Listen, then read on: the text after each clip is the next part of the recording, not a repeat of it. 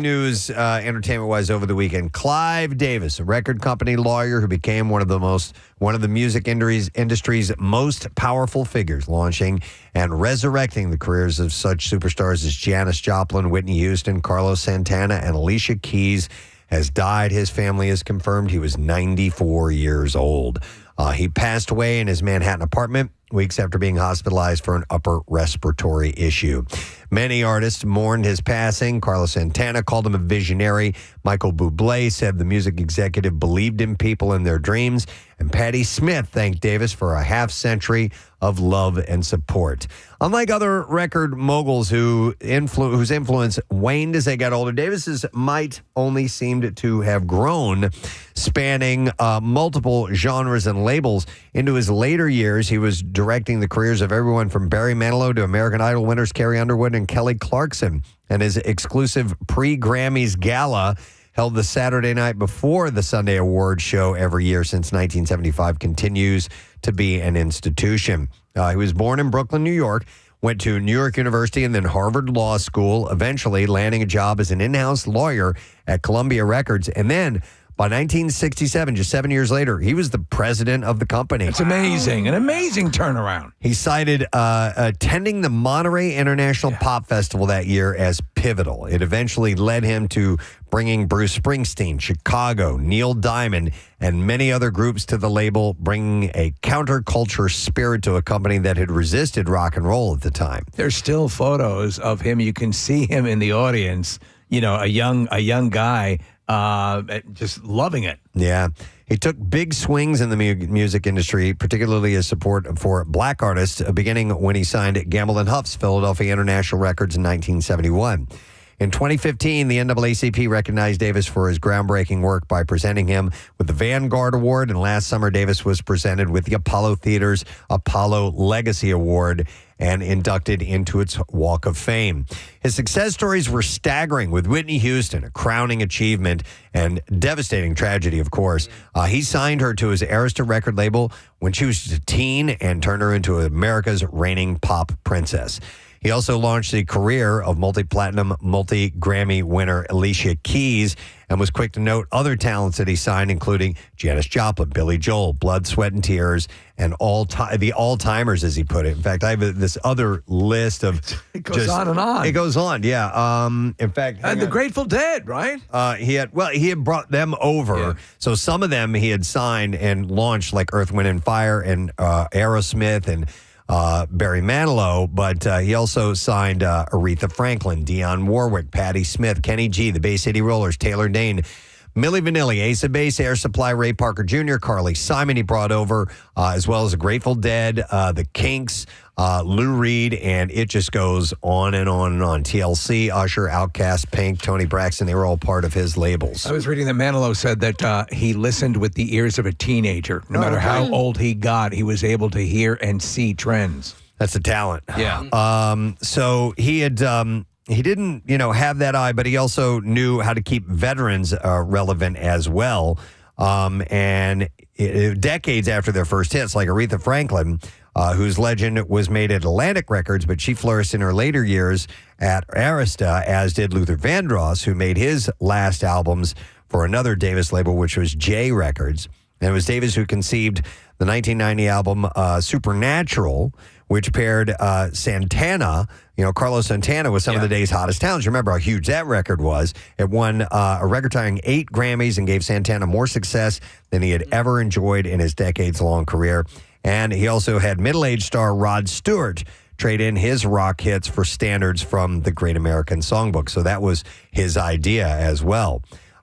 He had also partnered up with Sean Diddy Combs way back when, right? And his Bad Boy Records, and he brought on Notorious B.I.G. So he just got that's everything. Would seem to be out of his wheelhouse, but he was equally at home handling that stuff. Yep, absolutely. In his memoir, Davis confirmed longtime rumors that he was bisexual and had been living with a man in recent years. He said, "Do I feel that I have been summarily attracted to a woman as well?" He wrote, "The answer is yes." He is survived by his 4 children 8 grandchildren, 2 great-grandchildren, and his partner, Greg Schreifer, as well. I mean, it's almost the closing of a chapter on the great music moguls. Who on that level exists? Who's a contemporary of his? Yeah, I can't think any of come many. to mind? I remember the big names like Tommy Mottola back in the day of the record companies, but I've lost touch with who pulls the strings in that whole thing. I remember way back when Silvertide got signed, Clive Davis came to the Grape Street to see them. That's right, yeah. Because they were starting, and I remember Walt telling us that story, and he just kind of glanced over, and I'm like, wait a minute, back up a second here. Yeah. Clive Davis came to the Grape Street and saw you guys play. He's like, yeah, it was pretty wild. Wow. So, yeah. And then there's a story that Bruce Springsteen talks about that MMR got an early tape of Captain Jack. We played it. Clive Davis heard it and signed Bruce Springsteen. No, Billy Joel. Billy Oh, Joel. damn it! Yeah. I was I've telling made you. a terrible mistake. But he did sign Bruce Springsteen too, right? Yes, Bruce Williamson. I don't never heard of him. He was actually the valet at the hotel. So I feel like such an idiot. Yeah, he was just an absolute behemoth. I've got a better name, the Piano Guy.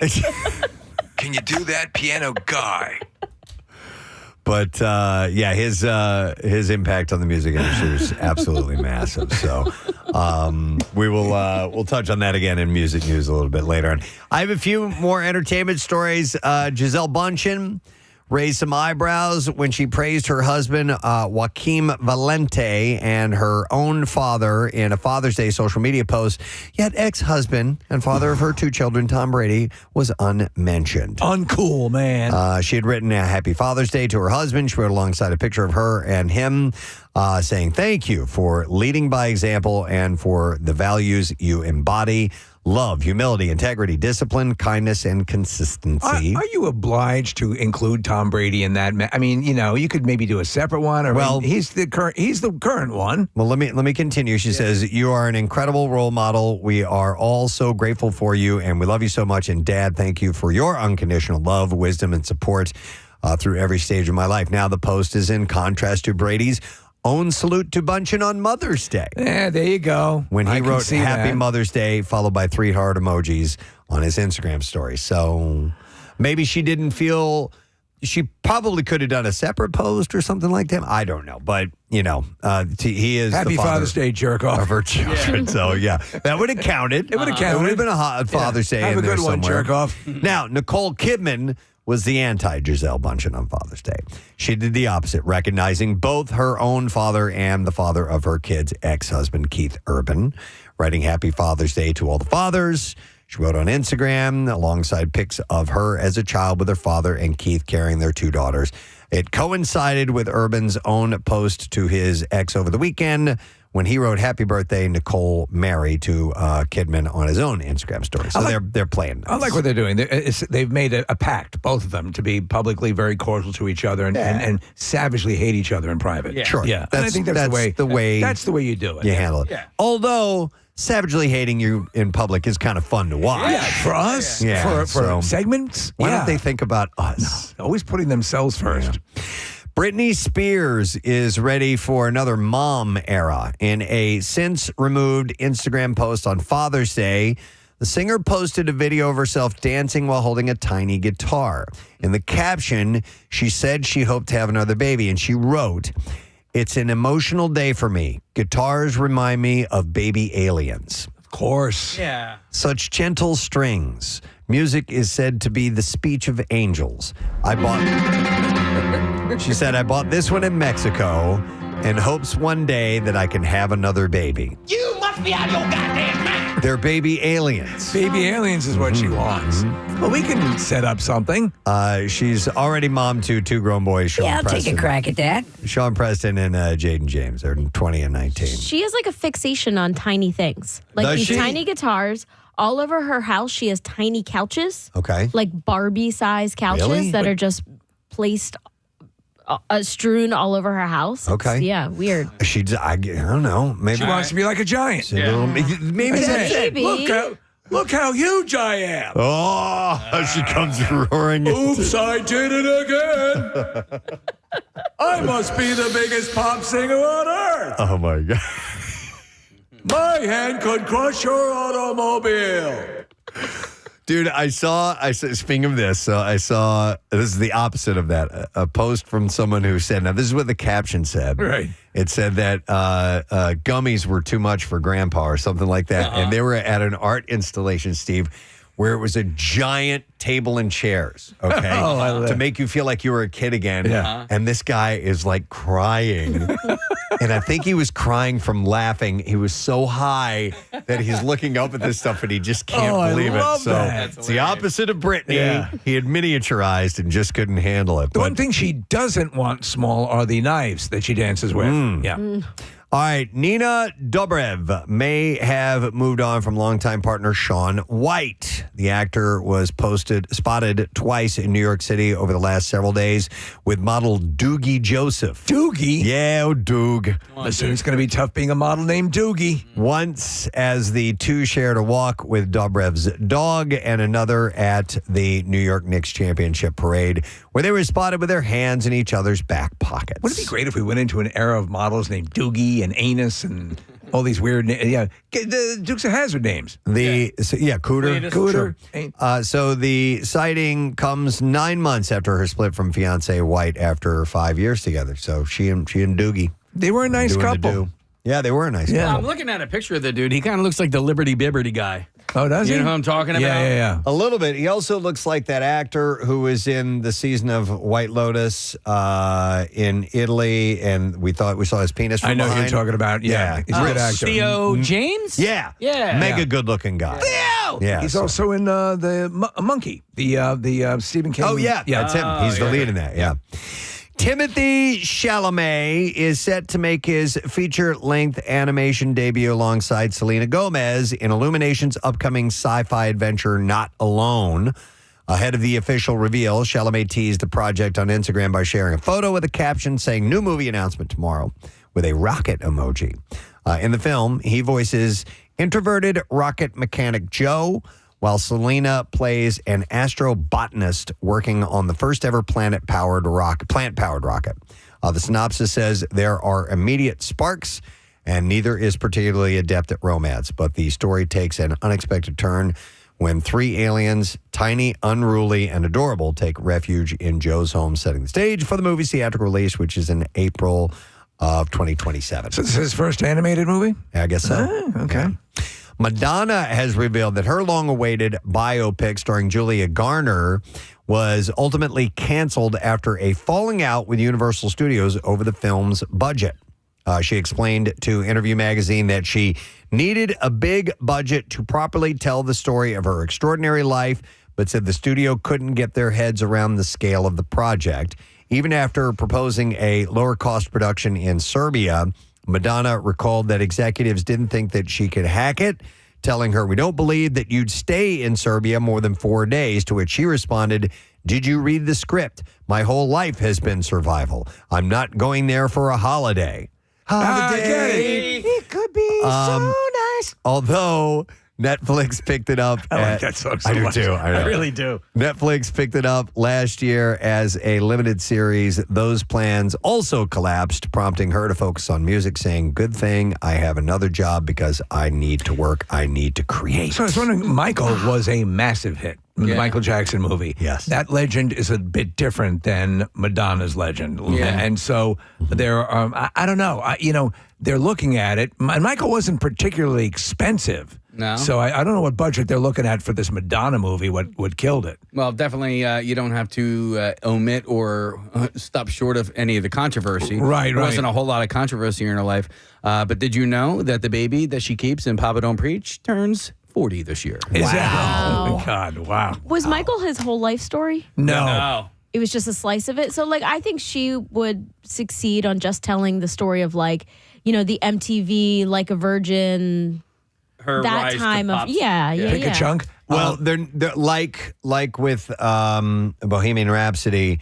There needs to be a moment. There needs to be a pinnacle. And now I don't know where Michael ended, but it ended at some kind of peak as well. Right. but that's what you need to have. So, and there is talk of them doing a second one that continues on to the more controversial stuff. Yes. But if you take a look at the Springsteen movie, which focused in on the album Nebraska, that bombed. Yeah. Yeah. So Well, I thought that was a boring idea. it's a boring idea. It's a dumb idea. And the album itself is very low key and very, it's, Yeah. it's so, okay. Yeah.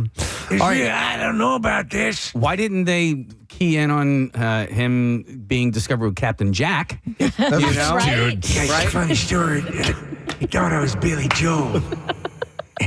And he signed me. And I said, oh, man, I better write some stuff now. That's the story right there, man. I'd watch that. And then I met this pop star. She was a giant. Bruce and Brittany. The love story. And Billy Joel. It's a road. It's like Tuong Fu. Oh, my God.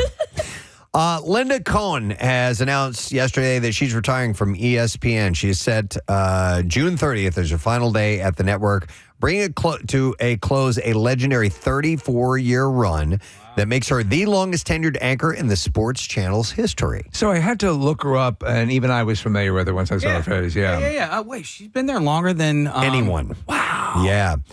She said, the main thing I want to say to you is thank you. Thank you for your support. Thank you for all the messages. Thank you for all the kind words. This is on her Instagram story. She joined ESPN in July 1992 and hosted her first Sports Center on July 11th of that year. She was inducted into the National Sports Media Association Hall of Fame in 2017.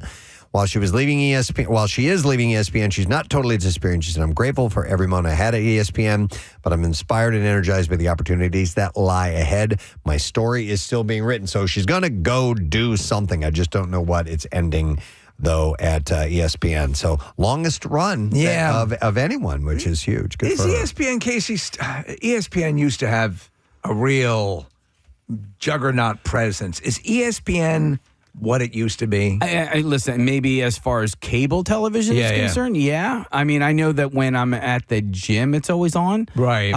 But like Sports Center, they'll just run it on repeat over and over and over but and over again. It seemed to be more present, and it's less so. Now you can get whatever you want whenever you want it. You There's know more what I mean? options. So, Yeah. Yep.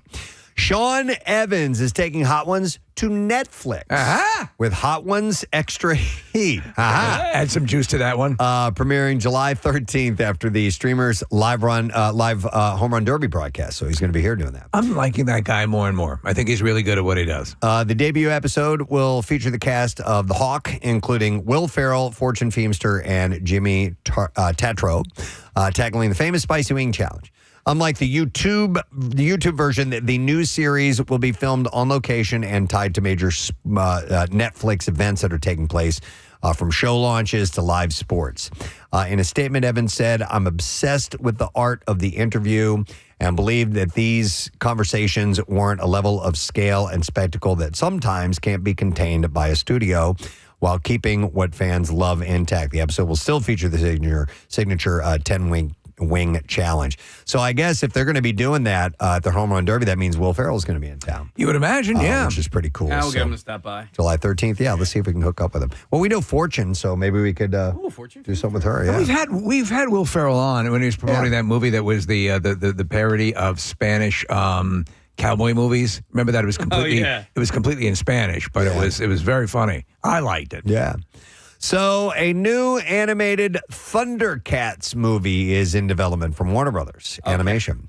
Listen, I love Thundercats, but look at what He-Man did. You know what I mean? Like there's just not a market for this. Well, this is animated. Oh, it's animated. Yeah. All right. So it's not. They're not going the live action route. Okay. Maybe that'll make a difference. I don't know. We'll see. It depends if they're gearing it. It's such a weird thing to slalom because He-Man they're going to have all these people involved and the movie got good reviews. But where's your pocket audience? Who's going to respond and go out to see it? And who's going out to the movies now in droves? The people who are ported over from YouTube, who are going for the horror movies. They're There's the ones that are going out. Stories there, yeah. The announcement of a new film comes 5 years after the last TV adaptation and almost 4 decades after the original series ended.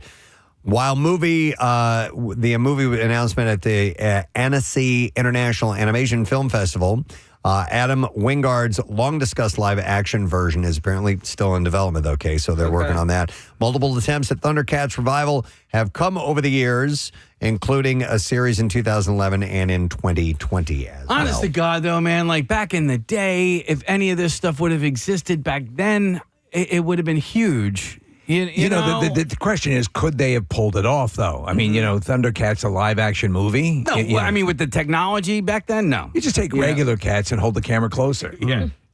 The Powerpuff Girls, they're coming to the big screen. A new Powerpuff Girls movie is in development at Warner Brothers Pictures Animation. So the company revealed yesterday that sources at the studio confirmed the film is in the works, but stressed that there's no deal in place.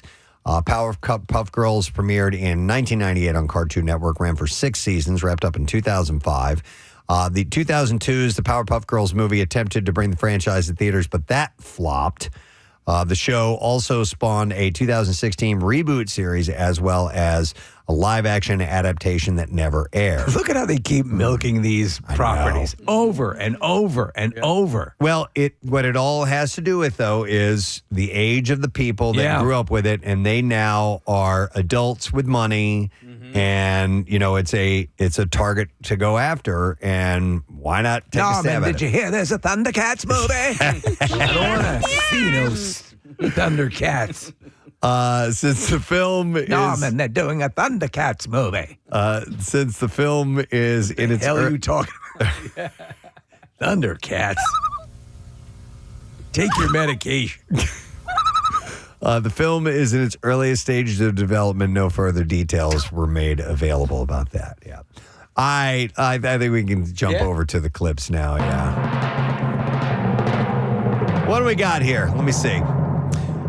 In the City finds summer house castmates leaving the Hamptons and return to life in New York City. And here, Kenny Martin shares what rewatching the drama on camera is like. It was tough to rewatch. I think my learning process with this all is like you go through it live and you're like, wait, what about this, this, and this? And it's just part of the process. Shut the up! New episode of In the City airs tonight at 8 p.m. That's on Bravo. Here's our next clip.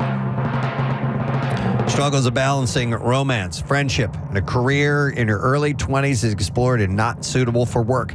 Here, Jack Martin explains how a flawed character is the most fun to play. I love it when shows have like clearly flawed characters. And to me, that's like the funniest when they set up a situation where you can just play it completely straight and earnest. And the way the character honestly goes about it is funny. I don't think I want to see it. The season finale of Not Suitable for Work streams today, and you will find that on Hulu, mind you.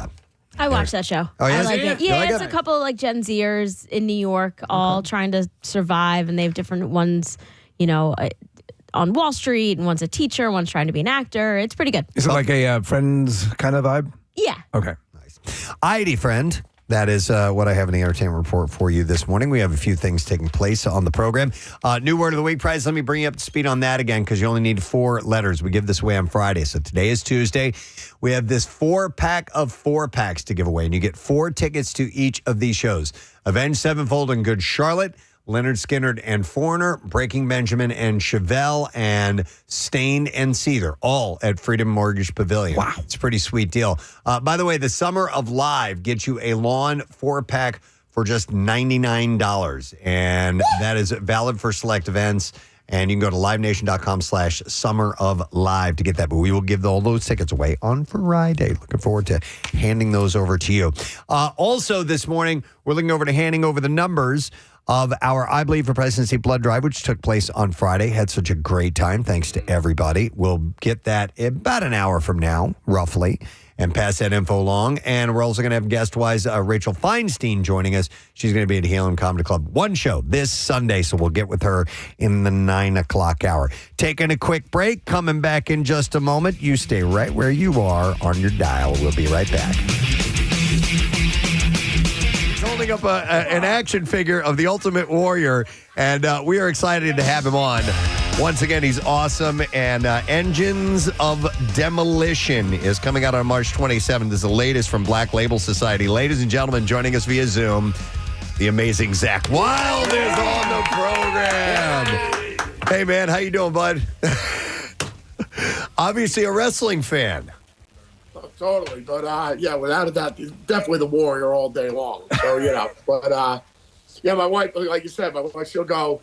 My girlfriend of 72 years, she'll go, babe, they're dolls. I go, they're action figures, right? She goes, what are you? She's like, what are you, 12? I go, no, I'm 13 now. I'm a teenager. Zach, I saw you on right. you on Billy Corgan's show, which is great, and he's a massive fan. Billy's awesome, man. And you brought a wrestling cutout as well. Was it the Ultimate Warrior? Yeah, it was the Warrior. Yeah. Totally. That's hilarious.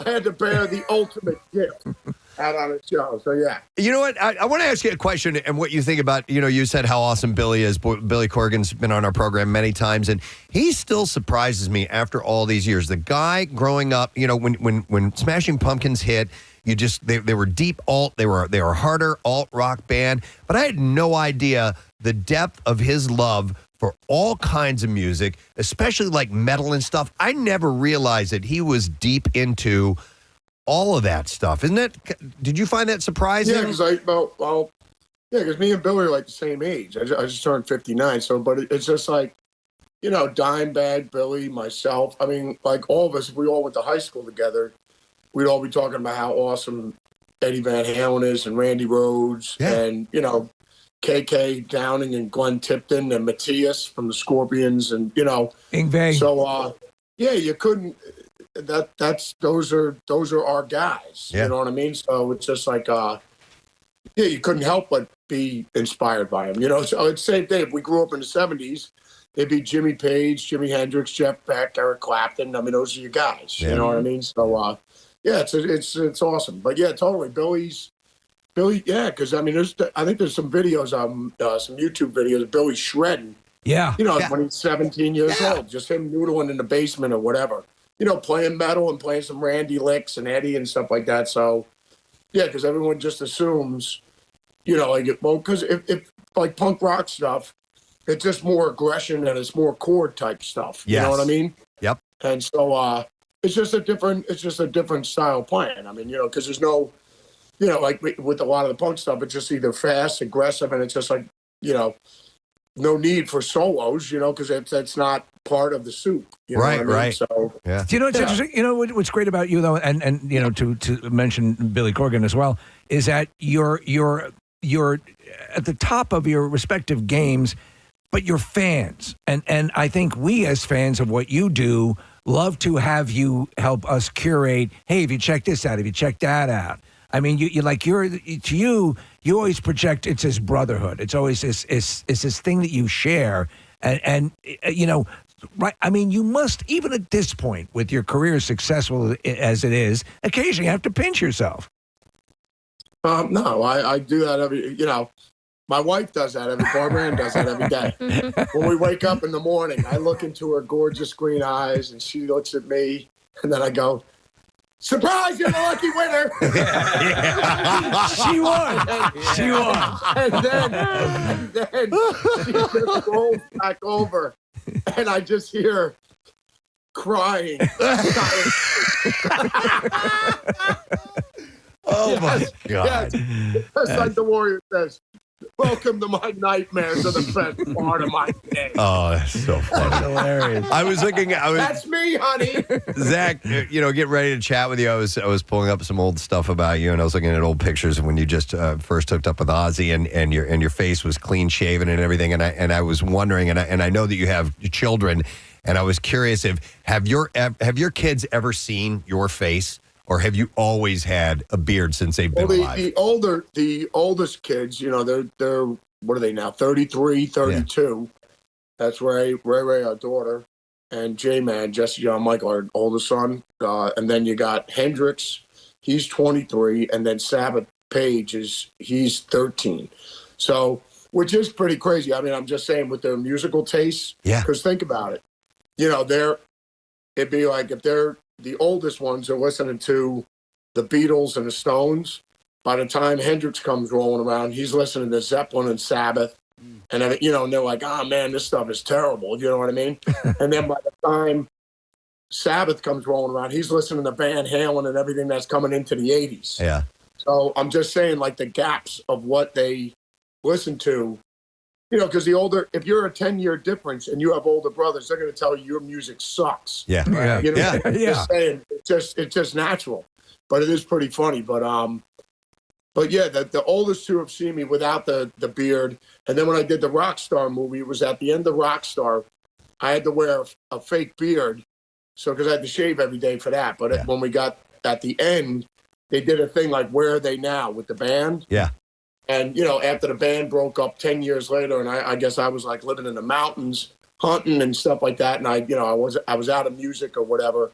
And I had the beard so I could test drive this thing every day. Yeah. So I could see what I would look like with a beard. So I was just like, bro, after this movie's done, I'm just going to let it go. Wow. I want to ask about your mustache because you have two. It's almost like you have fangs that are hanging down in the middle there. Well, yeah, it just depends on how much Odin Force I'm drinking. You know what I mean? This is wet, Case. Yeah. It happens naturally. They're look not like so much Di. fangs, they're just the Odin Force indicators. That's what they are. So our nighttime DJ Jackie Bam Bam, he pulled me aside. Listen, he works all night. He's done at midnight, but he stays here till like 8, 9 o'clock in He's the got morning. the graveyard shift. Yeah, but he stays here all throughout the night to work on his shift. And so he pulled me aside and he wanted me to ask you some questions. I don't remember the questions, but he wanted me to ask you about Mark Wise and the Wise Guys, and then how you ended up getting hooked up with him. He's, I guess, a photographer. Is he from where you grew up? Mark's instrumental. Yeah, Mark Weiss and Dave Feld, like they were instrumental in getting me the gig with Ozzy because I was playing in a small club in Jersey, this place called Close Encounters with the band Cyrus I played with at the time, and Dave Feld saw me playing there. He goes, "Oh man, did you ever think about auditioning for Ozzy?" And I go, "No, but I have thought about going out for a slice of pizza at Joe and Pat's with Jimmy Page later on today." These are like magical, mythical feeling. People that just show up at the Garden and then they just disappear into thin air. You know what I mean? They don't go grocery shopping. You know what I mean? So I'm like, no, I don't. He goes, well. My buddy Mark Weiss, he goes, he's a legendary photographer. He goes, all the pictures of Ozzy with the tutu and the whole 9 yards, like all these iconic shots. He goes, if you get a cassette and some pictures to me, I can get it to Mark. And I mean, what do you got to lose? You know what I mean? So that's what I did. And I got it to Dave. He gave it to Mark, and Mark ended up giving it to Sharon. So he gave it to Mom, and like Ozzy, when I auditioned, was like, he goes, "Have I met you before or whatever?" And I go, "No, unless you see me at the Garden when when Bernie Gourmet was playing, or you see me at Brenda Byrne Arena when Jake was playing, and Motley Crue opened up." I was just like, "No, you've never met me." But Oz goes, "No, I remember where I saw you before. My Polaroid was the only picture, because Ozzy's not going to go through 6,000 boxes of things, right. Just like the three of us will whittle it down to whoever it's going to be or whatever." So he goes, "No, now I know where I remember you from." He goes, "It was that Polaroid picture," and I looked at it and I go, "Oh, look at this kid. He must love Randy Rhoads." He goes, that's all I thought. Wow. Which I do, and still do. But I mean, it's just like, yeah, but that was like crazy because Oz goes, it was the only picture that he actually saw was on the kitchen table. You know what I mean? Like before I came out there and played. And so then he just said, "Zach," "play with your heart, and then go make me a ham sandwich and go right on the phone with mustard. You do not want the mustard to overpower the flavor of the sandwich." So I played, I crapped my pants, and he said, "Go change your trousers and make my sandwich, and make sure you wash your hands." So Zach, that's hilarious. I was making ham sandwiches for the Oz and going light on the Colemans. Oh my God! All right, so really, roughly how much time in between that Polaroid and the time where you were on a plane flying over to Russia with all these guys to play in front of 100,000 people? Well, the best was getting I had to get Mom, was just like, "Zach, he has to get a passport and everything like that." So we get a passport. And then I got a story coming from my parents. My dad's a World War II vet, my mom, and then my Barbara Ann at the time, which was my girlfriend. and my sister driving me off to the airport. Like, oh, he's going to play with hockey. That's a great story after that. Then when they were coming back from Newark Airport, or JFK, my dad didn't get lost, and my mother's yelling the whole time, going, he doesn't know where he's going. He doesn't know where he's going. They pull over to a construction. Marisa. So I have a complaint. Okay. I know you're passionate about it. Yeah. We want to hear about it. I'd like to talk to the complaint department if that's possible. I know. Yes. Thank you. Perfect timing. That's what we have before. Tiny violin. I did not even think that was going out. Casey, well done, sir. All right. So it was Father's Day over the weekend. Had a lovely, very low-key Father's Day. It's all I wanted. It's what I think a lot of dads, we've read the polls that say dads just kind of want to be able to do nothing on Father's Day. Did you get that pretty much? Yeah, for the most part. I ended up doing some chores, but I did them on my own time, and because I wanted to do them, and because there was nothing going on for the whole day. But for the most part, we just want no real responsibilities, and that's what Father's Day. To act as if you're not married with children. That's what the day ended up being. So it was enjoyable. And another thing that my wife and I have done now for special moments of the year, for like anniversary or Father's Day or Mother's Day or birthdays even, is rather than trouble your partner with, oh, get me this or get me that, I want this, and we do fewer gifts now, but it'll be like, hey, I ordered this thing, and just give it to me on Father's Day. So we've done that, and I ordered this thing from Amazon. And I'll explain what it is. So, do you guys know there's a game called golf I like to play? No. Okay. No, well, I'm not familiar. I know you're a big pickleball guy. It's something that I do. And in my backyard, I am chipping golf balls all the time. Now, where I chip them towards my driveway. It's the only area that I have. If a golf ball lands on the driveway, if I've overshoot it, it goes too far, it flies out into the road. Okay? Yes, and you're like a little bit of a hill down, right? Yeah, and it happens from time to time. And at some point, I'm going to hit somebody's car who's driving down the road. So I thought it would probably be a good idea to get a net that I could put up right at the edge of the driveway. I've seen these. That would keep the ball from going. Well, this isn't like a hitting net. This is me just hitting chip. So there are nets that you can hit a full shot into. This is not that. All right. This is a general sports net that I found on Amazon. Okay, and it's 9 by 12 feet. And some other big. Yeah. Very, very big. What kind of box did that come in? 9 feet high and 12 feet wide. So I searched it. I found it. Marisa, you found the exact one. Okay, so Casey, I'm pointing out it's one of these. Something like that. I see it. Yep. So here's the deal. When I saw this on Amazon, and granted, this is my fault. I didn't do enough of my research. I looked at it. I'm like, okay, those poles that hold it together seem pretty thin. They look like, when you put together a tent? Yes. And you have the tent poles that can bend very easily and make shapes that are, arc. Right. They're light in nature. They're easy to break down. They're easy to put together. They looked like that to me. And I'm like, okay. And it was inexpensive. For this net, it was $100. It's a good size Father's Day gift. So I ordered this back in April. I'm like, hey, I got this. I want this. Save it. Give it to me for Father's Day. All right. So Rochelle does what I asked, gets the box, arrives. I never saw it, and sets it aside. Well, Father's Day rolls around. I walk outside or I walk downstairs and I see this and I open up the box. I'm like, oh.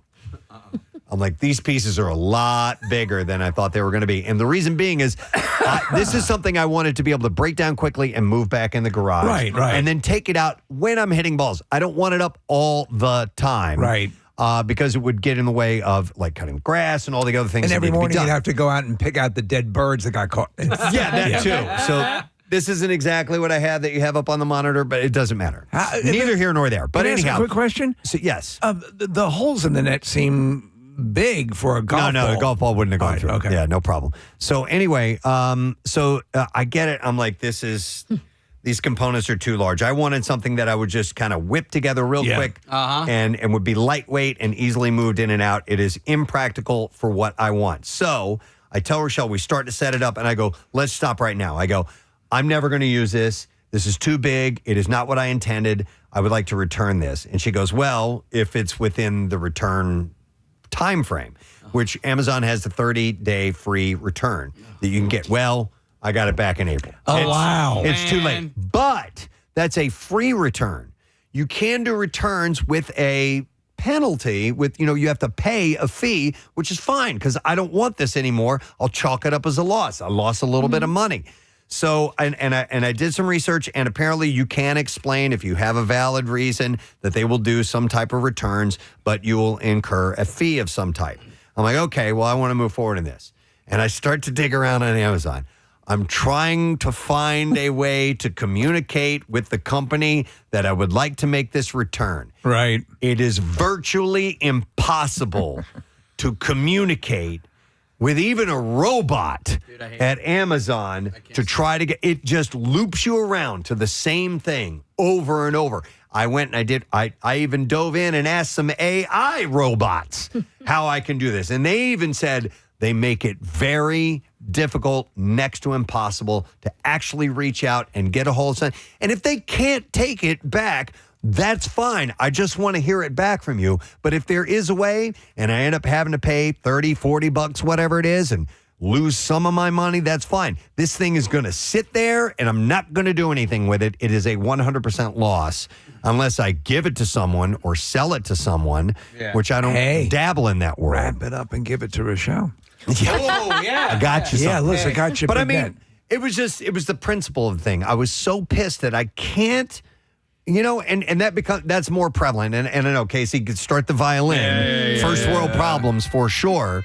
But I mean, it's just insanely annoying when you want to reach out, when you want to communicate, and they make it impossible for you, and you know that is absolutely 100% intended in the way that they do that. Well, a few things. I agree. And happy Prime Week. By the way. Prime Week begins today. Yeah. So over the course of years, when Amazon years ago it started as a book retailer, online, and then became everything that you could possibly want, I've noticed the return policy get easier and easier on one level. On the level where you get it in within that 30 days. Yeah, that's easy. Sometimes they'll say, just keep the one you have. We'll send you a new one. But this is heaven. Yeah. But you are right. There is no little icon on the lower right-hand screen for start a chat. Yeah. And that is by design. It has to be. Yeah. They feel they've been so comprehensive, and there's a case to be made. I'll give you my little story. Years ago, we accidentally sent a full lawn inflatable snow globe to someone who lived in a condominium. Like, yeah. What? And where are you going to put where that? are you going to put that? Inside? Yeah. In your living room?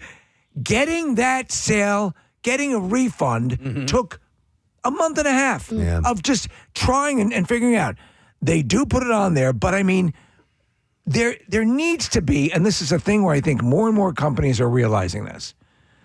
They went all AI or they went all chat or whatever. Just a human. Give me a human. At some point, make a human available because it is frustrating as all hell. Have you decided what you're going to do?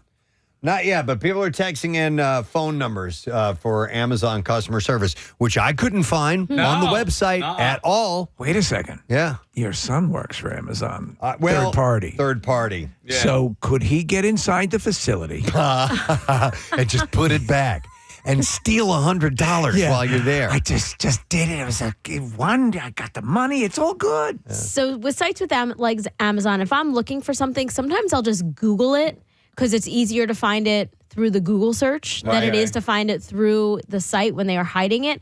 But Amazon has literally even purchased the SEO that they are covering up how to just find that phone number that people Wow. Wait, what's an SEO? It's search engine optimization. Okay. Which is like no kidding. So they want to cover that up. They want to cover it. And that's thank you, by the way, for those of you who sent me the phone number. I actually have found now that the chat is usually a very convenient way to handle issues, even more so than speaking to someone. I personally, I prefer that method. And so I was digging around forever trying to find that chat, you know? My mom had been collecting supplements, Omega XL. I don't know if you guys know anything about this. But we couldn't figure out where the F she was buying it. We thought it was through Amazon. I think it was through Amazon. We could not. We couldn't figure out if she was even paying for it. That's an issue. Right? But they just kept showing up every single month. So she got on a subscription. She had a stack of these boxes. And I looked at it. My wife looked at it. My brothers looked at it. My sister, I think maybe my sister finally figured it out. But we're talking months and months and months of trying to figure out how to stop this shipment from keep showing up at our house. You're dealing with another layer that makes it more complex. You can't get information on how it started. I think I had. It's an educated guess that it started on Amazon, but because you could see that it was purchased on Amazon, but we couldn't find a subscription to it anywhere. Are you still getting it? I think I should check with my sister because the last I had heard about it, my sister said, I think I fixed it. But I'm telling you, it was 3, 4, 5 months of each one of us trying to figure out how the F. Like I'm and really then we good just at get it. annoyed. We just get annoyed, and we're like, I'm done. Yeah. Can you look at her credit card bill? Can you look at her? All of it, Steve. Everything. And That's what I'm saying. Nothing was showing up. Nothing was. It wasn't even showing up that she was continuing on a subscription service. Wow. It just kept showing up. They're relying on that. They're relying that you're going to get frustrated or give up. I subscribed to one of those services where you get medicines, but I didn't know that to purchase the medicine, I had to also buy a subscription. Oh. And I stopped getting the medicine, and I paid for the subscription for 3 months. Whoa. And it was a very expensive subscription. Yeah, they assume you're going to not realize it. Went to the site. There's no chat. There's no, you go to the help page, and it's just like, you can cancel it. It's not refundable. By the way, weren't period. there all sorts of things that were supposed to kick in to make this less a likelihood that you're going to have difficulties communicating with the company when you're trying to stop a subscription or stop a membership? Yeah. When's that supposed to, that was supposed to kick in? Yeah. Protecting people's rights? Yeah. Did you call, did you got a couple numbers? Yeah, a lot of people texted in. The Amazon number is 888-280-4331. Hi, I'm Jenny, and I just turned 18, and I've never been hornier. I don't think that's it. No, but let me talk to her for a minute. Hi, I'm Jenny, and I just turned 18, and I've never been hornier. Maybe she could help me in a way I haven't even net considered. that you don't want? Yeah. Do you like to chip balls in the backyard? I do too. Just real quick, the Amazon interface in general is tough. I was at the Amazon store returning something the other day. There was a line, and then there was also a line of people trying to find the return code. Like, nobody could just do the 3 clicks. Like, it's not an easy Tell you, to be honest, what we do is we'll get something. It can either go back to Kohl's or Whole Foods. So if you want to physically return an item, you take it back. You go again. I'm going to give Amazon their kudos for this. You just print up the paper. It's right on the tracking information, and bring it back. Well, so if you return it immediately, it's there in the app, and they'll send it to you if you save it. But if you try to find it later, it's a little hard. Have you ever returned multiple things from the same order? No. And they have to go to different places? Like, I've returned it, and it's like, this has to go to Staples, and then this can go to the Amazon store. I've never done that. I'm sure it's a wonderful thing. Yeah, it's fun. Michelle is texting in and saying for Amazon customer service from your phone, and then she gives me a few steps. I never considered going on my phone and doing. I'm a laptop guy. I'm a laptop guy as well. 99% of my orders for Amazon go to the laptop. But some things the interface is different via your phone, and maybe they make that a little more simple. Do you have it on your phone? No. Okay, put it on your phone and hit that button at the top. Okay. Hi, I'm Jenny. See, I'm coming around to this Jenny thing. Unfortunately, Jenny's my rep. She's handling my neck issue. Unfortunately, a lot of businesses are leaning more into the app Yeah. and making that more user-friendly than the website. And to that point, Marissa, Yeah. include everything you have on your phone app with your laptop app, because it becomes annoying when, you can only do it one way, and you're left, no one tells you that. You can only do it through the phone. I didn't know that. no one may be aware. Some people are texting in with subscriptions and that whole thing, and I need to go back and see if there's. Rochelle's really, really good at keeping an eye on our charges, so she, itemizes every single little thing. Oh man, so I know I don't have any lingering out there, but it's so easy to fall into that. Remaining a slave to the subscription for years and years. I'm so unaware. I'm fairly sure I'm the one sending your mother those medications. Dude, I get a call from Chuck one day. I was standing in line at Wawa, and he's like, "Hey, quick question." He goes, "What's this Xbox Live charge that we just got on our company ramp card?" And I'm like, "Oh my god, okay, what?" So. We were paying for Xbox Live. We don't. The Xbox has not been plugged in for 3 years, and so I could not figure out how to cancel the subscription. What ultimately ended up happening is we had 2 different Xbox accounts. This is your personal Xbox. My personal Xbox, and I was trying to. I didn't realize that it was on a separate. So every time I went to log into Xbox, it used the one account that wasn't the account being charged. Okay. So I couldn't figure it out, and it was being charged through PayPal. So I just took the credit card that they charged on PayPal, and I took it off of the PayPal account. Well, they just went to the next credit card on the PayPal account. No kidding. Which would have been your company card. Which was the company card, because when we had the Transformers guy at the Camp Out for Hunger, I had to pay him through PayPal through the company card. And so they ended up charging that. I ended up figuring it all out, but I was like, oh, man. Says here you're playing video games. Yeah. How does that relate to work? And you get a weekly liquor delivery. Yeah.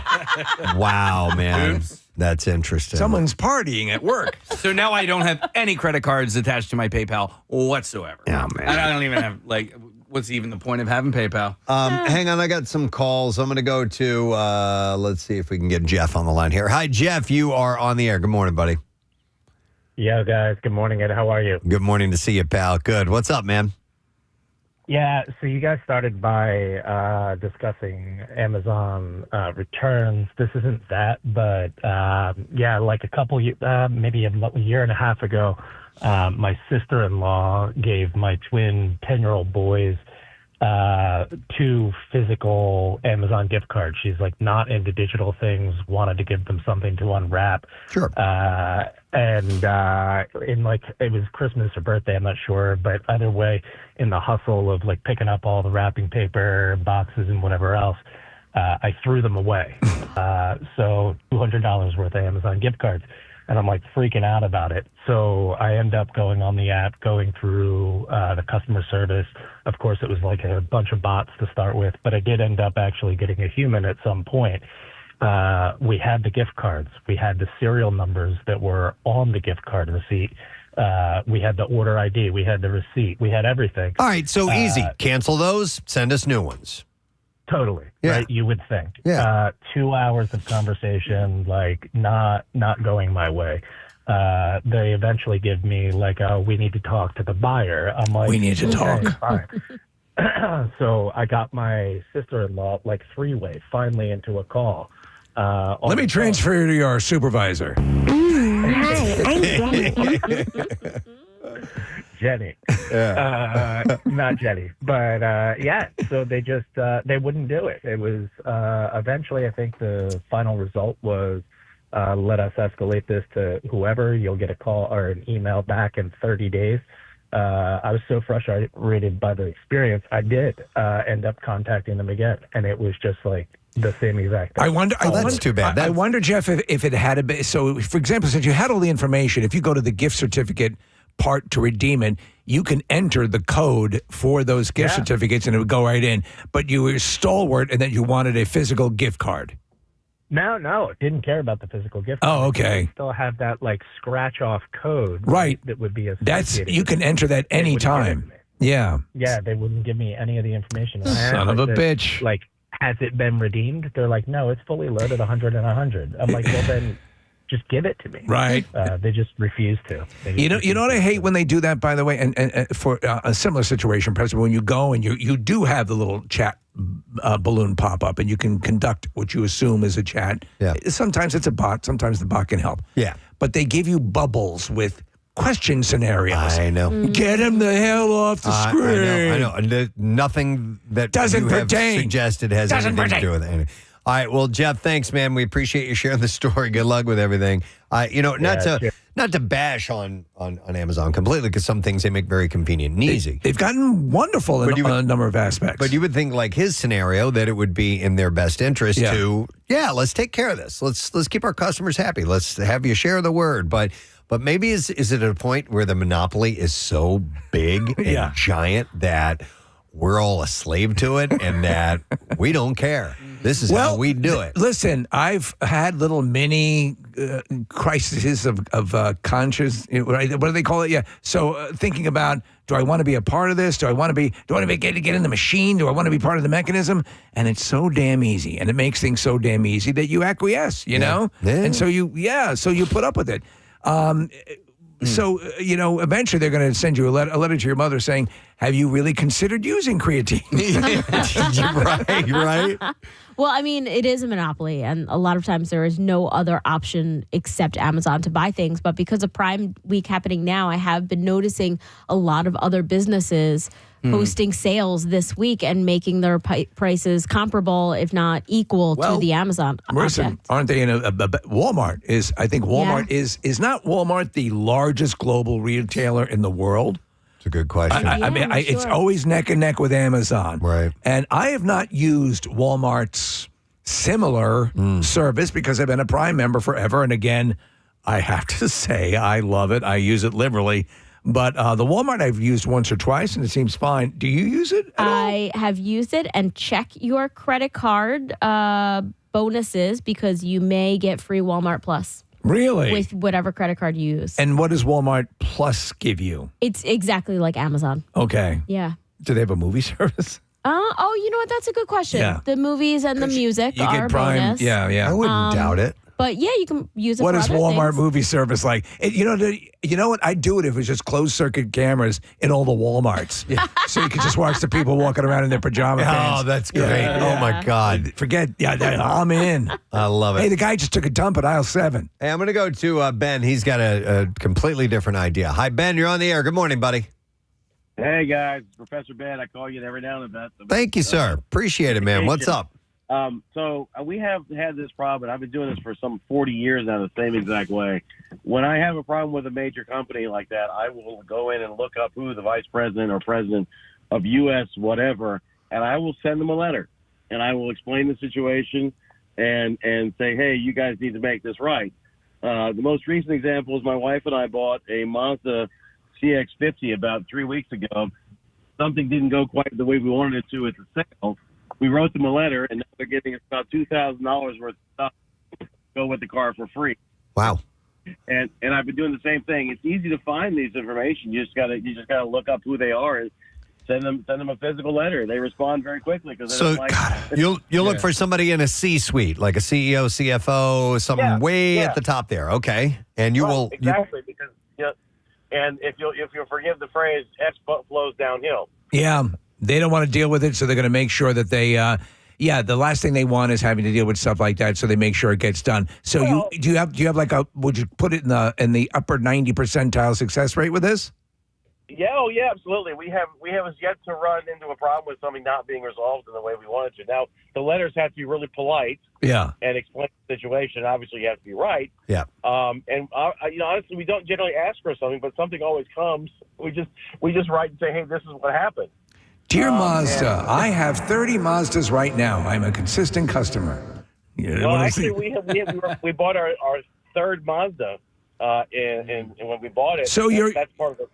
Yeah, you're a consistent customer. Yeah. And how long before you got a response?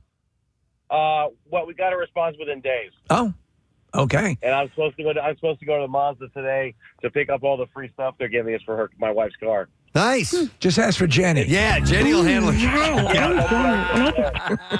Hi, All right. Thanks. It's a good tip, man. We appreciate it. It said Jenny.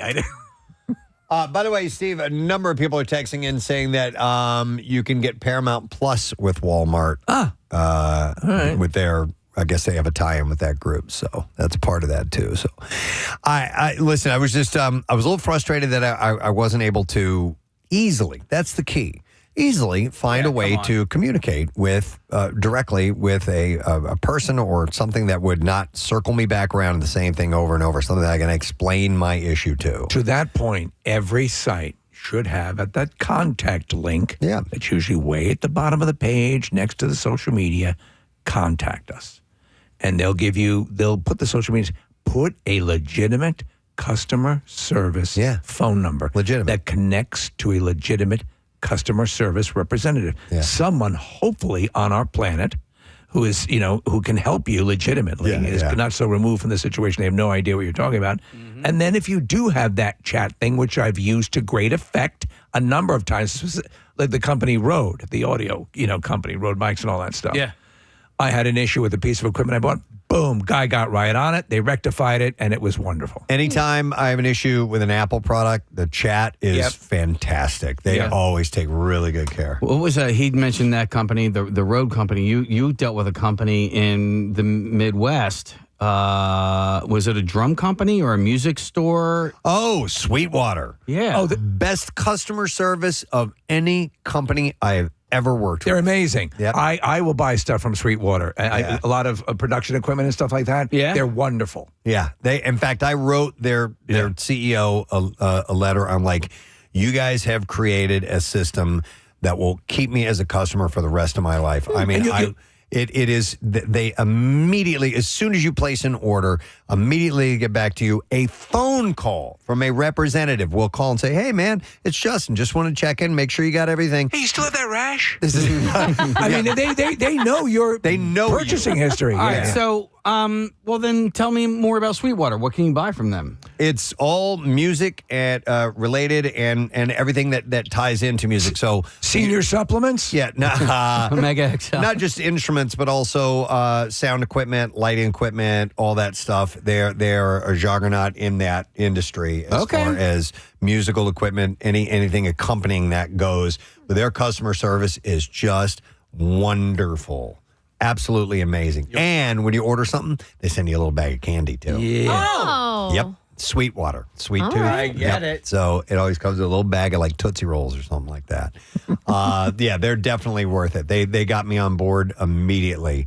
And literally the guy, my dude is Justin. He will call and leave a message. Hey, you got everything? Hi, I'm Jenny. He used these words, it's what I included in my letter to the company was he said, "Hey, if you have any issues with stuff, feel free to lean on me." Yeah, that's what he said. Lean on me. Lean on me.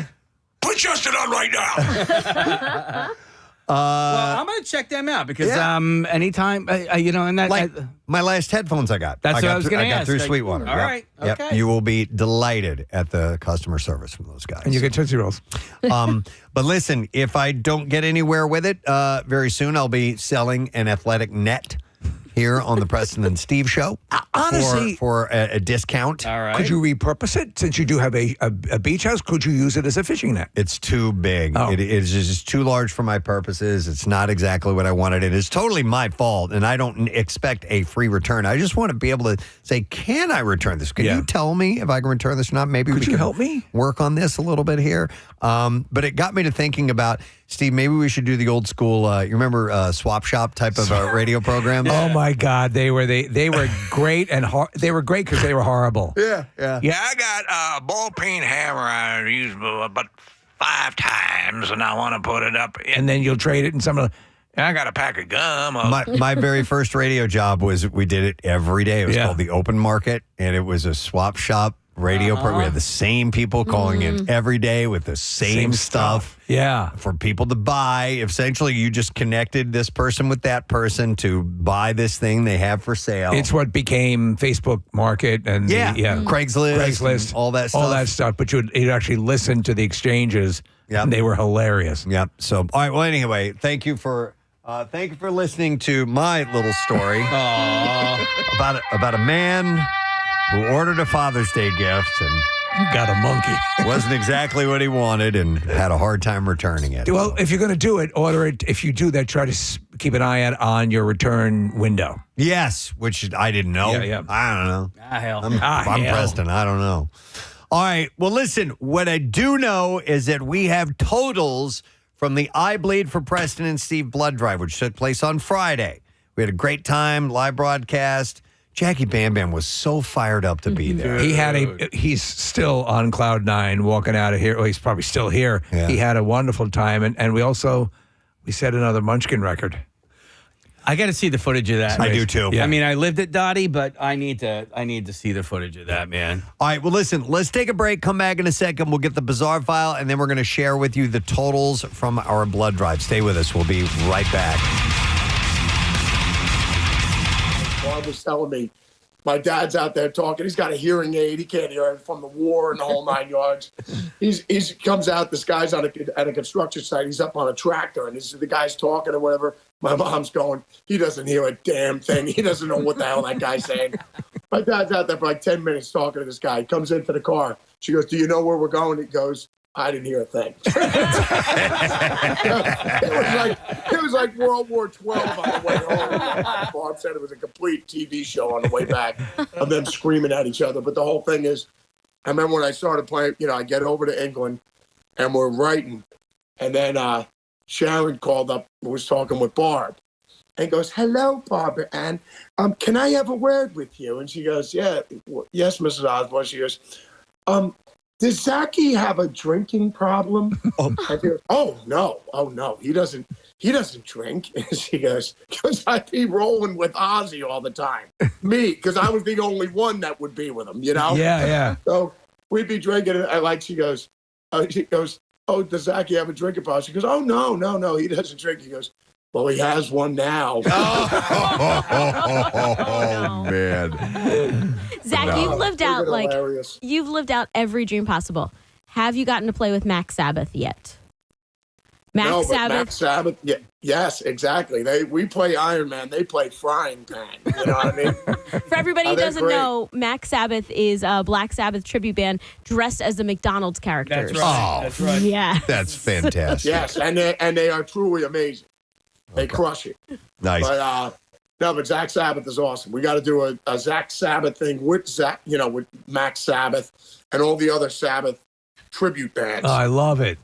Hey, yeah, totally. You guys are coming to town playing the Fillmore on April 6th, and we're going to do some ticket giveaways and stuff in a moment. But I had a question before we get into that. I did see the other day the official Ozfest Instagram account posted some kind of a cryptic teaser about maybe Ozfest coming back. Did you catch any wind of that, Zach?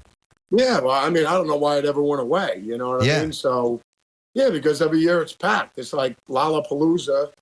We know that's like an alternative festival. Coachella, and then you had, the bands, the Warped Tour was more for the punk thing.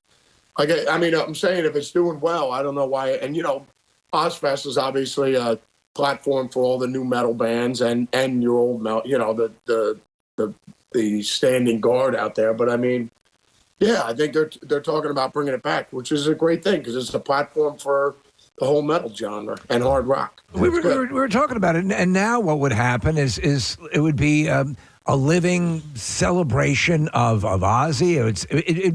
It would take on a whole other wonderful aspect to it. So I agree 100%. It's like MMA. I mean, Bruce Lee. Yeah. Is the patron saint of MMA. I mean, the movie Game of Death is him going through each level, fighting different styles of guys until he gets to Kareem Abdul-Jabbar. Yeah. Then he joins the Celtics, and then they he goes to Gilligan's Island. Bruce Lee gets up there, he takes a yellow outfit off, and he puts on a Larry Bird jersey. It's just game on. All hell breaks loose. So I mentioned the show and Black Label Society playing, but you're also going to be opening with Zach Sabbath and Dark Chapel. Is that on all of the shows of this tour? Yes, I designed this tour because I play in Zach Sabbath. Yeah. And the whole thing is, you have Dark Chapel, you have Kid Dynamite, Dario Lorraine, that's Dario's band. So, I mean, Dario's singing, playing guitar in that. He does dishes, laundry. He'll do your taxes. I mean, it's truly amazing. And he makes an amazing chicken piccata. But, so, yeah, Dario plays, then I go out with Zach Sabbath, and then, then Black Label plays. But the thing is this, the Black Label guys don't like us. They're scared, and we know it. And the thing is this, with this tour, by the time this tour is done, I'm gonna sleep with Zach Wilde's wife. Oh yes, That is the whole point of that'll this. drive him up the wall. Well, that's one of the best schizophrenic rock rivalries ever. Yeah, I wanted to ask you, 'cause one thing you did bring up, and it was as when you were talking to Billy about band names. You were in the band Stonehenge, and all of those. Preston had his bands and the names that you come up with. And we have artists. We had a come band through. called Tyrant when I was in junior high. Zach, what band names didn't make the cut that you had been screwing around with when you were just starting with your garage bands? Well, pretty much Black Label Society, but we couldn't come up with anything else, so we just said, hell with it, we'll just use this. That was it. Yeah, one and done. But no, I'm trying to think. It's just like I'm trying to think what ridiculous names came up, but I mean it's hilarious because Stonehenge, we had the name before we ever saw Spinal Tap. Yeah. So that's what made it even more special. You know what I mean? Yeah. But it was pretty crazy. I mean, we play. We had the Ketchum's Kitchen gig. George Ketchum, one of our buddies in high school, we played his kitchen. I remember that one. And I remember our buddy Frank Antheon. His father was an electrician. And our light show that we made in electrical trades when we were in high school, he goes, it had, we had like coffee cans. We drilled it out, put light bulbs in it, and made the stands, and had a PVC and the whole 9 yards. So this thing was all made when we were in high school at trade school. I remember Frank's father looked at it because he's a licensed electrician. He's like, you clowns aren't using this thing, are you? We've already done like 10 shows with this thing. He's like, yeah, anyone touches these live wires, they'll be zapped instantly. You know what I mean? Dead. And between all our drunk friends being at the shows, it's just like Animal House all the time. It's like amazing that nobody was ever, Dude, and it didn't just turn into You could have had your own. Doubt. It's just like, but we're rolling around with this thing. I think we still kept using it afterwards anyway. So, just let everybody know how electrifying the band was. We're the same age, Zach, and when I played in a band in high school, these guys had somebody in metal shop made these little floor light things, literally with floodlights, and stuff. We thought it was the coolest thing ever. I mean, you have a the light time. show and then you got stickers. You're a pro band, bro. Totally, man. Yeah, and then Great White happens. Oh my God! Yeah, they burned down a building. Burn down a building. Exactly. But I mean, which is pretty insane. But I mean, the fact that we had a light show and we had stickers. Yeah, I still have to tell Barb that we have light shows and stickers. It's still not helping. I don't get a foot massage. I don't get shoulder rubs. I get nothing, bro. That's hilarious. I want to ask you a quick question because as a musician and as with your solos and with I think we as Preston's a musician, but I think we who kind of sit in awe of that and sit in awe of your capability. That's your artistic expression. The actual composition of a solo. And I mean, could you listen to an isolated solo without any surrounding music? And can you transport back to your mindset at that time? Because they're so complex, the ones who do it well, as do you, that are able to convey a thought or emotion, and other than just being technical, is it sort of like a personality profile of that point in time? If I'm not getting too, I mean, I'm just saying, even with Oz and coming through Pride and Glory, through Black Label and everything, it's just like. It's the Randy Rhoads school of solo writing. I mean, when you listen to Hotel California with Don Felder and Joe Walsh, you listen to Stairway to Heaven with Jimmy Page, or you listen to pick any one of Randy's solos. I mean, he sat and composed it. Like, give me the backing track. So this way you have just like Ozzy coming up with melodies. Yeah. Like you have a melody line. So that like you have to sing that in the song. So it's a memorable melody, but it's just like the solos should be pretty much no different. Yeah. I mean? So ever since Miracle Man, through Mama and No More Tears or See on the Other Side, Perry Mason, I mean, any of the stuff I did with Oz, I'd sit and you write a solo. Yeah. So it's part of the song. And with Black Label, it's the same thing. I mean, Name and Blood, the solo that I sat and composed it. It's like, oh, you got this part here. Then it'll go here, and then usually you hear it when you listen to the song, and then when it gets to that point, you're like, you can feel what you want to play. It's got to give you some pride. I watch videos from time to time of people, YouTubers and whatnot, breaking down solos. There was a guy I was watching who was doing, a couple David Gilmour solos the other day, which were just brilliant. And have you seen people, guitarists, sit down and take yours and kind of pick apart those parts and explain to people why this is so cool? And if so, does that feel pretty cool to see people doing that? I think if you ask any musician, when somebody covers a song and they were moved enough that they wanted to learn it and play it, that's the most beautiful thing you can get. Yeah. You know what I mean? I'm sure. I mean, like Bob Dylan, he always said he refers to when he plays All Along the Watchtower, he goes, "We're going to play a Jimi Hendrix song now." You know, because that's what Bob says all the time, which is pretty awesome. I mean, but I'm sure the first time Bob Dylan heard Jimi Hendrix doing All Along the Watchtower, I was like, "Man, you guys got to check this out. It came out great." Yeah. You know, so I think that's the most beautiful compliment anybody can give you. You know, I mean, it took the time to sit and learn your stuff, you know what I mean? So your song. So it's awesome. Well, listen, Zach, we got to wrap, but I want to remind everybody, April 6th, the Fillmore is when Black Label Society is going to be performing, and we'll give away some tickets in just a minute. But also the album, Engines of Demolition, is going to be out on March 27th. How many tracks on this album, Zach? We got 13 songs. Okay, that's a chunky album. That's awesome. And it's great to see, full albums coming out now. It just gives people more reason, to exercise their fingers so they can keep skipping through everything. But at least they're getting some cardio in. Dude. I figured if they stop at 10, I go, just put 13. I go, that's 3 more calories. It's a total body workout. Yeah. Dude, you're the best, Zach. That's what I do. It's great talking to you, man. Good luck with everything, and we'll see you in town in April, all right? All right, fellas. Great talking to you. Thanks for having me on, fellas. Take care. All right, let's hear it, guys. At all times, stay ultimate. Zach, he's got the Ultimate Warrior. I love it, man. All right, you know what? I do have tickets to give away to that show. I'm going to give away 2 pair of them right now. We'll take caller number 18 and caller number 19, 610-660-9333 on the Xfinity guest line. God, and it'll be good to go. And tickets are on sale now at Ticketmaster, by the way. And the show is at the Fillmore. So yeah. Call right now if you would like those tickets. He's still holding up the Ultimate Warrior to our screen right now. Oh, my God. You forget how funny he is. He is man. so damn funny. And I remember the first time we had him in, I was a little scared. Yeah. Because he's an intense dude on stage. But he is just funny and cool and a great person to hang out with. I love it.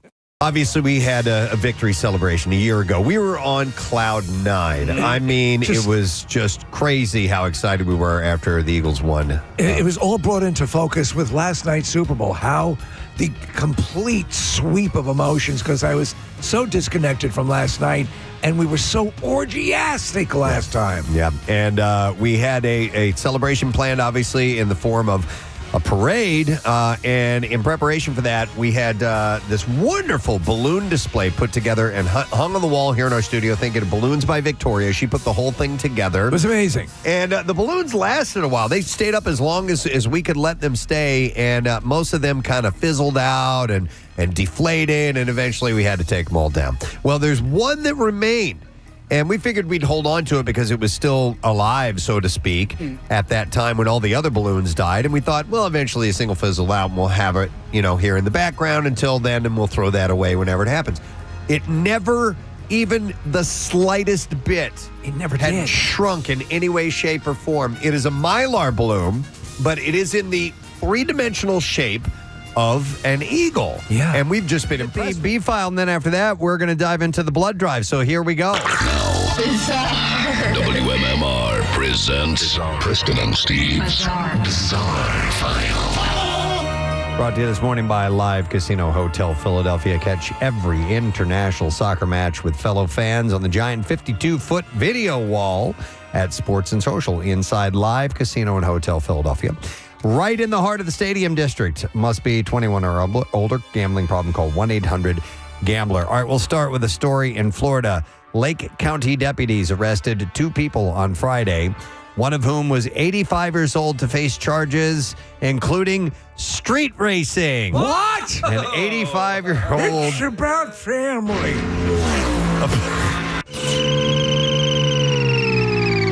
Around 100. My name is Dominic. Around 11:30 p.m., a deputy reported seeing two vehicles, a red Corvette and a gray two-door sports car traveling at a high rate of speed. Using radar, the deputy determined the Corvette was traveling 125 miles an hour. It's about the excitement and the thrill and pudding. The gray car was traveling at 110, both of them in a 45-mile-an-hour zone. Wow. One deputy pulled over the vet. Another deputy went after the gray car, conducting a traffic stop. The driver of the gray car, identified as 85-year-old William Bosworth of Leesburg, said the other driver had swerved at him and should not have done that. Bosworth continued telling the deputy that he was out having a ride in his favorite car and not trying to do anything with anybody. Just got this bitch up to 30. Before he reacted to the alleged swerving. Bosworth faces charges of street racing and dangerous speeding in excess of 50 miles an hour. The other driver, 57-year-old Philip Cigarino of Titusville, faces the same charges. While being arrested, Cigarino denied having reached his high speeds, claiming his Corvette was incapable of going that fast. Yeah, right. Eat my slowly wafting cloud of dust. Both drivers denied racing and had posted a bond by the time the writing of this article. All right, this is a terrible story. I'm sure you guys caught this over the weekend. A 51-year-old Connecticut man fell to his death from an upper deck of Madison Square Garden during a concert on Saturday night. Officers responded to a 911 call around 9:51 p.m., found the man unconscious and unresponsive with injuries indicating a fall from an elevated position. Police did not say how far the man fell, but said that he was in section 300. They identified him as Paul Cooker of Niantic, Connecticut. The man was with his wife. He was taken to the hospital. He was pronounced dead there. Police do not suspect any foul play. The band Goose was performing at the time. In a statement, the band said that it was reeling from the tragedy. In fact, they played a concert Sunday evening in Central Park and said all proceeds from the show will go toward a charitable fund providing support and resources for their fans. Well, that's amazing. We talked about some of these venues, and you can be having a good time, and if you're standing up on the edge and you lose your balance, they're never. Those rails aren't at chest level; they're about mid-thigh level. Yeah, mid-thigh. I mean, this happened at a Fish concert in San Francisco a few years back as well. Yeah, I couldn't imagine being anywhere near where that happened. You know, whether it be up top or where he landed. Yeah. So I don't know any information about this case. When you saw this, and you have a pretty good radar about the stuff, did anything like, the guy might have been on something cross your mind? Or a couple of different things crossed my mind. Either he was spinning, like reeling from, whatever substances he might be on. I mean, listen, he's 51 years old, right? So chances are he had a couple of beers, couple of cocktails. Like a free, learning about him is kind of like a, woo! Like a party guy. Yeah, either that or he leaned on something and it gave way. It's so sad. Or like you said, Steve, the partition was lower than he had anticipated. And just kind of leaned. I don't know, but man, that just sucks. By the way, so someday our buddy Greg Monahan, that's how he's going to go. And he's going to love it. And he's going to love it all the way down. Yeah. Let me just throw this out quickly here. Could you put, even just to slow the fall, netting? Some places do have that, actually, believe it or not. It would obstruct your view. People would complain. I can't see Goose. I got some other stories in the bizarre file. It doesn't involve geese, but it involves ferrets. All right. Pet ferrets kept as therapy animals at the UK's largest children's prison have been co-opted by managers to kill rats, resulting in a bloody incident and concerns over child animal welfare. Wait till you hear this story. The unorthodox method of vermin control was waived through last month at HMYOI Weatherby in West Yorkshire following a surge in rat numbers in prison offices and grounds. What a horrible situation. According to a union complaint, the decision resulted in a boy who looks after ferrets witnessing an inappropriate, potentially distressing savaging of a screaming rat. Another complaint suggests the gored rodent was then stomped to death by a senior staff member in front of prison officers. The incident once again highlighted the vermin-ridden conditions in which children and adults are detained within the prison estate across England and Wales. Mark Fairhurst, the national chair of the Prison Officers Association, called for a reversal of the policy, claiming that the incident happened because private contractors are failing to keep prisons vermin-free. Ferrets are kept as part of a therapeutic program for traumatized children, the prison services said.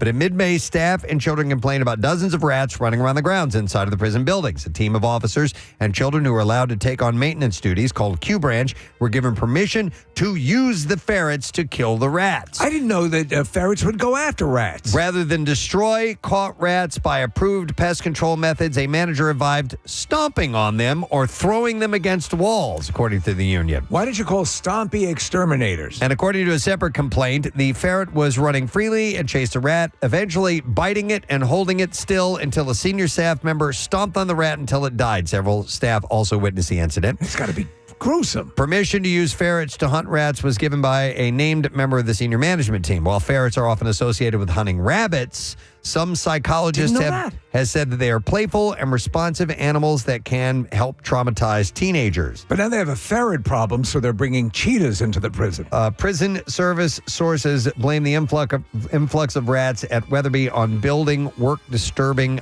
rats' nests. A youth custody spokesperson said this was an isolated incident related to the maintenance works. Weatherby has since strengthened its pest control procedures to keep the vermin out. Do you think prison rats are cognizant of the fact that they themselves are in prison as well? No, I think they think they're in like a resort, a theme park of some sort. I've never seen so many butts in my life. All right, and that was kind of a long story, but unfortunately, that's where we're going to have to wrap it up there. I have some other good ones. Well, you know what? Okay, I'll give you one more. I do like this one. A Florida junkyard owner who spends his weekends finding new ways to destroy old cars has posted his most bizarre experiment yet. He empties the crankcases of a running Nissan, refills it with 4 quarts of brown sticky liquid from the Dollar General syrup shelf, and then claims the engine runs better afterwards. One day after its publication, a video racked up 2.2 million. So he's putting syrup into the engine. He ranked up 2.2 million views and a comment section that was split between Americans laughing along with the experiment and Canadians making politely furious objections to the claim that the liquid is really maple syrup. It's called Crushin' Florida is the account. And apparently this guy does stunts and dares and things like that. And the video said that it starts with a host standing next to a car holding what he calls the whole bottom shelf of maple syrup from a Dollar General store. And he runs a baseline start to establish how the car sounds with motor oil, drains about 4 quarts of it, and then he pours in the syrup. And then he said, I don't know how to tell you guys this, but I think it runs better with the maple syrup in it. And he said it doesn't look good, but it smells delicious. Yeah, it probably smells like cotton candy. He calls the test a success, signs off, teases a follow-up using a few 2 liters of something special in my truck to flush out the syrup. So the most common complaint had nothing to do with the engine, but it was Canadians saying that is not maple syrup. Well, you remember the old thing, if you wanted to seize an engine, you'd put sugar in the tank. Yes. But chemistry-wise, yes, it's not going to work. As long as the engine is running, the syrup stays hot and cold and liquid. The trouble starts when it cools. The sugar in artificial maple syrup is hydrocarbon, just like motor oil, except that it is way more reactive and will crystallize as it heats up and then dries out. And then it's just not going to work. Then you're screwed. Yeah. And plus, it's way more expensive than motor oil, so it wouldn't be practical in any way, shape, or form. But it's I like the idea that he does stuff like that, puts different things in there. All right, and there you go. That is what we have in the Bizarre File for you this morning. All right, so this past Friday, we had the I Bleed for Preston and Steve Blood Drive for 2026 was our 21st annual event. That blew my mind. We were at the Greater Philadelphia Expo Center at Oaks. I want to thank each and every person that was a part of that, from the volunteers to the participants to our promotion staff and engineering and everybody, and all the live broadcasts that took place with Jackie Bam Bam and Brent Porsche. We now have totals for you. All right. I'm going to start with the total from last year. At 2025, we had 930 units collected. This year, for 2026, 1,048. Whoa! Yeah, dude. I am delighted that we got over the 1,000 mark. That is badass. That is excellent. Excellent. And, a lot of blood drives, you'll hear, tens, maybe 100, couple hundred here, but very rarely do you get in the 1,000 mark. And so I am That's amazing. So excited that many people came out. With one location. With one location as opposed to 2 last year, the past couple of years, and we blew it out of the water. You did that, actually. So 100 more than 100 units above last year. So people were heeding the call. They had a number of signups, which was terrific. Obviously, people show up and for one reason or another, low iron or whatever, they can't donate. Yeah. But a lot of people heeded the call in those more quiet times to head on over and see if you could get in and get it done. I met a guy coming out of a Wawa as I was leaving the area, that Wawa over there. He had just heard us, and he was going over to donate blood. So it had to be him and a lot of other people. It was terrific. And a big, big love to Jackie and Brent. I think a lot of people wanted to come out while those guys were there. They have huge fan bases. People love them. They're just people persons. Yes. And want to make sure that they get to spend some time with you. So that's so cool. I wasn't sure what to expect. It felt really good. It sure did. While we were there, it felt bigger than most recent, than recent blood drives. It just felt like it. You know what I mean? We love live casino, and the extra added location is cool. I do love that everyone's there, and all day you can go to one location and you're going to see everybody there. It's just your energy, Preston, that you're talking about was palpable. We stayed in our main area for the bulk of the broadcast, but I took a skate around. Yes, the entire building. How fun was that? And what I didn't realize were all the multiple waiting areas that there were until I went around. There were like 3 full waiting areas that I did not know had existed. So it was cool to get out and take a peek at all that. Yeah, I mean, essentially, they're there for 12 plus hours or whatever, just kind of cycling through all those people. It's, roughly 100 people bleeding an hour for us. Yeah. And so, the operation that they have, the logistics that they have to go through to accomplish what they did on Friday is amazing. Yeah, it was great, man. Thank you guys for all being a part of that. It's huge. And thank you to Live Casino as one of our sponsors, obviously, Live Casino Hotel Philadelphia.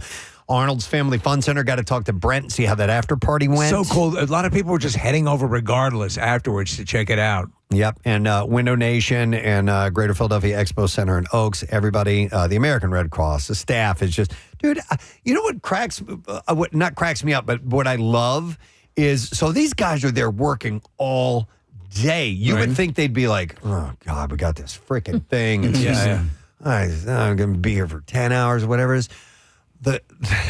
The Red Cross staff, everybody is in such a great mood. Yeah. Every time we do this, they love it. They love that extra work, which blows my mind. They love what they do, but even an extra hard-working day like that, they're like in a better mood. No, and which is wild. We've made this case, and it is the case. They put out the clarion call to every phlebotomist. So you're dealing with the creme de la creme of those phlebotomies, or whatever the plural is. But just really take great care of you, and the end result is, again, you're seeing a lot of smiling people. We had a lot of fun, though, in that open space.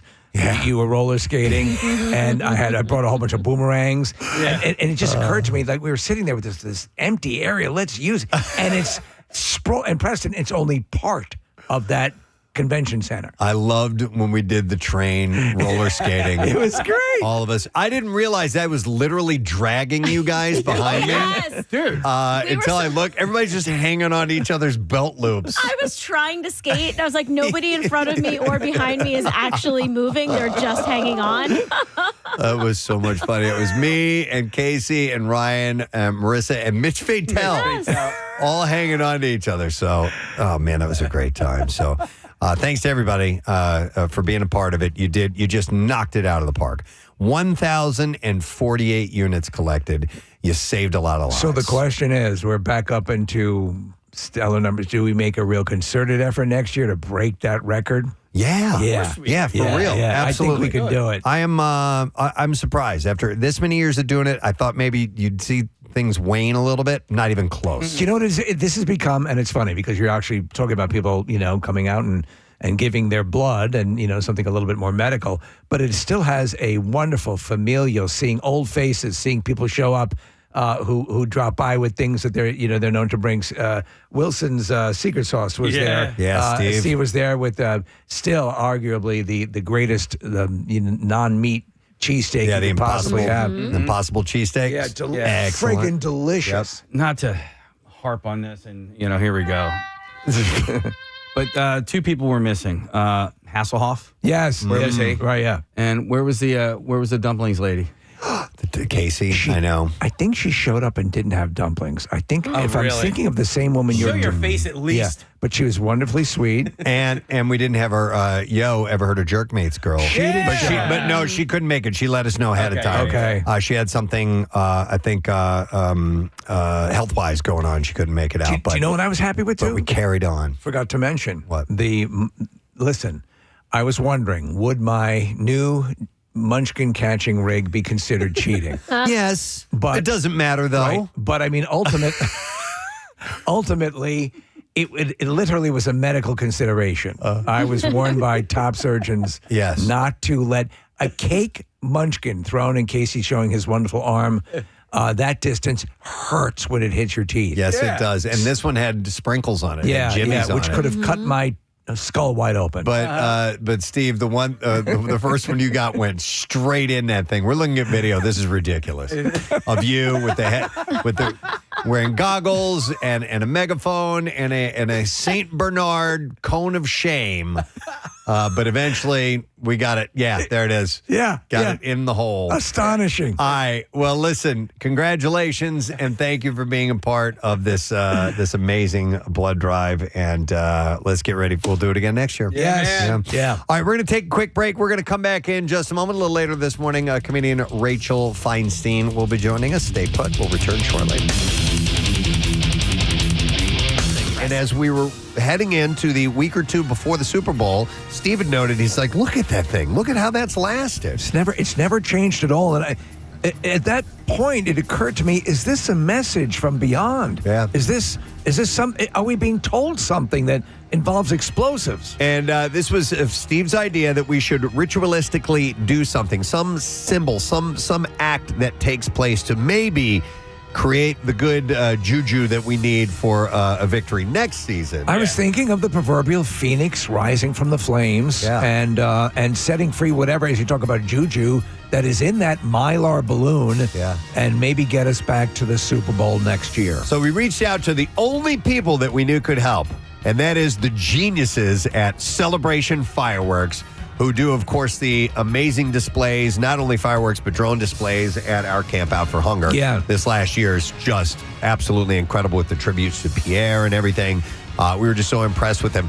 So we reached out to them, and then we realized also we need permission to do this too. And so our friends from One Bala Plaza, the building that we work in, said we were okay as long as we got the thumbs up from the fire department. So thank you to the Lower Merion Fire Company, and Marisa, the Union Fire Company as well was involved.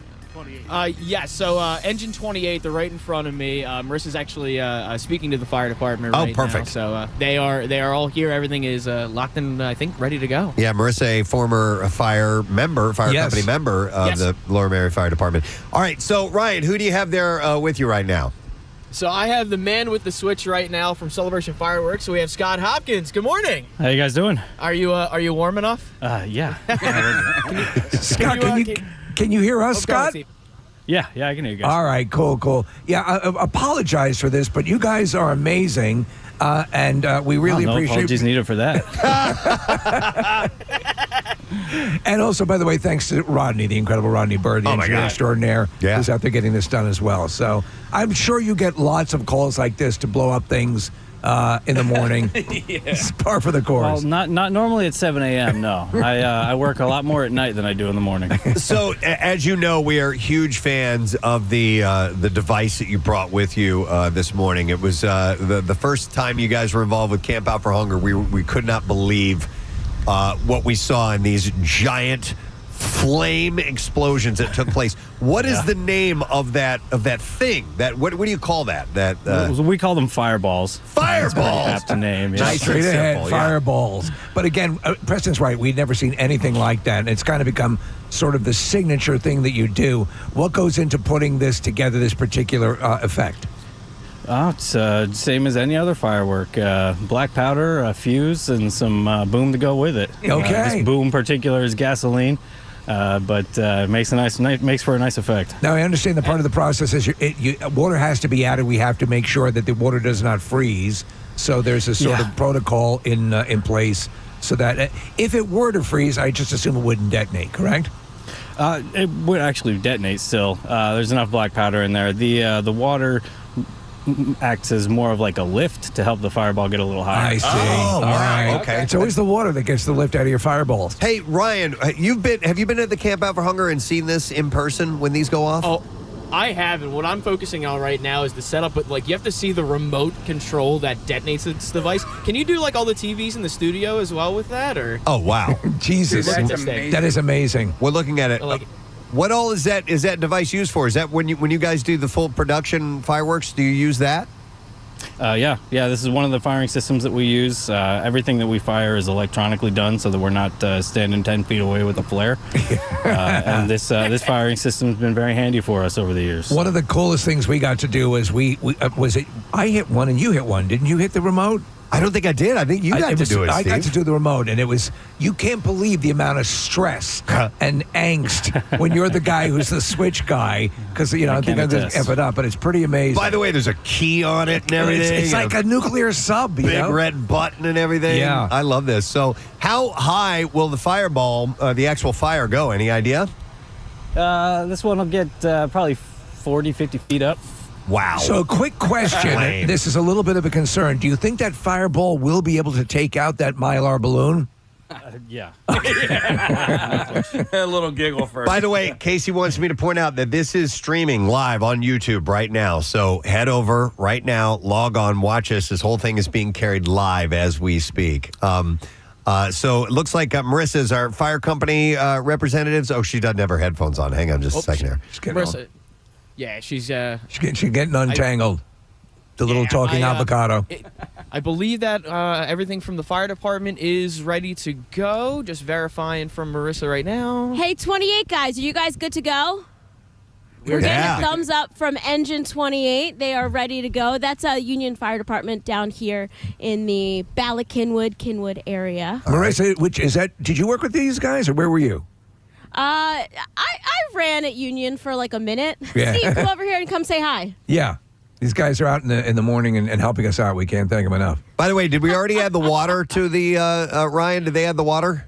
We did already add the water. Oh, yes. All right. So maybe we need to. We'll make this quick. Go ahead, Marisa. You guys can say hi to Steve Weber. Steve actually just retired from firefighting. Steve, congratulations. Are we the reason you retired? 36 years in the township. Yeah. He said Preston Steve and all of the crazy stunts we've made you do over the years, the reason you retired. Absolutely. It was probably one of the best times ever coming here to do all the events with you guys. Oh, that's great. Probably one thing that I will totally miss. Better than being a firefighter with me. Well, I mean, that's probably next to it. Well, listen, we have everything poured and laid and ready to go. Before we blow this, we haven't even shown the balloon though on camera. Yeah, is there a way to get over there? Is it too dangerous for someone to walk nearby? All right, Sam's going to safely walk towards the... So we are like 50, 100 yards away? About 100 yards, All yes. right. All right, so Sam is walking up a little bit closer right now with the camera. You can see the wings sticking up. That pot is a lot smaller than I thought it would be. I thought the same thing, Preston. I thought it'd be like a wading pool. Yeah, all right. Preston, if I may, big things come in small packages. So Oh, there right. I just wanted to let you know that. Speaking from experience, yes. Can you get a little bit closer? Little closer. Go. I think he's a little nervous, guys. I can imagine he would be nervous. What could Oh, wait. Oh, no. Put it back in. It blew out. Okay. Hold on. The eagle just blew out of the... He doesn't want to go. This balloon is fighting for its life right now. really is. Somebody's got to put it back in there. All right, so Scott is running out right now to do that. Let a trained individual return our Mylar balloon to the pot. So I love the guys from Celebration. These guys come ready for everything and ready for every adventure. You know what? They're wonderful. They're by the books. They know everything. You know what? It's finally, because it's so cold out there, Preston, it's starting to deflate a little bit. It is. All right, so we need to move on this. All right. As soon as Scott has that in place, which he does, look at that. Look at that eagle. Mighty Phoenix, mighty eagle. Marisa, when Scott gets back over there, we're going to play the Eagles fight song, and at the very end of it, you guys give him the cue, and then it's going up in smoke, okay? All right. I need to talk to Casey for a moment. We're doing Eagles fight song. Are we doing a chant? Is there a chant at the end? There's a chant at the end, yes. EAGLES Eagles, and then boom. In Boom. fact, you guys can chant down there too if you want, and then that'll be the signal to set it off, okay? All right, so like EAGLES Eagles is like our countdown. Correct. Yeah, pretty much. Eagles, kaboom. All right. As soon as you are in place and ready to go, this is streaming on YouTube. All right. Our numbers have just doubled for people tuning in. All right, you guys ready? I believe that we are. Let me just get the final word from Celebration. And we'll start the song when you're ready. All right, Scott, we ready to go? Preston, we are ready. All right, Casey, fire it up. Here we go, ladies and gentlemen. After a year, the balloon says bye-bye. Here we go.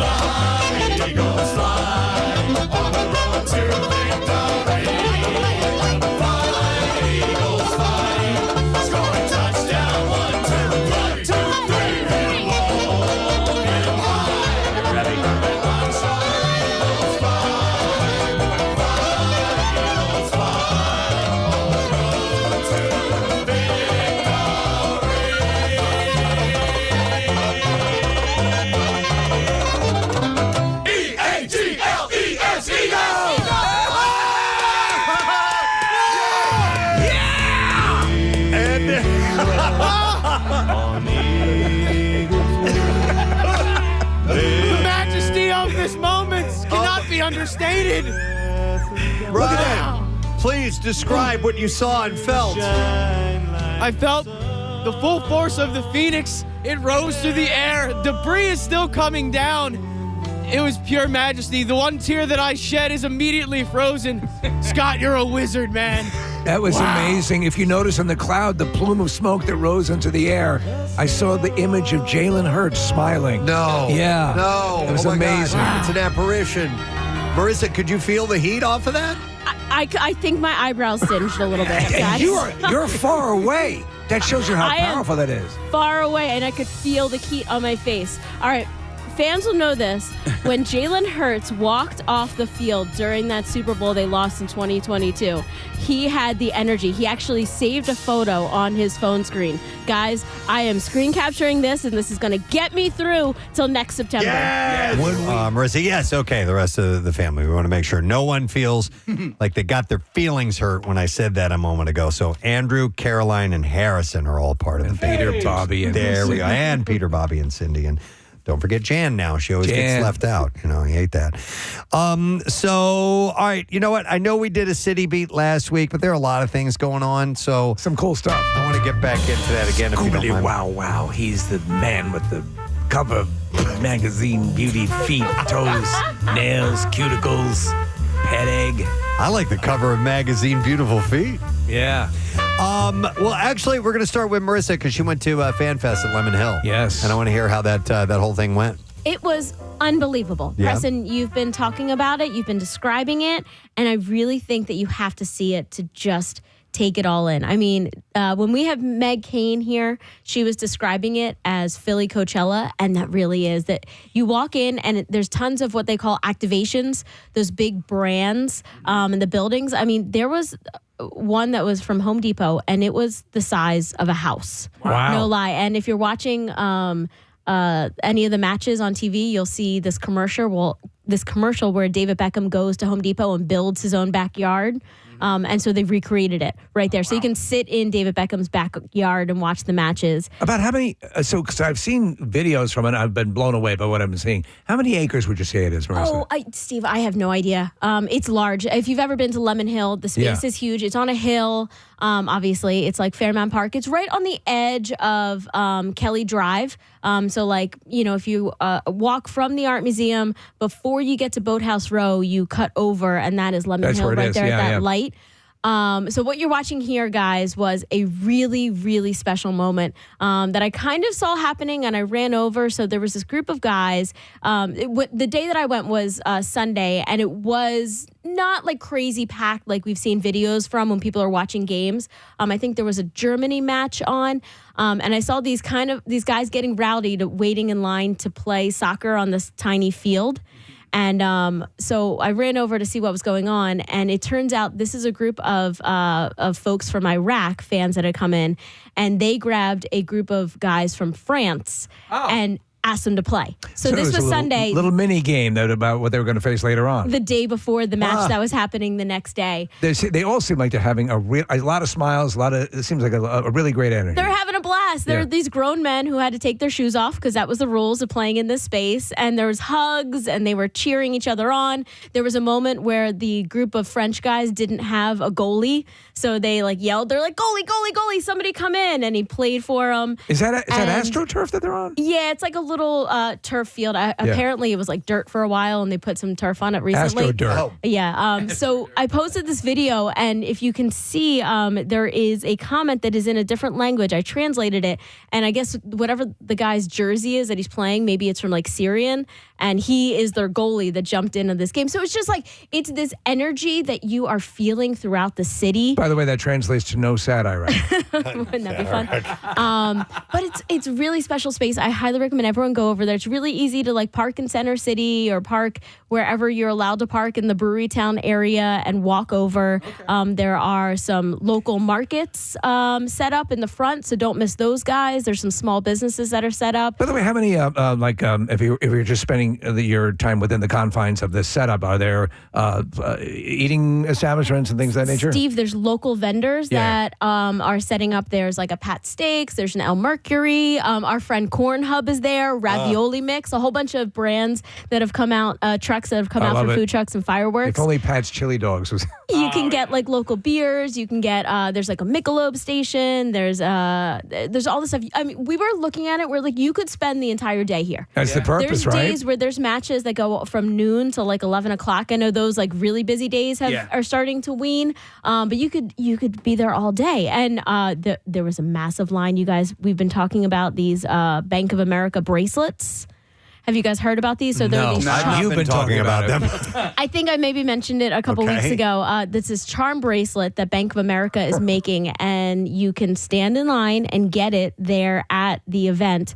Sign me up. The line was 400 people long. What? Yeah, Are they free? They are free bracelets, Okay. and they're really cool. They're charms that have, a FIFA, the trophy. You can get there's all these special Philly ones within it. It's like a leather weave with a clasp on it. All right, that's cool. Yeah. It seems like And like I said, if you're just going there and spending the day, then why not wait in line and do this? But I did hear a trick that I think you can go to your local Bank of America branch and go in and get a bracelet. Do you have to be a member?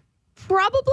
Okay. I don't know. I saw it on Instagram. I'm going to try it myself. I'm going to maybe report back tomorrow. Didn't feel like getting in the 400-person line. I wouldn't either. No, it was kind of hot out. Yeah. Make sure you bring your suntan lotion. Also, if you are going to go, bring a blanket and you can sit there. But there's 5 or 6 different areas where you can hang out and watch screens. There are some picnic benches and some chairs. There's a cool visit PA section. Yeah. We didn't make it into the merch area, but it was the size of the PGA tent. Okay. Preston. It was huge. So we're going to go back and watch another match there. It's really fun. And how many weeks left on this? When does this all wrap up? Do we know? I think July 17th. So we got to run. We got to run. Yeah. And were there any matches going on while you were there? Yes. Okay. Did you watch any of it? Yes, we watched. Coverage pretty cool? Yeah, exactly. France and Iraq played. Yes. Well, France and Iraq were playing Monday, so this was Sunday. I think Germany was playing somebody when this was happening. Okay. Yeah, Abu Dhabi played Dubai. Yeah. No, but the Abu Dhabi do play Dubai, right? Yeah. I don't know. Well, that's cool. Good. Yeah. Glad you went and checked it out, and you're heading back over there again. Yeah, we'll go over. Kudos to those guys. It's really beautiful. Real quick, before we move on to another one, I was out and about and went to an event this weekend in Ambler. There was a street festival they had, vendors, that whole thing. Ambler's just a great little village. It it's is. a wonderful For community. Amblin. Just ambled all over the place. But there was love for the Preston Steve Show all over the place over there. And I got to give some love right back to the guys at the restaurant Geronimo. Steve, you would love it. It's Peruvian. Yes. Our friend Ava, the artist, was recommending this place. Says it's phenomenal food. Excellent, and they love our program. I came Nice. walking by, and the chef, I forgot his name. I think it was Ben. I'm not 100% sure, but came out and it's like, oh my God, I love your program. He's like.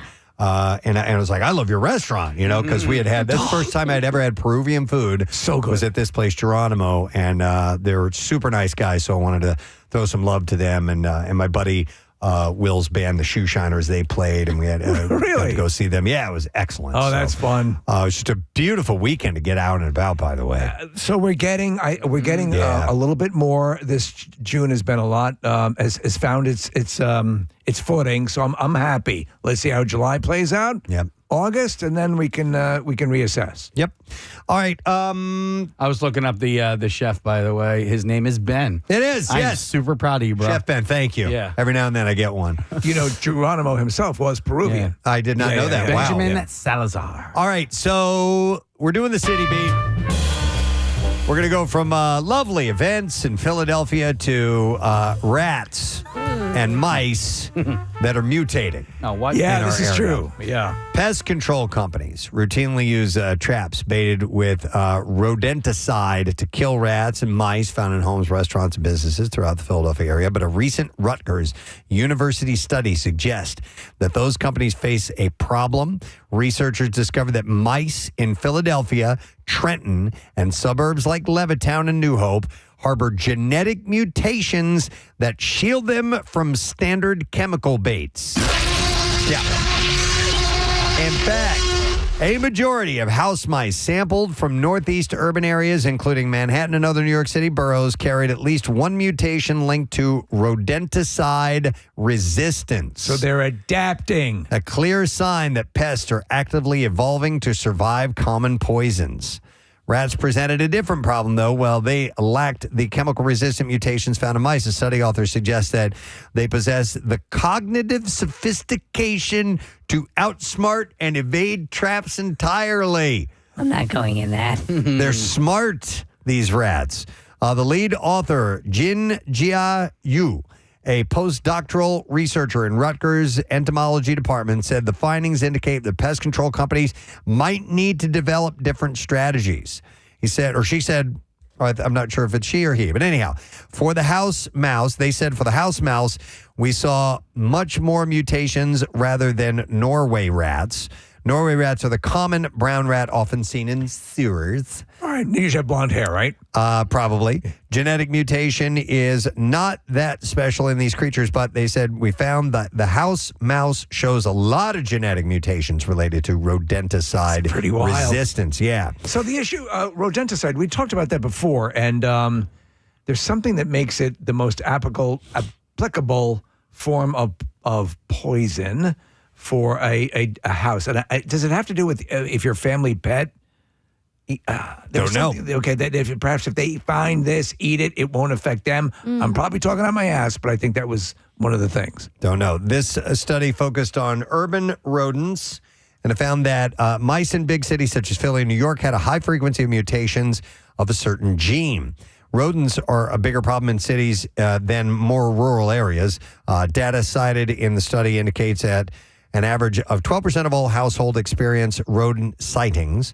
But major metropolitan areas reported higher rates, including Philadelphia at 29%, Washington at 20%, and Manhattan at 15%. I wish they all could be big city mice. You said that similar studies of mutations in house mice and Norway rats were conducted in Europe, and that research in the U.S. has been limited. One study in 2009 did find some rats in England with mutations that made them resistant.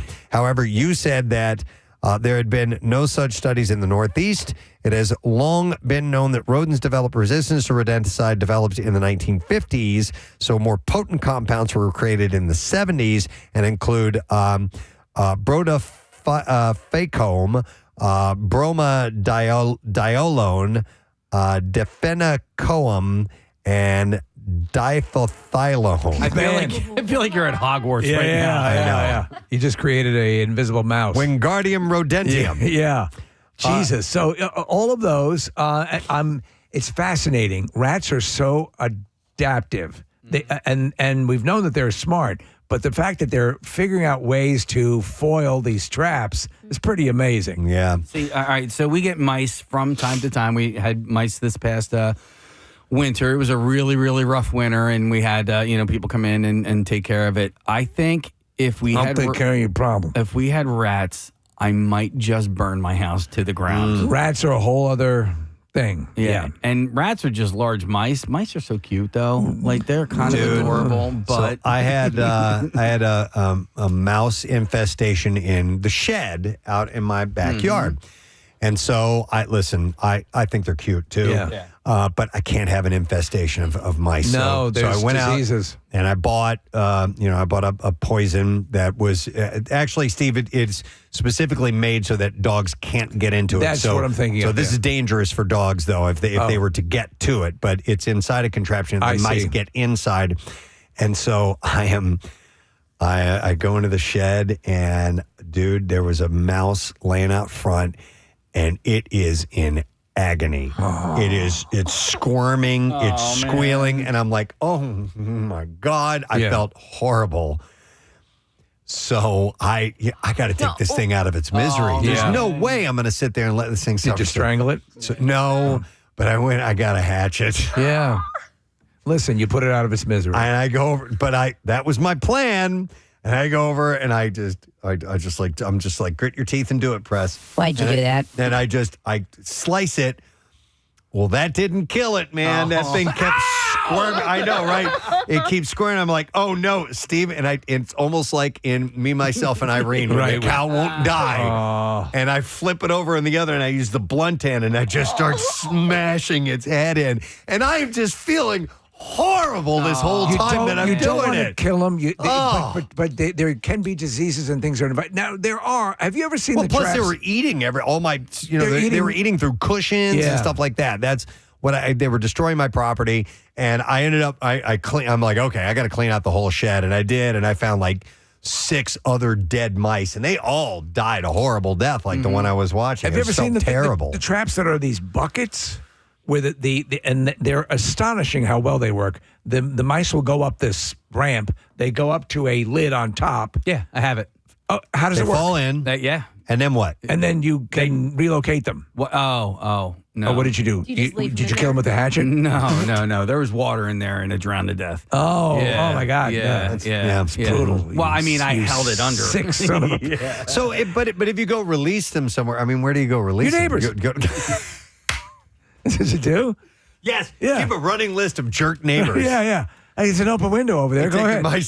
So I had a mouse trap that just captures the mouse and you can release it somewhere. Yeah. And so my son, who he didn't want to kill it, I was like, well, then you don't release it in the backyard because it will just end up in our house again. Take it somewhere. Take it somewhere. Take it out to a farm where you can run around with other Well, mice. he took it to the front of the neighborhood, and let it all out in the field for a hawk to eat. You know? If you, it's true, probably what will happen, but you can take it out to a field. But listen, I get it. It especially rats will invite disease. You know, that we know that about rats. I mean, I'm not ultra well versed in vermin because we have cats. And we have a lot of them. By the way, we don't see. Oh mice. yeah. So we've got our dogs. Yeah. Too, which is that's why no squirrels. Yeah. My little garden is safe. Yeah. I've got running, living, dude, and they are the state of the art. Yeah. If you want to keep a mouse out of your, or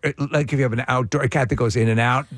We have no mice around our yard. We have no mice in the house. They're like, F this. Yeah, secret. If you go to a brewery or a bookstore and they have a cat, that's why. It's the true value that I go to all the time on a Ridge in Roxborough, they have a house cat? They have cats. Yeah. Found a half-eaten snake the other day. Oh, really? Yeah. Which one? Which is the culprit? Haley did it. She Haley had blood on her snout and everything. We're like, I'm going to go walk the yard and see what I can find. So this mutilated snake.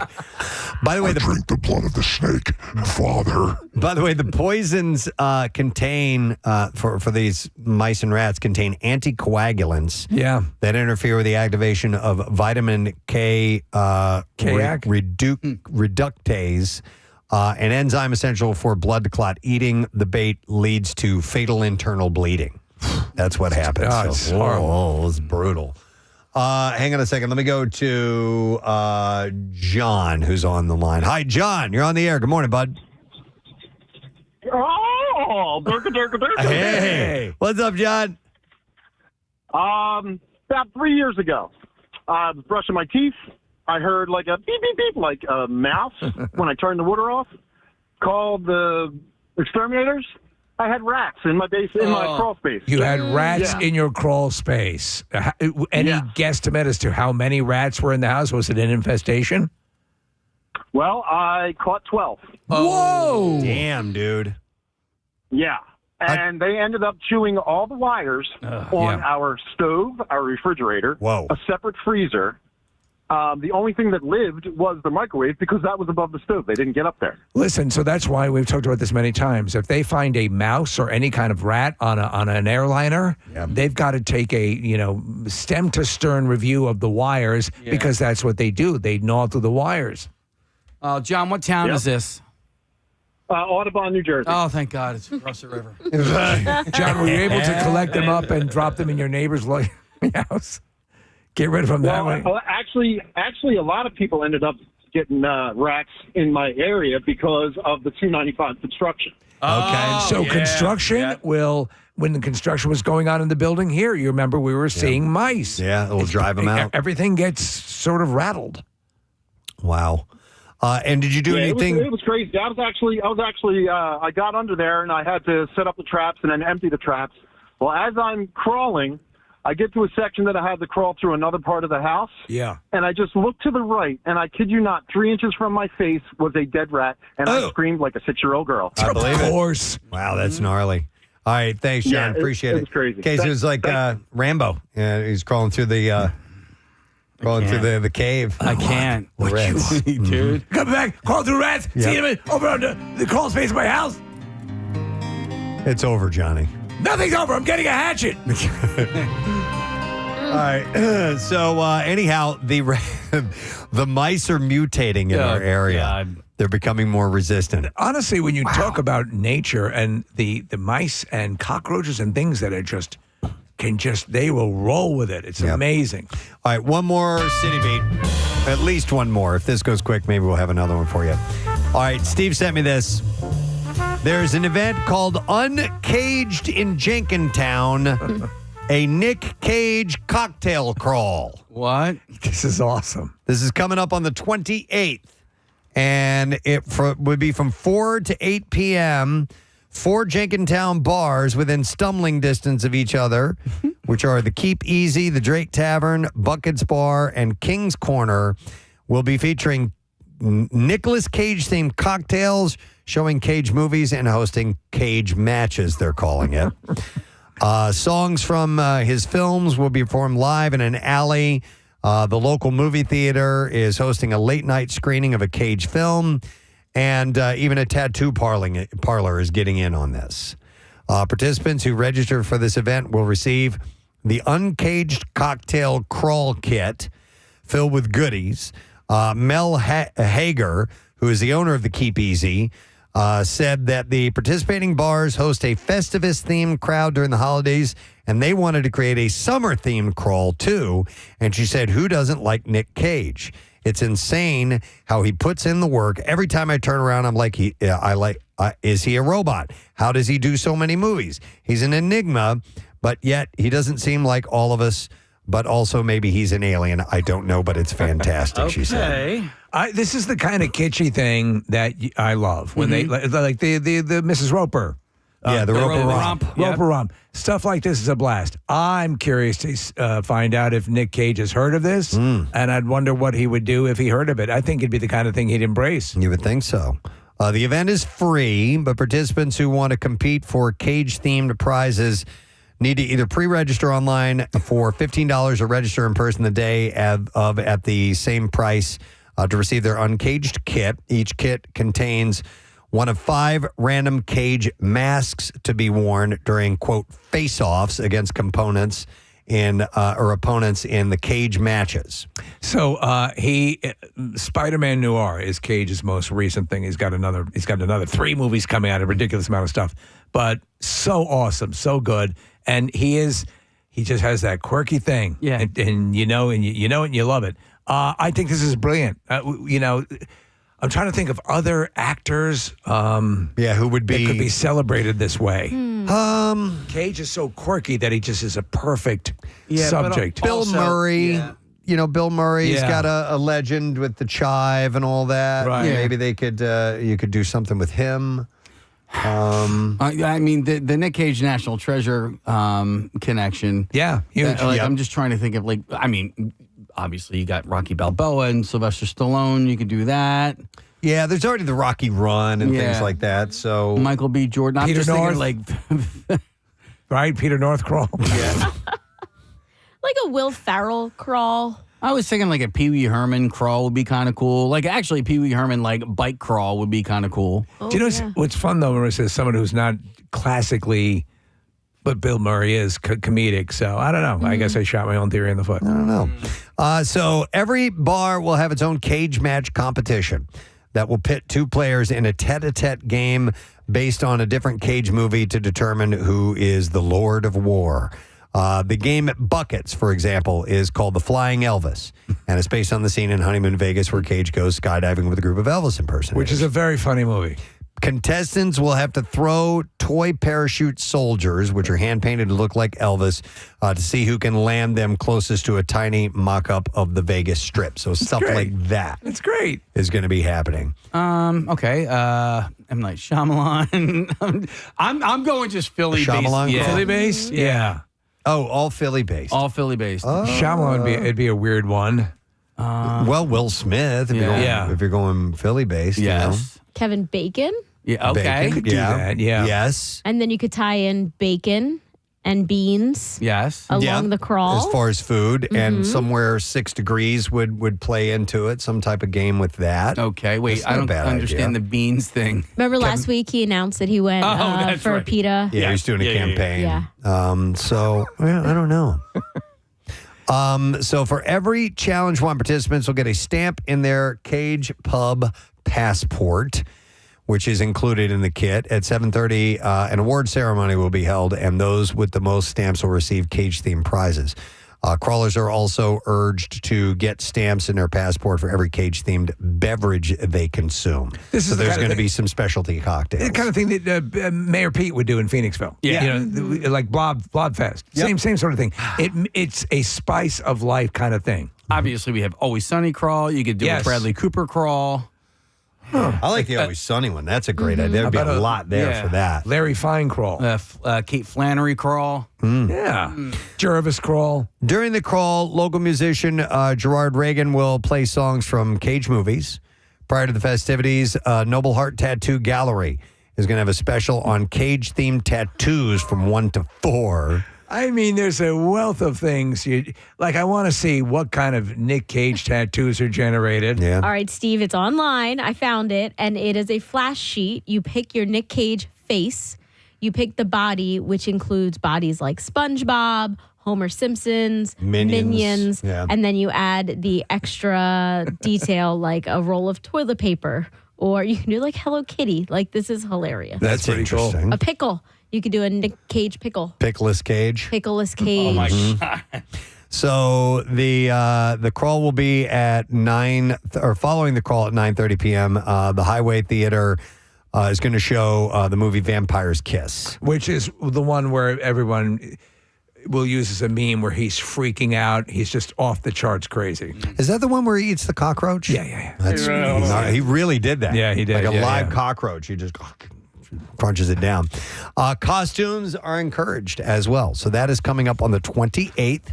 If you're a Nick Cage fan or you just want something different to do, it's in Jenkintown. Movie company that's releasing a movie, then there's a couple of them coming up, Nick Cage movies. Get in on this. Man. Yeah, for sure.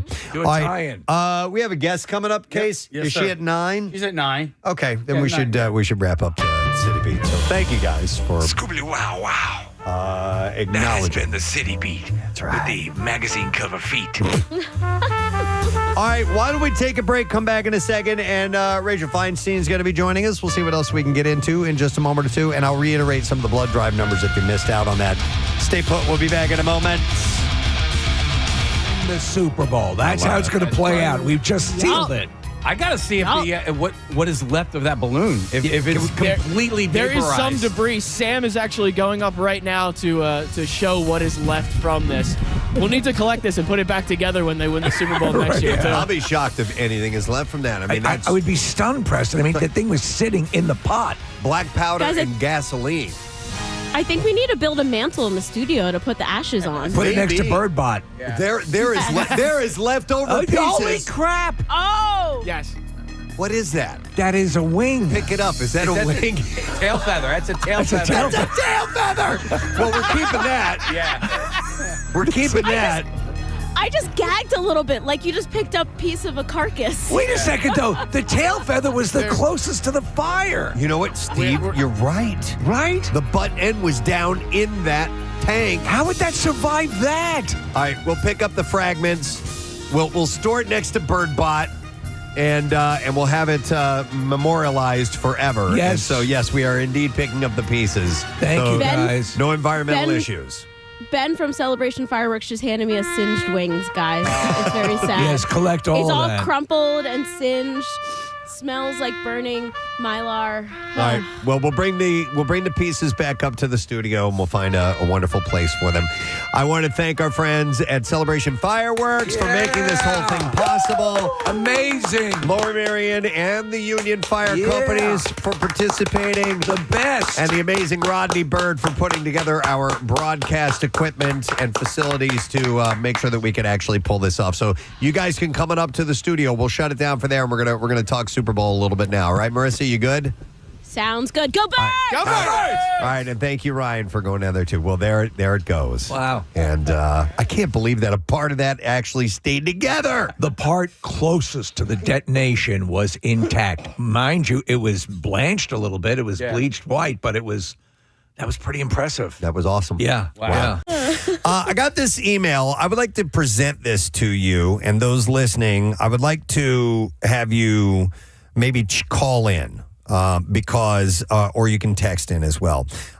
We have a phrase that we've used for years on the show just as a joke, which is the Preston and Steve Show. You learn stuff, and it's kind of tongue in cheek. But I got this email from Vince. Vince Schiccietano. Hey! He checked in on Monday and said, "Hey guys, love your show.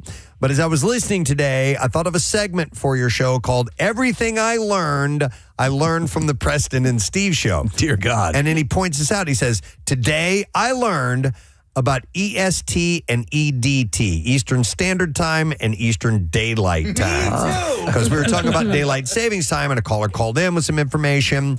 And I never know whether we're in daylight time or we're in standard time. No. And Casey had pointed out we have this, our text message board has the time that people text in. And next to it, it says, 8:20 to 8 a.m. EDT. And Casey and I had never put together that means daylight time. So we learned on that day that this is something that we see every day and had no idea that, okay, now we can tell when it's daylight time or standard time. But Vince says, "I figured your audience can call you and comment on things that they learned or first heard on your show. The first time you heard about something and learned about it, you were today years old listening to the show. 610-660-9333 is the number." That's exactly what I was thinking. I was today years old when I realized this. We have espoused a lot of information over the 28 years. Some of it occasionally is accurate. So hopefully, And also, listen, a lot of times the stuff that you learned that day, we learned that day too. It's not like we are imparting this wisdom to you. It's being shared to us. I've said this many times before when I used to listen to the broadcasters when I was a kid. I'm like, God, you must have to be really smart. And then, no, not a requirement at all. Years ago, Casey's wife was working with a dental organization, and you came in one day and said, after you brush your teeth, spit out the toothpaste and don't rinse because the fluoride stays on your. I haven't rinsed since then. Was that 3 or 4 years ago? I still have to rinse. Change. There are things that I've learned, and I still like. So on this show, I learned that it's all of a sudden. Oh, that's right. Yeah. Yeah. I remember that day. Yeah. Because I don't know why, but I had brought it up, and you realized you're like, oh my God, that's what I say. Yeah. I say all of a sudden. Yeah. And I'm like, do you ever write all of a sudden? You're like, no. Yeah. But I still say sudden. I don't even know if I think I still just say all of a sudden, even though I know it's All of a not sudden? all of a sudden. And I also, I learned on this show that it is a water heater and not a hot water heater. Though hot water heater is a commonly used phrase, Exactly. but it is redundant. What was the thing that you learned? Maybe it was not on the show, but did you learn barbed wire on the show? No. Okay. But I confessed. Okay, all right. That for all the right. longest time. No, but I did. Dachshund. Yes. Oh, yes. The dog, and that was a long time. It was over 20 years ago. We had some dog specialist on, and I'm reading, and I go, okay, can you tell us about a Deshaun? And he goes, I don't think I've ever heard of that breed before. And you guys were like, wait, can I see that? And you're like, it's Dachshund. And I always thought it was spelled, I'd never seen it spelled. I always thought it was DOXEN or ON or something like that. That's what it's pronounced like. And a similar thing happened, Steve, live on a game show. Wink Martindale. Oh, boy. Had never seen the word orangutan spelled out. Oh. And the answer the person gave was orangutan. And he goes, no, it's orangutan. So he had found it as well. But yeah, for barbed wire, I thought it was bob wire, B-O-B. Bob wire for the longest time. Barbed. But at some point I found out, and I did learn that. So let me get some calls. We are going to go to, let me go to Eric. Hi, Eric. You are on the air. Good morning, buddy.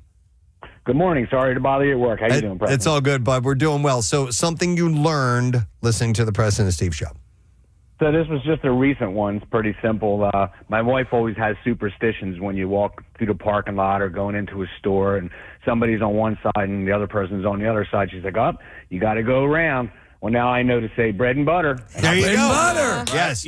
Bread and butter will fix the curse. There is a Looking classic. forward to using it. So you just learned that. All right. Thank you, Eric. Appreciate it, buddy. You got it. There's Take a care. classic Looney Tunes cartoon, and I forget what character is doing it, but it's walking between things and it's going bread and butter, bread and butter, bread and butter. Yeah. Let me go to Mel's on the line. Hey, Mel. Good morning. Hi, guys. How are y'all? Great. What's up?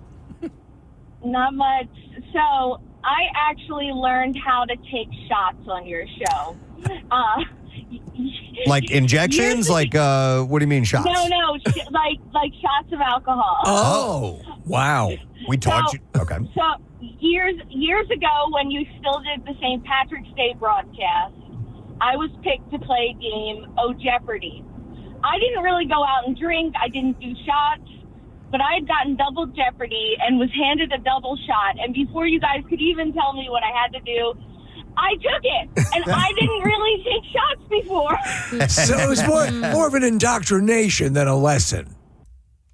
Yeah. Yeah. Yeah. But, an indoctrination can be a lesson. There you go. There you go. All right. Thank you, Mel. Appreciate it. Thanks. All right. We'll see ya. Here's a text. Somebody today, it says literally today, years old when I found out a female donkey is called a Jenny. That was our stupid question this morning. It may come in the form of that, It too. could be that. But however you learned something, I learned everything I know from the Preston and Steve show. Let's see. Somebody said that people say wheelbarrow when it's actually wheelbarrow. Yeah. I guess we explained that We did. to them at some point. Let me see. Somebody had texted. Oh, here's a reference to the Y100 video we were talking about earlier this morning. It says I was exactly today years old when the Y100 video President was talking about on Fox popped up on my social media, and I saw how smoking hot your general manager Lim Bruder was. So they just found that out. Hey, me too, actually. Yeah, that's right. Yeah. Let me go to Rob. Hi, Rob. Good morning. Good morning, yet. Good morning to see you, Rob. All right, what have you learned from listening to the Preston and Steve show? I learned from Mr. Steve Morrison that 40 feet is almost 50 feet. It's right. Yeah. Wow. It's a ploy I use all the time. 40. That's almost 41. That's awesome. Yeah. All Well, right. see, and you can use that. That's stuff. That's information you can use. And share that knowledge. Too, Yeah. by the Don't way. hold it to yourself. No. Pass it forward. Marisa actually posted this this question or this statement on Facebook and got some responses.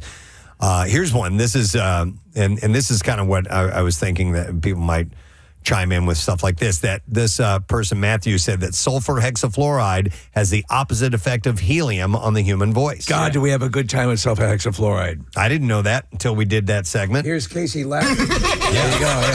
Yeah. Here's another one that says, I learned what lot lizards are. Lot lizards. That's from Carly Myers. She said, to this day, if I pass a Flying J rest stop, I think about that episode. They're the prostitutes that work truck stops. Yep. Mark Darling said, I learned that you can actually light a fart on fire. Definitely did that. Well, you want to hear it? Yeah. Here's the reaction. Here we go. Yep.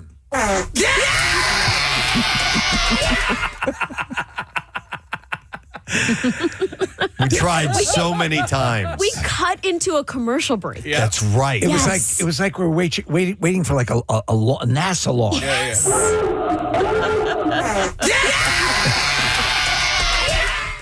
Let's see. Here's some other ones. Somebody said that they learned about ASMR from our show. It says like 10 years ago, learned that from Preston. I don't even know what ASMR stands. What does that stand for? Autonomous Sensory Meridian Response. There you go. I'll And forget I that. only know that because I have that condition. Yeah. Do you know, I never knew of the shocker until our show. Okay. I was not familiar with the shocker. I don't think I was either. Okay, yeah. Yeah. This one says that they learned that Irish potatoes are regional, not widely known. Oh, wow. Okay. Did you? I think we learned on this show what the difference between a chickpea and a garbanzo bean was. Explain, please. Well, I've never had a garbanzo bean on my chest. Here's one that says, I literally got my check this week, $225 from PA unclaimed property. Yeah, that's something you brought up. I yes. brought it. Yeah, I had like 400 some odd bucks. I did not know that was out there for me. I don't know, Ryan, did you? I did one in New Jersey. I got 65 bucks from it. So thank you for that. Yeah, for sure. I thought you'd hop on unclaimedliver.com, which is No, they're claiming that. Trust me. Stephen Gregory said, I found out my car's gas gauge points to the side of my car that the gas cap is on. Yep, maybe we instructed that. Mm-hmm. Sam just texted me, said, I learned Alabama wet wipe from when we talked about crapping on the side of the road. I forget what an Alabama wet wipe is. So I learned Alabama wet wipe from Bert Kreischer. Okay. So an Alabama wet wipe is when you spit in the toilet paper and then wipe your ass with it. Oh, okay. Okay. So that falls into things that I think we all sort of got up to speed on. Hot Carl, Dizzy Gillespie, Rusty Trombone, all of that. I mean, I was vaguely familiar with some of the nomenclature, but I didn't get the specifics. That was from the Urban Dictionary. Yeah. Urban Dictionary had all those weird things. Eiffel Tower. Yeah, and oh man, Pittsburgh platter. Did you say that? Felching. There's the Klondike is another one. Was it Kentucky Klondike or? No. I've forgotten. It's been so long since I looked at those things. Hang on, Ryan. So this just came to me. Packing a flounder, I learned from you. Yes. Packing a flounder we brought up. And that is where you take toilet paper. If you have, if you got swamp ass, Yep. you take toilet paper and you flatten it out a couple of squares and you just shove it in your butt and you leave it. It's like my buddies just called the butt tampon. Yeah. I learned from Casey lily padding. Yes. I learned. Oh. No, we all learned together. Because I shared on the air how I had to unfortunately go big potties in a porta pot. Yeah. And I had splashback, and it scarred me till this day. Explain how you lily pad. Well, so what these construction workers told us on the air was that if you do, unfortunately, have to go number 2 in a porta pot, you lay down a ton of toilet paper before you do that. Stops the splash. And it gives it a nice soft landing. That'll work in a regular toilet in your home, That too. too, Yeah. All right, here's a bunch of really good ones, guys. Okay, so here's really good ones. Jim Henry said, I learned that you can mail things without putting them in a package. I did not know that either. I didn't always either. thought it had to be in some sort of receptacle. We had done this thing several years ago, and we told people to try just slap postage and an address onto something and throw it in the mail and see if we get it. You don't put it in a box or anything. And we got things like coconuts and bricks. Your museum. It's not part of the Shards and Crafts. All right, but we did have a But we collection. used to have Yeah, a full collection. We finally got rid of it. There was tons of odd items that people sent to us through the mail. Right. This person, Crystal Wank, said, I learned the correct way to pronounce macabre. Yes. Oh. Which is spelled M-A-C-A-B-R-E. I need to hear Jackie Bam Bam say that word. Dude, Because macabre is right in his wheelhouse in the things that he likes. He was doing commercials, and I want to say it was for the Oddities Festival where he says macabre. And he so even he gives knows. it like good inflection, too. Okay. Corey Leeper said, I learned that Bajmir is rim job spelled backwards. we have Learned that? Marissa. Our next guest is going to be performing Helium Comedy Club this Sunday. One day only. That's it. One show only, 4 p.m. So keep that in mind. And as my little info sheet says here, says she is an actress and comedian who is considered a favorite among fans and audiences. That doesn't seem too generic, does it? I love it. She's a friend of ours. Please welcome Rachel Feinstein to the show. Hi, Rachel. Thank you. How about a Netflix special? Come on, man. Yeah, they didn't include that in that. No, it's in They're there. really phoning it. They're really phoning it in these days. They're like, some rag's going to be there. Rag. They may as well just switch it up to rando broad. It's really distilling down to that, isn't it? I'd use the word bimbo, though. run. Rando bimbo. Kind of rhymes. It's kind of fun. No, but how are you these days? Are you enjoying your summer?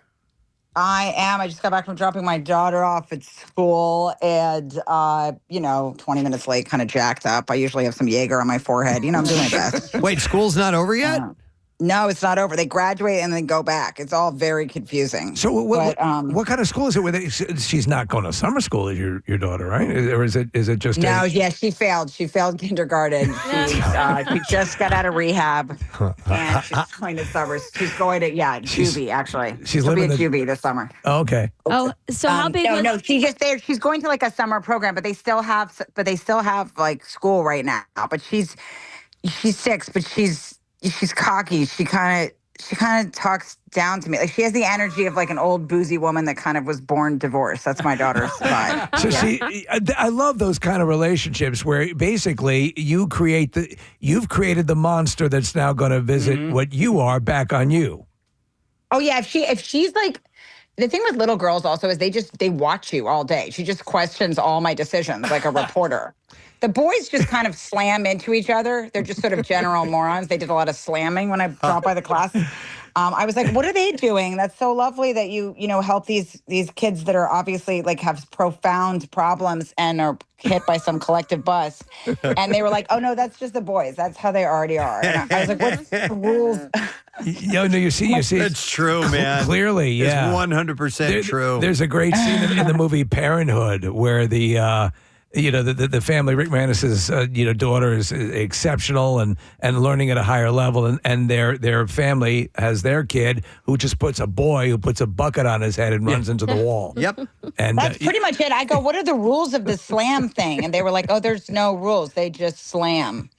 And then meanwhile, my daughter, it just sits there judging me all day, like gaslighting me. Like she questions all my decisions. She'll be like, why would you park there? I'm like, what do you know about parking, bitch? Wow. Like questioning, but they notice everything. Like everything I do. She's always doing the math on every. I'm like, look, if you're going to start checking my math, it's not going to add up. I'm a dizzy bitch. I always have been. So stop checking my work. She's always like, you said this, and at 10:50 on this 26th, you actually told me that I'd be able to have a bath bomb every night that week. Like it's always something. And my husband. Like you get judged so much more if you're a mom, like working moms versus working dads. My husband could punt her towards the school just, in a diaper. And they'd be like, thank you for your service. Like, can we find better porn for you? Would that be helpful?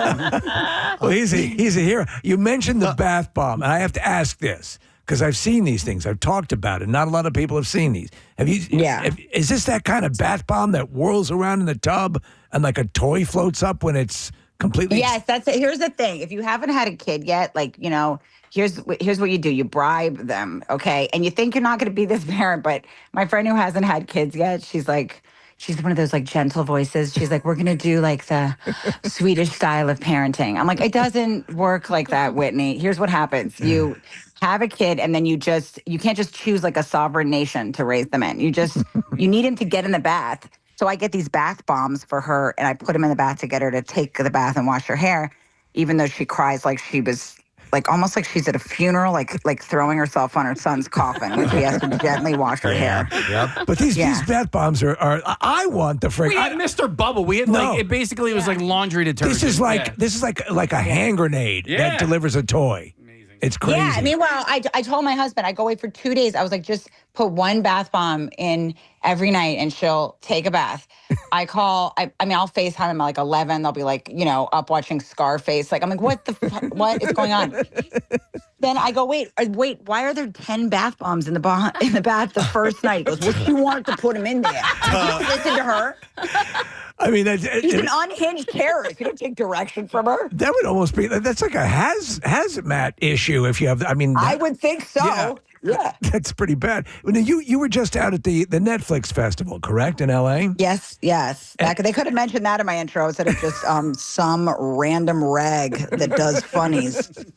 So is that the kind of thing, because we find sometimes if we go to industry things, like you kind of feel like, okay, I guess I know why we're here, but we feel like we're not supposed to be there. Do you gravitate well towards those things, or do you feel kind of like an outsider? Oh no, I just sort of like I go back to I act like a human, like a jovial, fun-loving human, and then I go back to my hotel room and just kind of like rock in the window. Yeah, I just sort of stare out the window and rock. Like the Sentinel.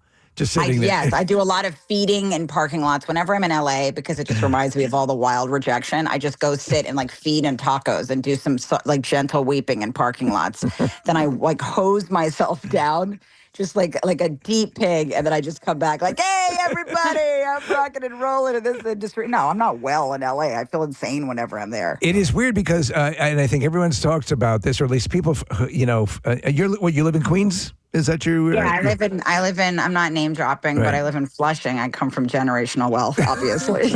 But when you go out there, it really is. It's like that John Carpenter Escape from L.A. It just there's just a look that people have, and you feel like it's like Children of the Corn. You feel like you're the outsider. And and Preston and I were looking at each other one time. We had to go out for an event, and it's like, man, something does not fit here, and it's us. Yeah, no, and they smell it on you too. Yeah. Like I could go anywhere in LA and they know I'm from the East Coast. Like I just went into like a cheese shop, and because it's the way I talk, I'm a lot. You know, they look at me like they just want to put me down like a dog. They're like, you're too much, you know? So to me, efficiency, politeness is just like getting out of your way fast. So I just try to be like, oh, could I have this, and that? And they're like, whoa, like settle down, like ride the waves. It is true, and it's never more clear. Also, with the actual look, so people just they're like hot off the conveyor belt, and like when you get a model when you're a kid, and you have to break the edges off because there's excess plastic. Everyone kind of looks like that, and they all just kind of like look like windburned and sort of like they're just kind of red but still hot and bright blue eyes, and also everything is too mixed together. Like this one guy was like, I said something about going to therapy, and he goes, yeah, I do it with my we actually do it, we do stand-up paddleboarding while we do the therapy. I'm like, that's not therapy. It's stand-up paddleboarding. It's just some crazy bitch talking to you on a paddle. Any licensed therapist is not going to talk to you and be in the ocean. You can't be seaborne. You can't be at sea and doing deep work at the same time. It's ridiculous. It seems to be completely contrary to what you're trying to do. You should be on a couch somewhere. That's how you get it done. Yeah. Also, like, I don't know. I mean, I know I'm probably judgmental well, of course I am, but I don't like that kind of guy is not my vibe. I don't like a guy with a lot of like beach necklaces and sort of woven amulets. So if you have a ring tree by your bed and you have to choose a ring before you wake up, ugh. So you, what'll it be today? Maybe my mood ring. Disgusting. I look at just a dusty, normal man. Patrick Swayze in Point Break, not your kind, not that look. Bodie. Oh God, no! I don't like those skinny jeans and ballerina slippers and stuff. Look, I don't know. Maybe I'm old school. Rachel, I don't want a lot of gentle jewelry. I don't want some guy to have some amulet that has meaning on it every day. Oh, I won't feel safe without this. We're speaking about being your therapist or this. You know what? Beach guy? That's a fair question. Mm-hmm. I guess either one. And by the way, I should point out, I'm the problem. I do realize.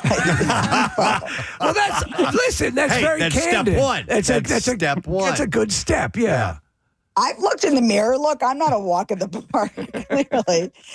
I mean, I do feel like when I'm out there, they could just smell it on me, and I just go and do deep pig-like feeding. What is it about like a beef jerky stick? I'll clock that as a healthy choice on the road. Anywhere else, you'd sound like a foaming lunatic. Like if you tried to like order that at a restaurant, they're like, "Do you want your steak rare or medium rare?" Like, I'm glad you asked. I'd like it in a Ziploc bag. I want it to look like an older alcoholic that died in the sun.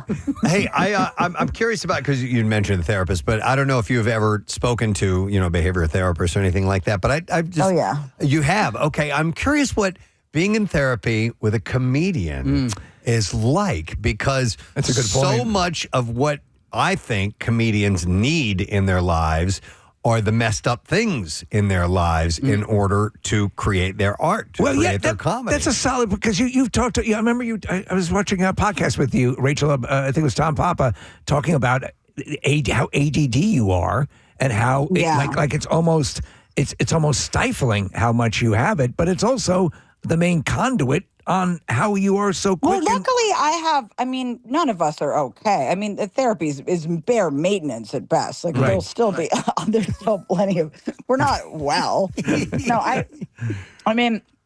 I failed out of school. I remember waking up in the middle of the night just hearing my parents arguing about me, and my mom just goes, "She's not normal, Howard." You heard your parents saying that? Wow. Yeah, and then my dad just goes, "We'll scan her again. We'll take her to get scanned." That was their answer to everything. Just take me to D.C. to get scanned. Like, I was just always being scanned. Oh, so you were like Linda Blair in The Exorcist with the hundreds of.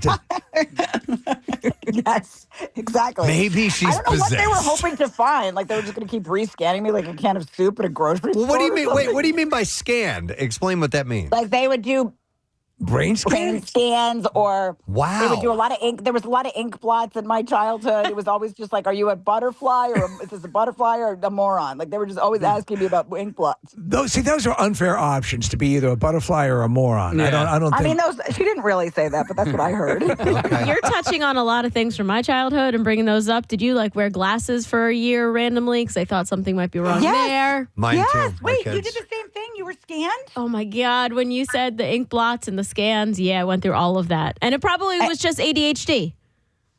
And did you get bad grades in school? Yeah, I had to do the special classes for a couple of years. Me too. And you get the extra time on tests.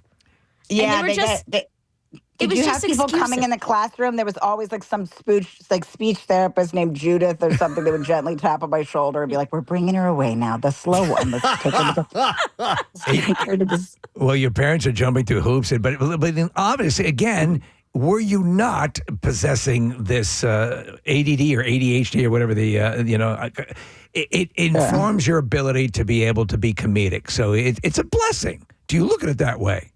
Now I do, because if thank God I have this. If I didn't, I'd be like home-lish at best. Like, there's nothing else.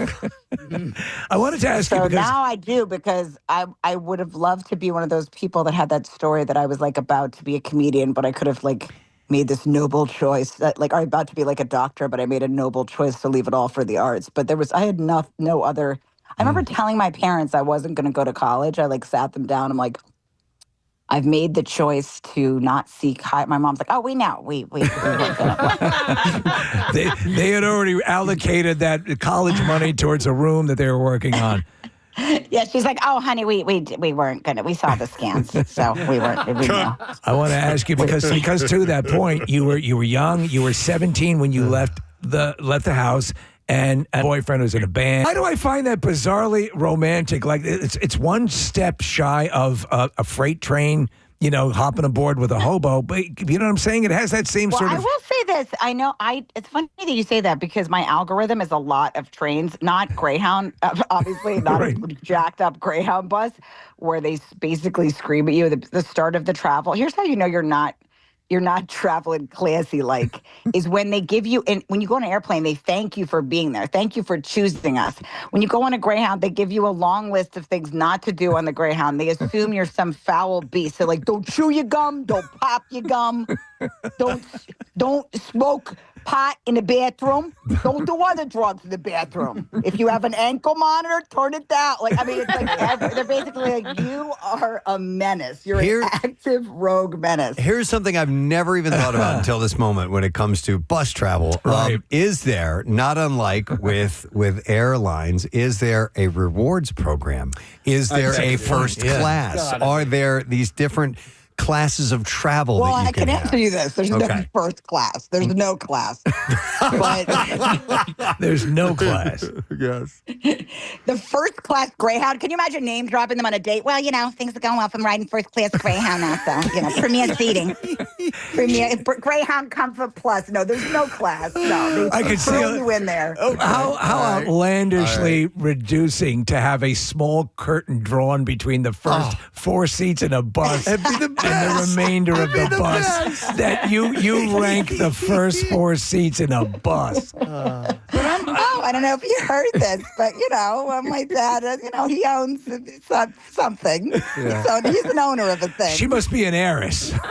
Yes, I'm an heiress. But no, I will say I do have in my algorithm, it's funny you brought up trains because my algorithm, I'm not proud of it. It's a lot of women mostly just telling me everything's going to be okay, but they're living in their car. They're like, baby, life's going to work out for you. Right.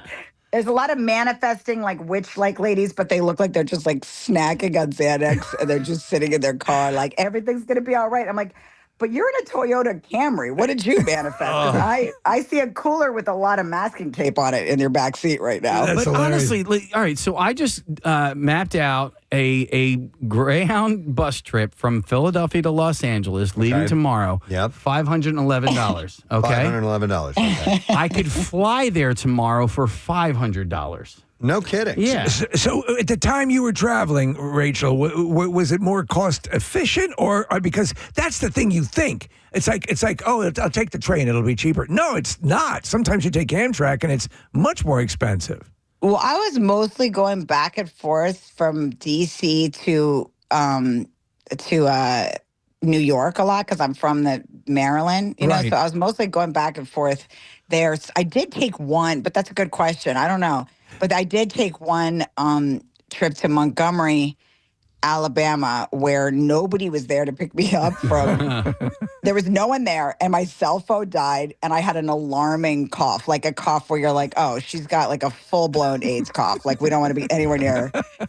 And then I got to this place in Montgomery, Alabama, and I was just like, well, what do I do now? I have an address for this college.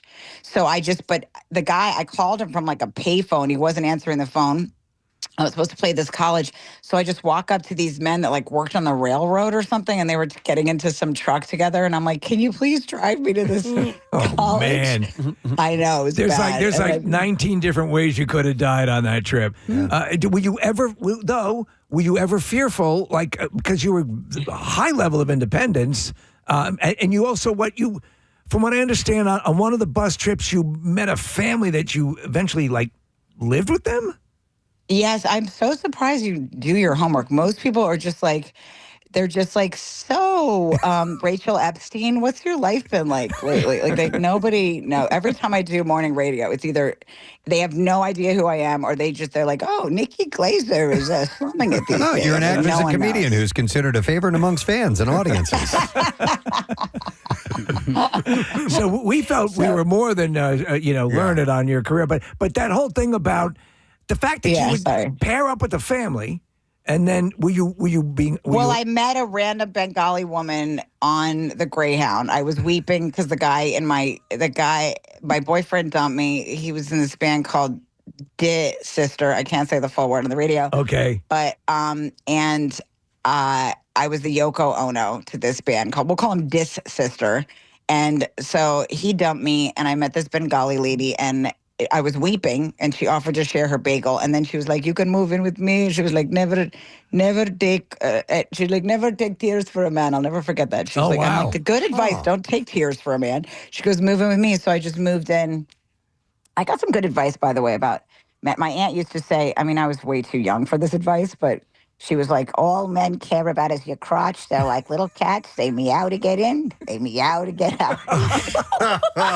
I love that. My dad, when we were, because this makes me think of my dad. My dad used to say, he'd say it in a much coarser way. He'd say, "Don't forget," because we're all boys. "Don't forget the crotch hairs of a woman can pull a battleship." And we're like 6, 7 years old, sitting with our Cheerios, going, "Okay," but it's the crotch hairs of a woman can pull a battleship. Right. In other words, that is what I think it was Emily Dickinson that first wrote that. Yes. And I really said, "Wait a second, Dad. I want to write that down in my essay book." But it's those little jewels. So did you stay with this woman for a while? That was how it worked. Like, if you grew up like in the 90s, like your dad just said one parent said one sentence to you about one thing, and that was all you had to hold on to for the rest of your. You know what I mean? It was just my friend said his dad, his sex talk was just his dad walked in and he's like, "Never in the rear and hide your wallet." But and then you just sit with this baffling sentence for the next 10 years. Wow. That was everything. My mom would just go, she would just walk in with some weird flippant phrase that I couldn't possibly, like, she would be like, "The thing with women with breast implants is that they're clinically depressed." And then she would just walk out. I'm like, "That can't be." I'm like, "You're clinically depressed, Karen." So what witticisms or what anecdotes like that or little one-sentence pieces of advice are you just dispensing to your daughter? I tell her every morning, I say, "Men are like little cats. They scratch on your door." Stop it. And all they want to do is get randy with that crotch. Honestly, she talks so much about this. My aunt, Edith Schneider, by the way, at home, I know that's a really sexy name. I'm going to ask you to cool your erections. Just try to focus. It's a very sensual name, Edith Schneider. But I honestly, like, my daughter, I try, but I still bond with her. Like, her fish, we got her a fish, which I know is nonsense. She wanted a dog. We got her a fish. It's like, it's so insulting. But, I mean, my husband, like, she threw a tantrum. In the middle of a tantrum, I go, I told him you can't talk to them during the tantrum. You got to let them go through the emotion. In the middle of a tantrum, he just goes, "Well, I don't know. Do you want a dog?" I'm like, "No, you don't offer a kid a dog." No. She just kicked me in my rack. Like, just, you don't gift her a pug. But anyway, so he promised her a dog just because she was kicking and screaming on the floor. So we had to get her a fish instead. And then we killed it right away. Just immediately. It's the worst. It's the worst. I didn't realize how complicated fish were. I thought you could put a fish in a fish bowl, like in the 90s, in some water. Now, apparently, they all, you have to put some gentle chemicals. They're all like these soft fish that have peanut allergies or something. I don't know. You have to do all this stuff or they die. I didn't know. It's relatively pointless pet, and then we killed like 3. Like, wow! Oh yeah, it's easy to do. By the way, if you're just tuning in, Rachel Feinstein is joining us. She's going to be at Helium Comedy Club on Sunday. One show, 4:00. Did she name the fish?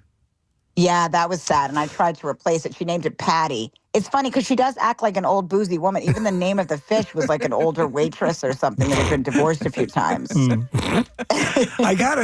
have to meet your daughter someday. She sounds like something that's traveled from the future. An old soul. She fell off the bed once, and she still talks about it like it was an old drinking story. She's like, "Mommy, that was crazy that night when I fell off the bed."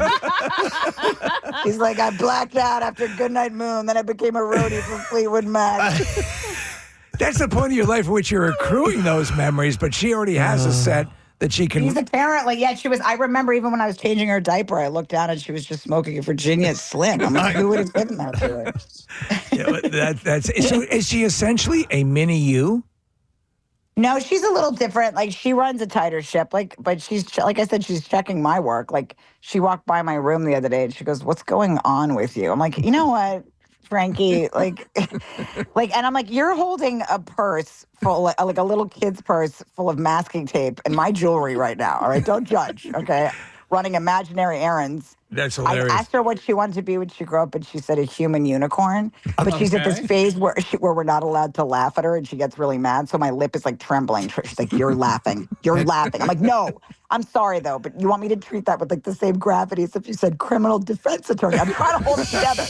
And her name is Frankie, you said? Yeah, I love her that real name. name is Elena Francis, but we call her Frankie because my husband's grandfather, like, you know, they're all firemen. His grandfather was a Frank Foya, and he passed in a Foya, so we named him after him. So we call her Frankie, and it just kind of stuck. She's more of a Frankie than an Elena. I do like love that name. I do for a girl. Frankie is a great nickname. Your husband's a battalion chief, is he not? He's a He's a muckety muck. battalion chief with FDNY. Yes, they're always over. All the Foya fighters are my plumbers. They're doing all the work around my house.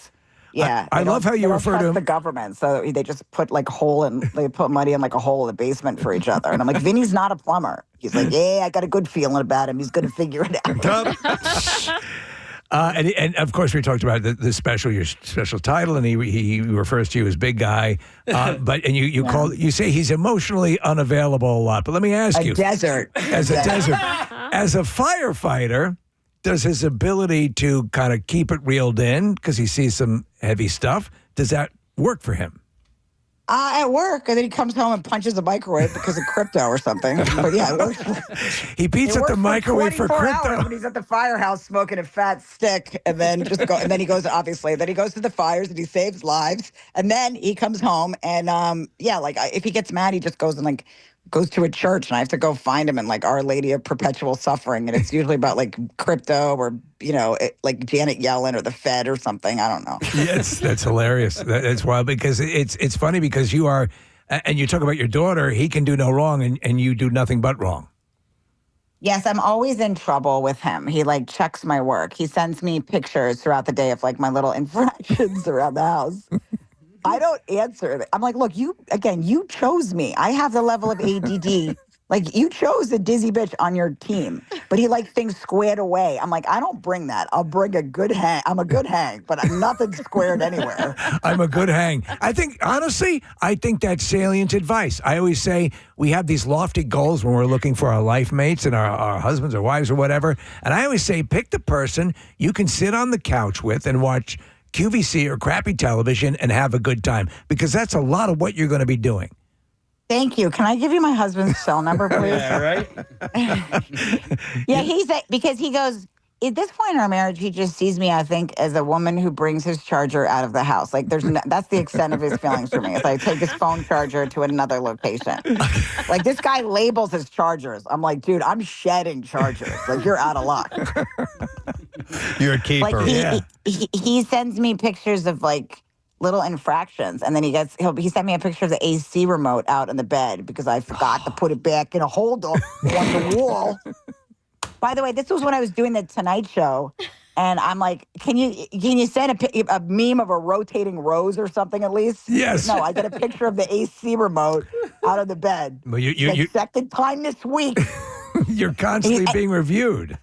And he acts like he comes home almost like a coach. Like he thinks he acts like he's like Jalen Brunson's father, and my head's going to be in my hands or something like that because I didn't practice hard enough that day. He's like, yeah, so you saw the picture, right? Second time this week, yeah. And I'm like, no, you're the insane one. He's like, look, second time, not out in the bed. I'm like, were you molested? Like, who hurt you? Oh, my God. That you have to control AC remotes to this haunting degree. Like, who betrayed your trust when you were a child? Oh, my goodness. I mean, not to be fair, I'm not well either. Like, my nightstand, is very alarming. His nightstand looks like a gay serial killer's nightstand. My nightstand looks like I was, freshly attacked there, like the scene of an active crime. Like Marilyn's nightstand when they Marilyn Monroe. Yes, yes. Marilyn Monroe's nightstand. Exactly. I got too excited. That was too exciting. For whatever reason, it balances out and it works for you guys. So I'm happy for you. All right. Well, listen, Rachel, we got to run, but it's always a blast to speak to you. Thank you so much for checking in with us. But one show only. So she's coming in and out. Don't miss out. I'm just running my new hour. One show. Come on through. Sunday at 4 o'clock at Helium Comedy Club. Don't miss it. Thank you, Rachel. We hope you have a great time while you're here, okay? I love you guys. We love you. Rachel Feinstein, guys. She's the best. She's hilarious. She is the best. I love her, man. The mind is always going. I mean, like a million miles an hour. Just cranking but it's out. funny stuff. Yeah. All right. Well, let's take a break. We'll come back in a second. We got some beat file stories. I forgot to do some shout outs that I meant to throw out. So we'll get to those in a moment or two. So stay put. We'll be back in a second with it all, my friend. Preston and Steve on 93. Steve Show. Diane Abbott Hemmer said they learned to never pick up a random dollar bill on the ground. Poo dollar. Poo dollar. We did poo dollar for years. Yeah. It was a crowd favorite. Casey would rub a dollar in between his butt cheeks and set it on the ground, then sit and wait for somebody to pick up. And then he would jump out with a bullhorn and scream poo dollar. And then Bravo Channel bought that from us and created a whole Preston, show. you pick a dollar up, there you Put it back down. Poo dollar. Poo dollar. Dude, and you were dancing when you were doing that. All right, Debbie Carling Agostino said, I learned if your nose runs when you are eating, that is called gustatory rhinitis. Okay. Oh, okay. I remember talking about that, but I don't remember saying that. I remember you had a different scenario that had your nose. Mine is when I drink something hot. Okay. Oh, okay. Kim Boy said, I learned the lyrics of Foo Fighters' Monkey Wrench. I remember the discussion, what Dave was saying during a really long-winded vocal section of the song, and Marisa saying the lyrics. I'll never forget that, as I'm a lyric person and wanted to know too. Too many moments to list. Thanks, crew. Don't know what I'd do without you all. Let me see. And I haven't read through these. I'm just reading this as I go along. Let me see here. Shelley Wise said, question of the day. Summer, back in the early 2000s in Y100, the English word with the most definitions is the word set. Set. So she learned that. Ah. Kevin Jones said that they use day-old donuts and honey to catch bears hanging out in people's neighborhoods. Yeah, they do. Andrew Millichap said he learned the part of the body that people forget to clean the most is behind the ears. Guess we passed that along, too. I wash my head, but I don't specifically target the backs of the ears. You know what I do now, and I've been doing for a little while now, is, and I never used to do this, I wash my entire legs, like behind my knees, like. Do you shave? No. I mean, not often. Sometimes. Do you do it every time, or if you're a little short on time, you'll skip it? Every time. Okay. Every time. Yeah, because I'm a loofah guy, and everything's all set up anyway, so it doesn't take a whole lot. Okay. You know? Donna Lee learned what a Pittsburgh toilet is. Yes. That's the one that just sits in the middle of the room. It's not really a bathroom. Sometimes it's mainly in the basement. The idea is if you'd come in from a particularly dirty job, whether I guess mining or anything industrial, and you'd come into a door that goes right into the basement, and you could go to the bathroom without having to get completely, changed. Dorian Lenz, by the way, we're doing everything I learned from the Preston Steve Show. Dorian Lenz said, I learned what an upside down pineapple means. Yes, you're down for swinging. Yeah. I just got rid of a hat that I had that had a pineapple on it. Was it like, upside down or right side up? Can't remember. Sometimes people interpret it.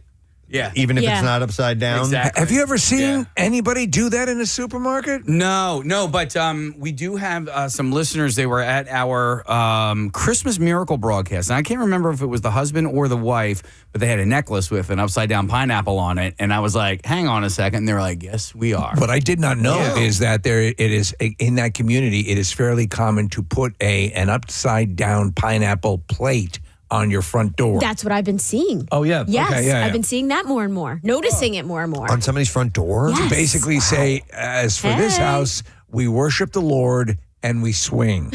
Remember those things you used to put on your front door? It was like if your house was like a safe haven for people. Do you guys know? I remember there was a sticker for like the fire department, like a child lives in this room, or I remember those. Them. Yeah. Which can also be bad. Yeah. For your local. Show you were advertising. Your local predator. Yeah. Let me go to a couple of calls real quick, and then I got a bunch more of these to read. I have Doug, who is joining us on the phone side. Doug, you're on the air. Good morning, bud. Gadzooks. Gadzooks, sir. What's up? That tells you how old I am. So I don't remember who it was, but it was Casey Boy or somebody was talking about for all intensive purposes. And I found out it's intense and purposes. Intense and purposes. Yes, it's one that people regularly get wrong. And from time to time, we'll try to reveal what they really like all of a sudden. What in the hell what's an intensive purpose? I am so intensive in my purpose. I mean, that's... You're very committed. You can have a purpose. They have a very intensive, very intensive purpose. Let's go to Kim. Hi, Kim. Good morning. Hey, good morning, guys. Hey, Kim.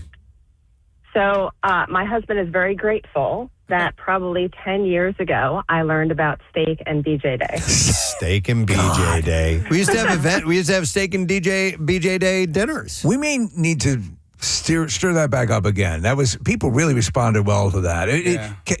Routinely, it would take place 1 month after Valentine's Day. Right. That's March right. 14th. Yeah. Do you still celebrate, Kim?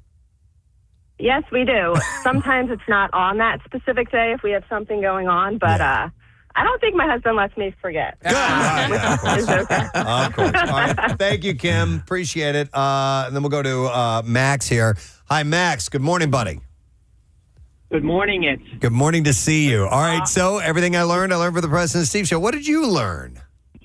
When I was 15, I learned what X-Hamster was. Oh, my God. Oh, my God. And on that day, that was a glorious day. Oh, that's so funny. A friend of mine was just on it the other day. Happy we could help, Max. Thanks, buddy. What were they? So there's X-Hamster, Lobster Tube, which is what I think Bert Kreischer introduced us to. Yeah. No, it was Big J. Was it Big J? Yeah. Okay, Yeah. Lobster Tube. And Pornhub.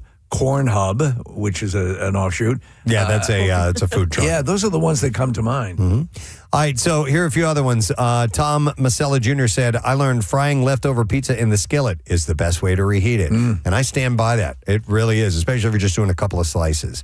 Let's see. This is Kurt Malawi said, I learned that David Spade was actually the person doing the female cleaning lady voice that woke up Chris Farley's character in Tommy Boy. Yeah. That's at the beginning of our show every morning. In case you aren't up that early, our show has started for 28 years with that Tommy voicing. Yeah. How many times do you hear from people who will hear a clip that we play on the show and finally see it in the movie that we got it from? Dude, okay, so just so randomly, I heard something on my TV go, yeah, where are the strippers? Yeah. And it was like, it's Hungry Time or whatever that, oh God, what's Hungry the Time. Oh, Is it a cartoon? it's a cartoon, and it's got like a milkshake that talks. Bob's Burgers? I don't know. No. I don't know that. Wait. Not that Blow one. the lid off the joint. Yeah. Hold on. Go back to that other clip, the one that you hit. You remember that one? I do. And the reason I wanted to hear is I had somebody email me not that long ago looking for that woman. Oh my God. They wanted that whole, it was a woman who called up, she needed help with her computer and she was leaving a voicemail for her son, and it starts off very calm. She's like, she starts off very calm, and then by the end of it, she's screaming her head off. It was so funny. I used to love playing that. Casey, I have no idea where to find it. Aqua Teen Hunger Force. Aqua Teen Hunger Force, yeah. Where are the strippers? So that's from Aqua Teen Hunger Force. yeah. Never knew that. All right, so here's one that says, Brian Butch Cole said, I think I learned that ranch dressing is good on pizza. Maybe they really like it on there. I don't even like it like that anymore. I don't even know what you're talking about. Jessica Leet Schneck said, I learned to create shortcuts in my phone keyboard app for stuff like my address. Thank you, Casey Boy. You're welcome. Lauren Peltzer learned the word taint from us. In fact, Casey has a tattoo on his taint. Yeah. So does Joe. Me and Yeah. Joe. Yeah. In fact, we have audio of Joe getting said tattoo, which is... At the very moment the needle touched his taint. You can hear the tattoo gun in the background. Listen closely. What I learned is when you're super hard on somebody for tapping out on something like that, maybe you should just go easy on them because it actually does hurt quite a bit. I've never heard a shriek. It's just the best. No. That is a 100%. Apparently, there is a nerve nexus in the taint area, and that's what he had hit. It is sensitive down there.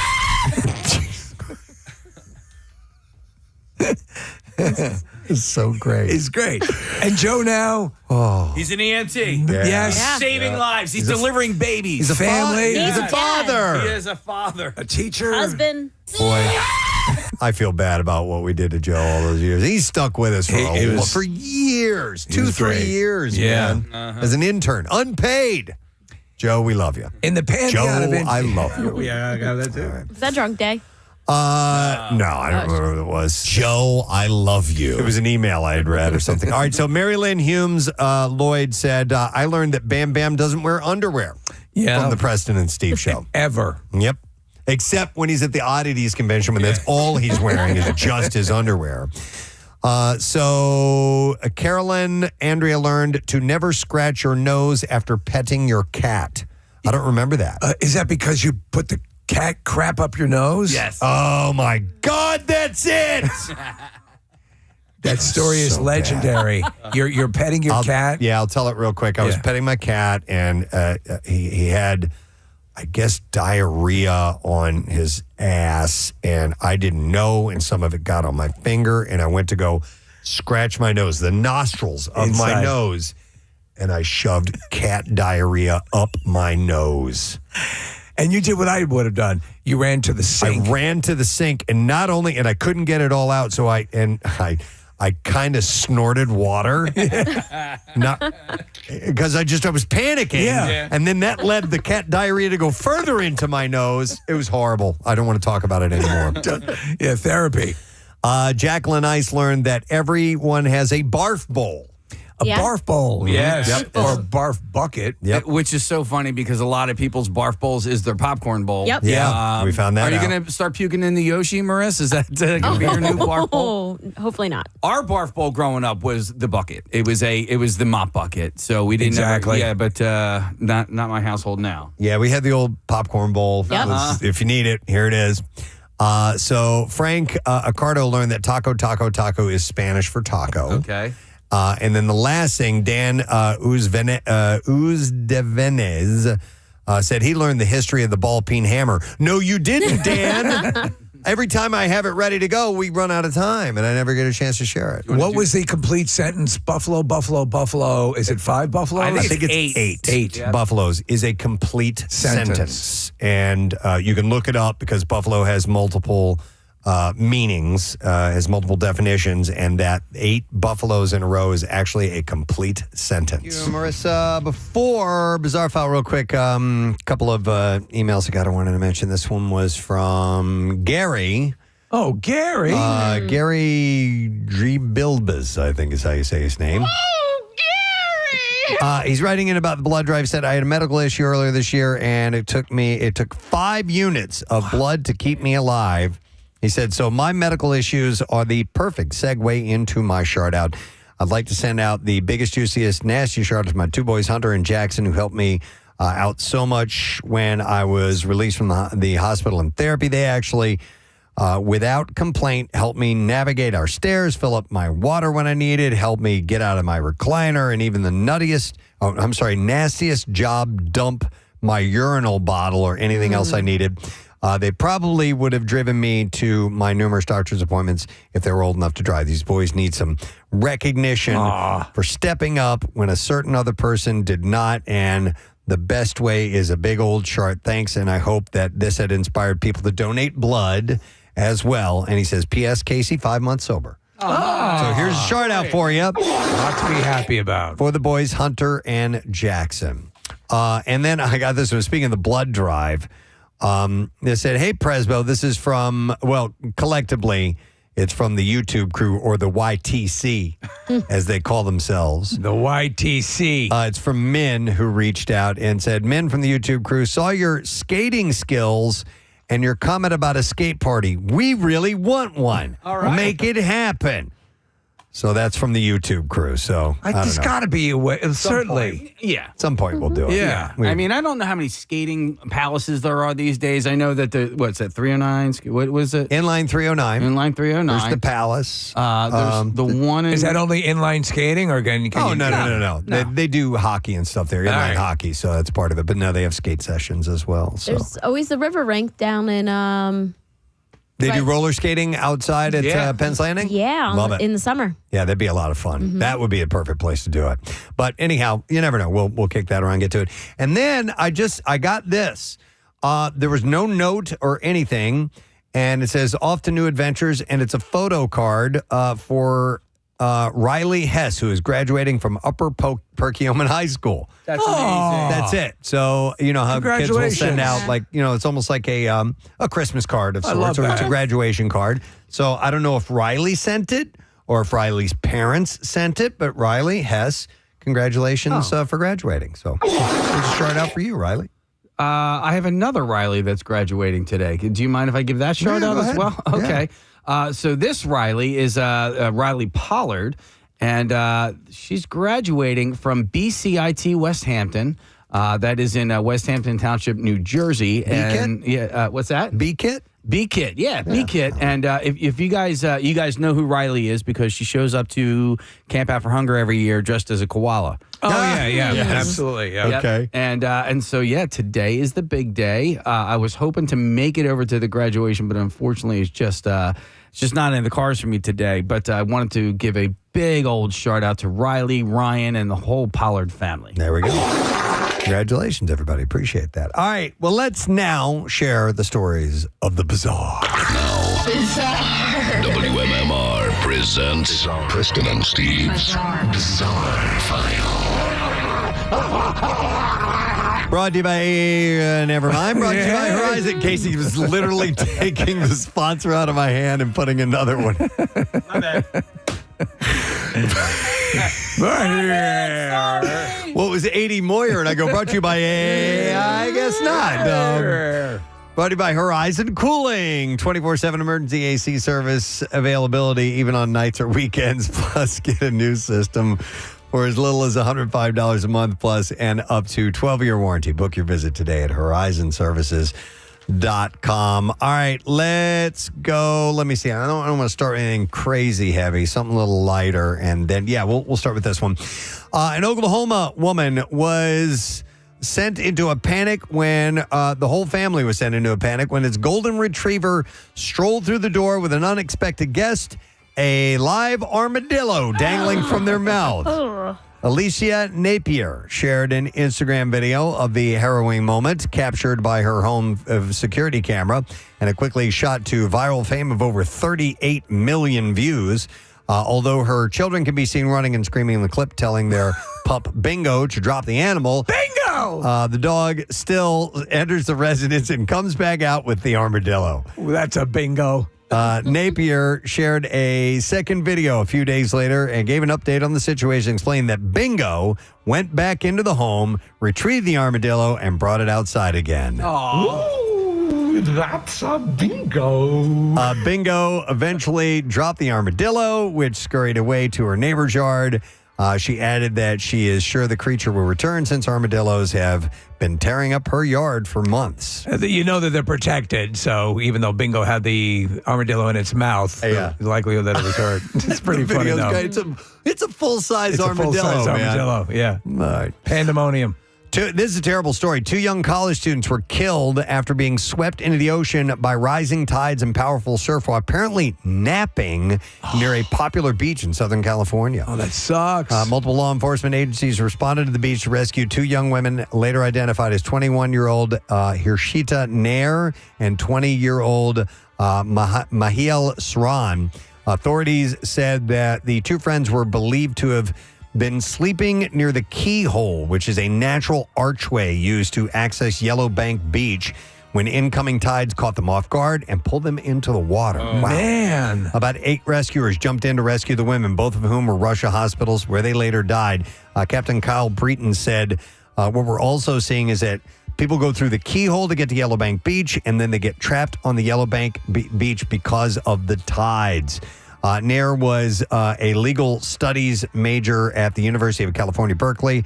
Sran studied public health at San Jose State University. The tragedy happened along a notoriously hazard stretch of coastline known for steep surf, strong currents, and so-called sneaker waves that can surge far beyond the waterline with little warning.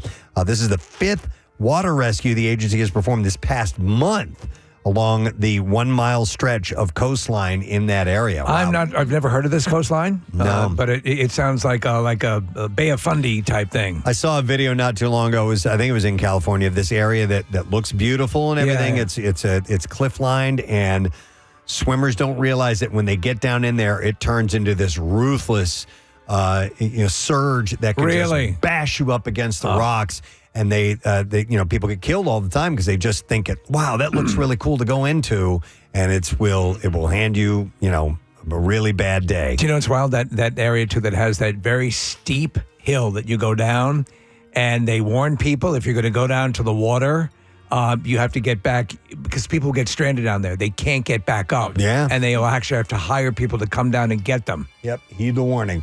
All right, a hurry to a LARPing tournament ended with a very real arrest in northern Arizona. On June 11, troopers stopped a driver clocked at 106 miles an hour, 65-mile-an-hour zone in Flagstaff. The driver told troopers she was late for a LARPing tournament in Colorado. Now, LARP stands for live action role playing, a hobby where participants dress in costume and act out characters in fictional settings. And she felt it was important to do 106 miles an hour to get there. You don't want to miss the LARPing tournament. She was arrested for criminal speeding and booked into the county jail. Was she wearing a costume? You know what? It didn't say, but the department said in a Facebook post, speeding to save a fictional realm is no excuse for drivers in Arizona highways. Well, you're going in the wrong direction. That's the felching tournament. Oh, my God. Jesus Christ. All right, here's this one's disturbing. In Florida, investigators arrested a man on video voyeurism charges after a police investigation led into a county jurisdiction.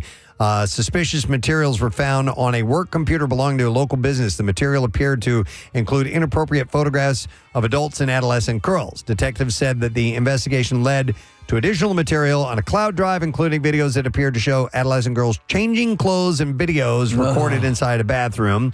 Investigators determined that videos were recorded by a concealed camera inside a church bathroom and in a room where adolescent girls were changing after baptism services. Jeez. The person in possession of the computer was identified as Charles Burton Lucas. A search warrant was obtained for his residence. He was arrested and booked into the county jail. Detectives said Lucas is listed on the Heritage Community Church's website as an overseer. Yeah, he's an underseer, too. Yeah, investigators are working to identify victims shown in the video, some of which date back to the early 2000s. So this guy's been at it for a while. That's messed up. All right, we can't end on that one. Let me find something a little bit lighter to wrap up with. Let's go with this one. A Florida man who claimed that he saw the Antichrist moments before troopers say he lost control of his pickup truck and crashed into another vehicle on I-75 is accused of trying to steal a medical helicopter that landed at the scene to take patients to an area hospital. You just saw the Antichrist. You're not going to do everything to get out of there? A driver identified as Riley Ferrer was traveling northbound on I-75 just before midnight on Friday when he lost control of his pickup truck. The Highway Patrol said the truck veered off the road, struck another vehicle, and overturned in the woods.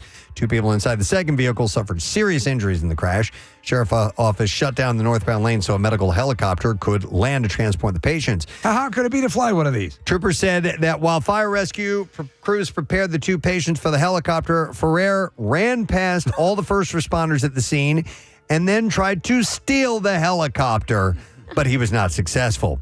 Ferrer told officials he saw the Antichrist moments before he lost control of his pickup truck and crashed. They placed him in a patrol vehicle and took him to Tampa General Hospital for medical clearance. They said Ferrer refused to walk into the building, had to be physically escorted inside by law enforcement personnel. Once in the hospital, he refused to stay seated, prompting troopers to force him to sit down until local sheriff's deputies arrived. Yes, I'm here. Wait. I'm here to visit a patient. His name is Ferrer. After being medically cleared, he was taken to the detention center where officials said he continued to resist detention deputies and is being held with no bond for the burglary charge. That's crazy. There is your beef. You can't just pick up I can figure out a helicopter. Yeah, I'll get out of here. I saw an Antichrist. I think now's the time to go. Yeah, totally. All right, and that's it in the B-File. We are taking a break. When we get back, we got some stuff to give away, and it'll be in the form of a lesson question. We'll get lots of music news and trash as well. Stay there. We'll be right back with it.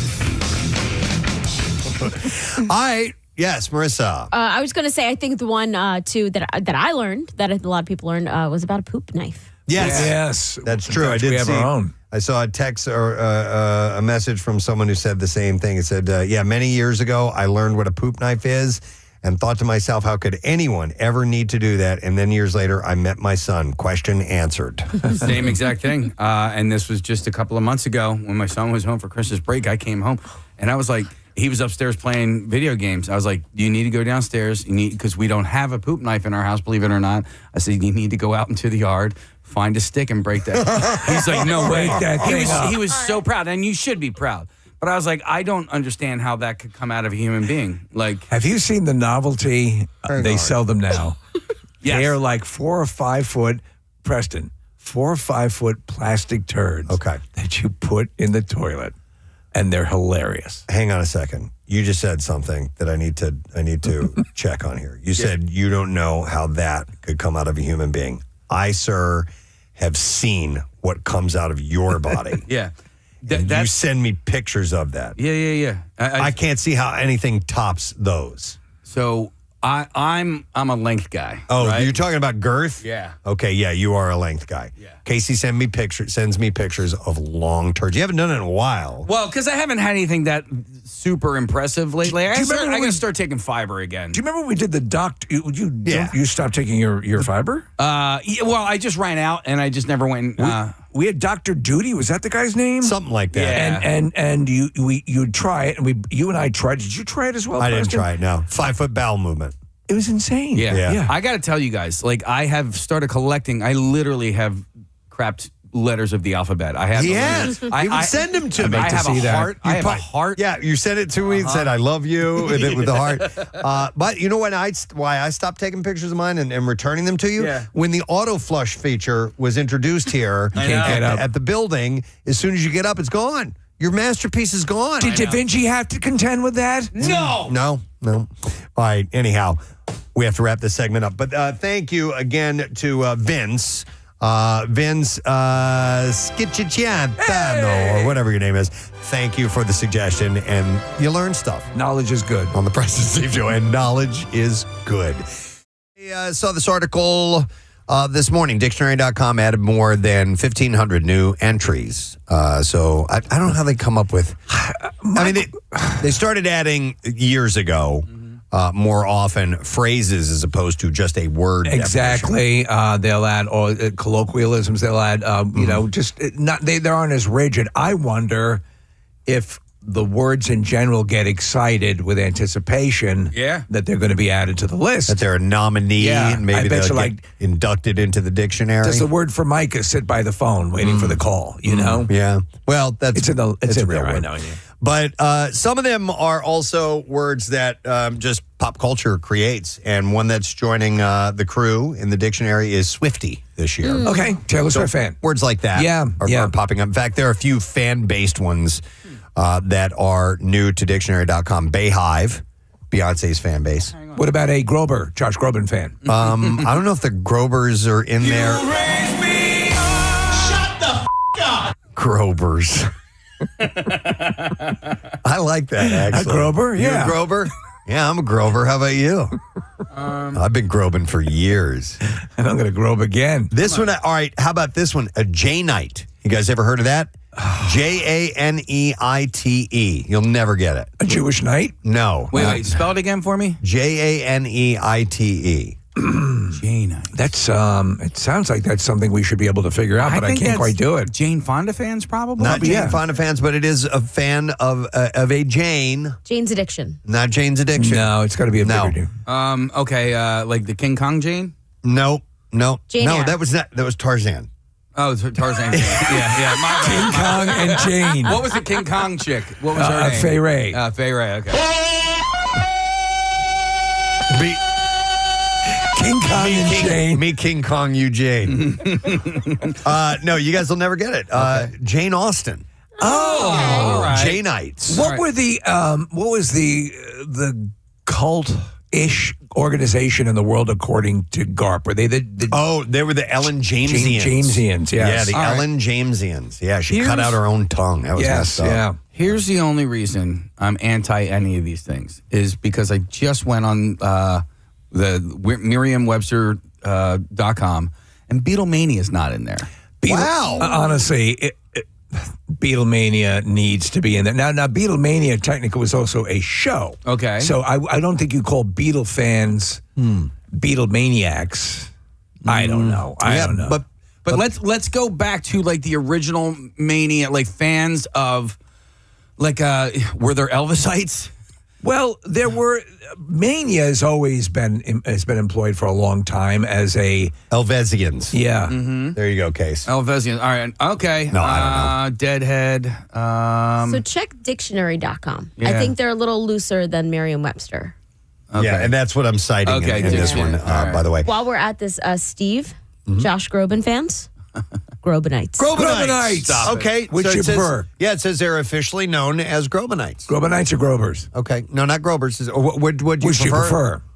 Grobanites is kind of cool, but Grober is more like Buddy. So it's a difference between This is my Grober. Trekkers and Trekkies. It's my Grober, Steve. Yeah, right. All Yeah. A Grobanite is really hardcore. By the way, Trekkie was added to. How was that not already in dictionary? That blows my mind. But and, that was and why this year? That was. But you know what it says here. Swiftie isn't the only fandom identifier added this year. So yeah, Trekkie has just been added. That's odd. So the delineation is a Trekkie is a more frivolous kind of Trek fan, whereas a Trekker is a more studied student of Star Trek. They follow the path. Yeah. They almost kind of live it. Right. You know, a Trekker Lived does. it, Dottie. Yeah. Man, there was another one I was going to mention, and I can't remember. Damn it. Oh, all good. But there are a few other additions to dictionary.com.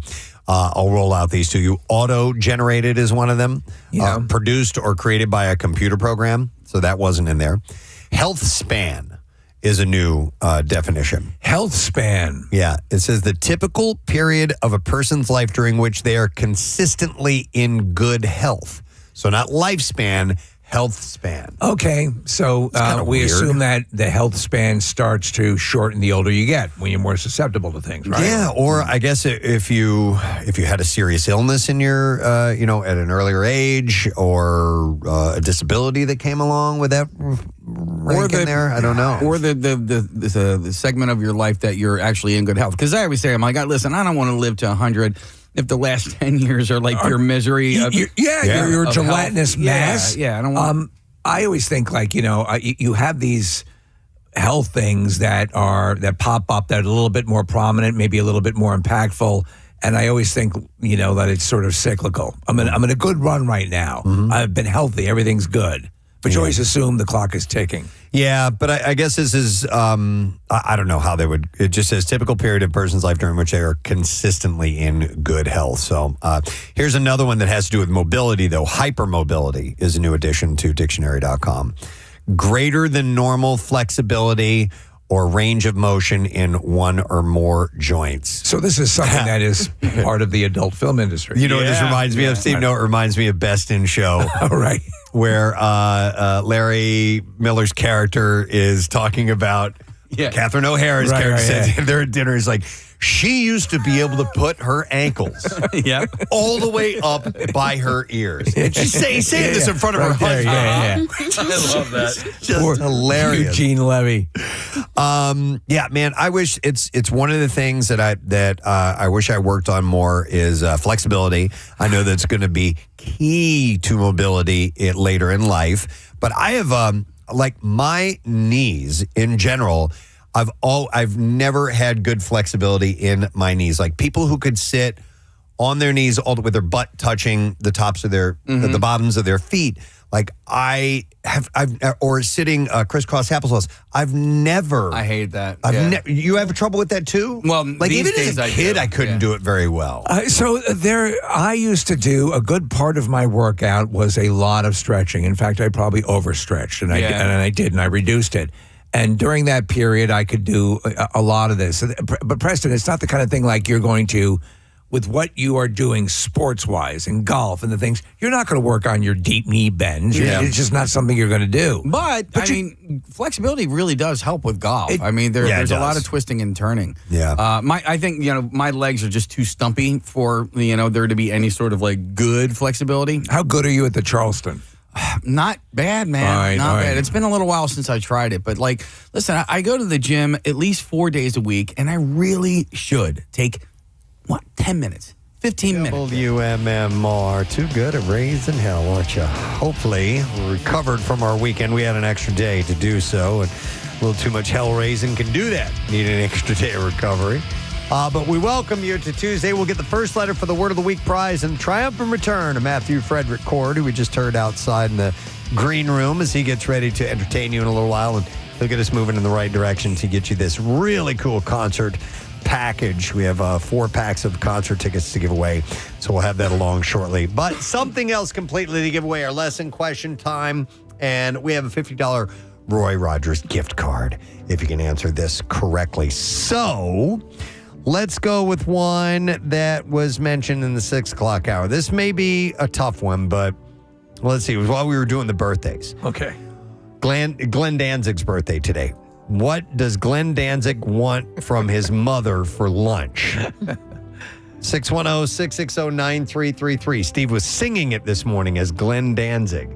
What does he want for lunch from his mother? Mother! 610-660-9333. Call if you know the answer. The trash business is a gold mine. 93.3 WMMR with Preston and Steve's Hollywood Trash. Brought to you by A.D. Moyer, trusted expert since 1939. A.D. Moyer Lumber is your professional source for decks, windows, doors, kitchens, millwork, and more. Visit them on the web at admoyer.com. What's going on, Steve? Well, Preston, Travis Kelce celebrating what appeared to be his bachelor party by loading brother Jason and 8 friends into a party bus to see Dave Chappelle perform in San Diego. Afterwards, we understand the group took in the Blister Sisters at Queef Jerky's. Wow. It's a good place. Both Victoria and husband David Beckham, marked Father's Day with a warm social media post extending an olive branch to estranged son Brooklyn. Brooklyn was reportedly unmoved by the gesture, replying with a picture of his balloon knot. Hey! And finally, Rod Stewart, seen taking hits of oxygen from a tank as he struggled to perform a concert in Utah Saturday night. The 81-year-old admitted he's recently begun intermittent breathing. That's your Hollywood Trash. We will see if someone knows the answer to the lesson question today. What does Glenn Danzig want from his mother for lunch? 610-660-9333.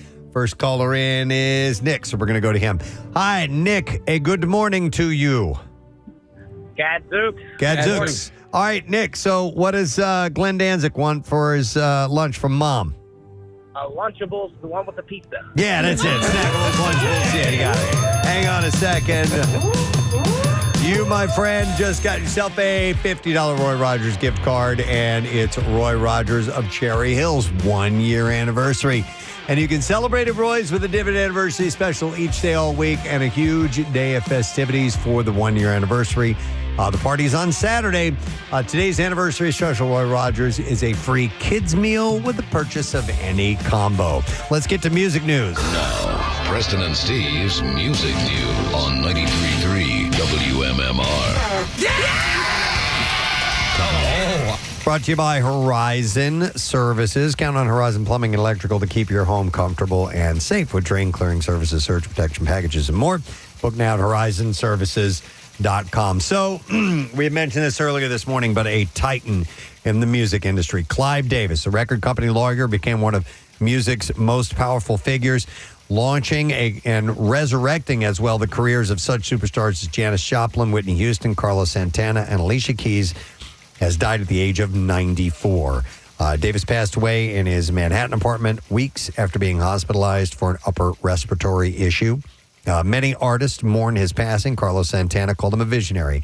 Michael Bublé, so the music industry executive, believed in people and their dreams. And Patti Smith thanked Davis for a half-century of love and support.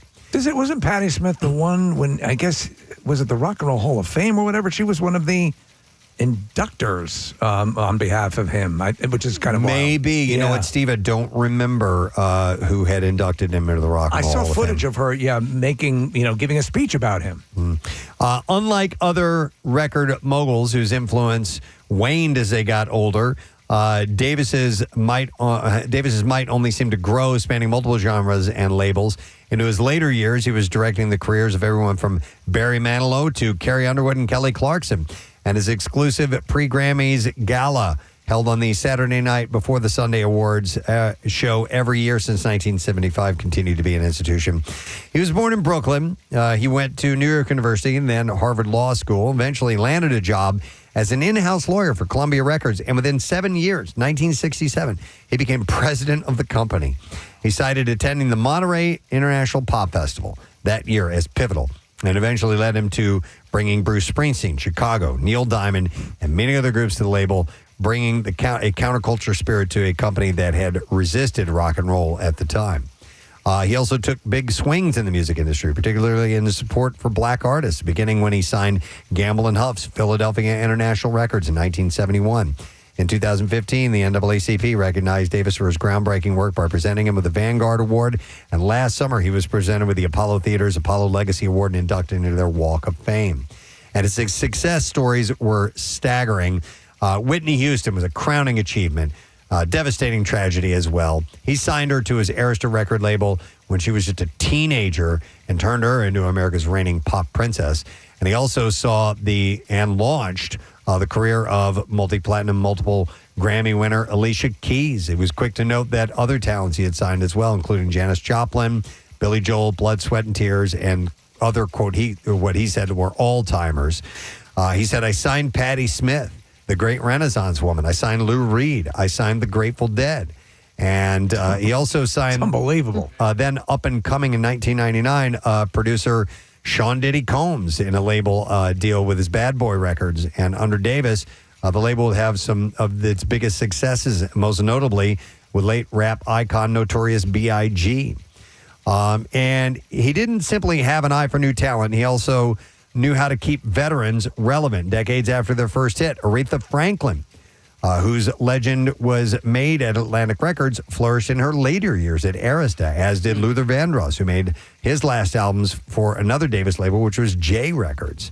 It was Davis who conceived of the 1999 album Supernatural, which paired Carlos Santana with some of the day's hottest talents, and that won 8 Grammys and gave Santana more success than he'd ever enjoyed in his decades-long career. So he could take these older artists and revitalize them. And in fact, he did it with Rod Stewart. It was his idea to do the Great American Songbook, and that revitalized his career as well. A good chunk, years he was doing that Great American Songbook, and that tour was hugely popular. Yeah. He was also behind artists like Aerosmith and Dionne Warwick and Kenny G and the Bay City Rollers, Milli Vanilli. He had all these pop acts as well. Ace of Base, Air Supply, Ray Parker Jr., Carly Simon, Melissa Manchester, The Kinks, Lou Reed. It goes on and on. In his memoir, Davis confirmed longtime rumors that he was bisexual and had been living with a man in recent years.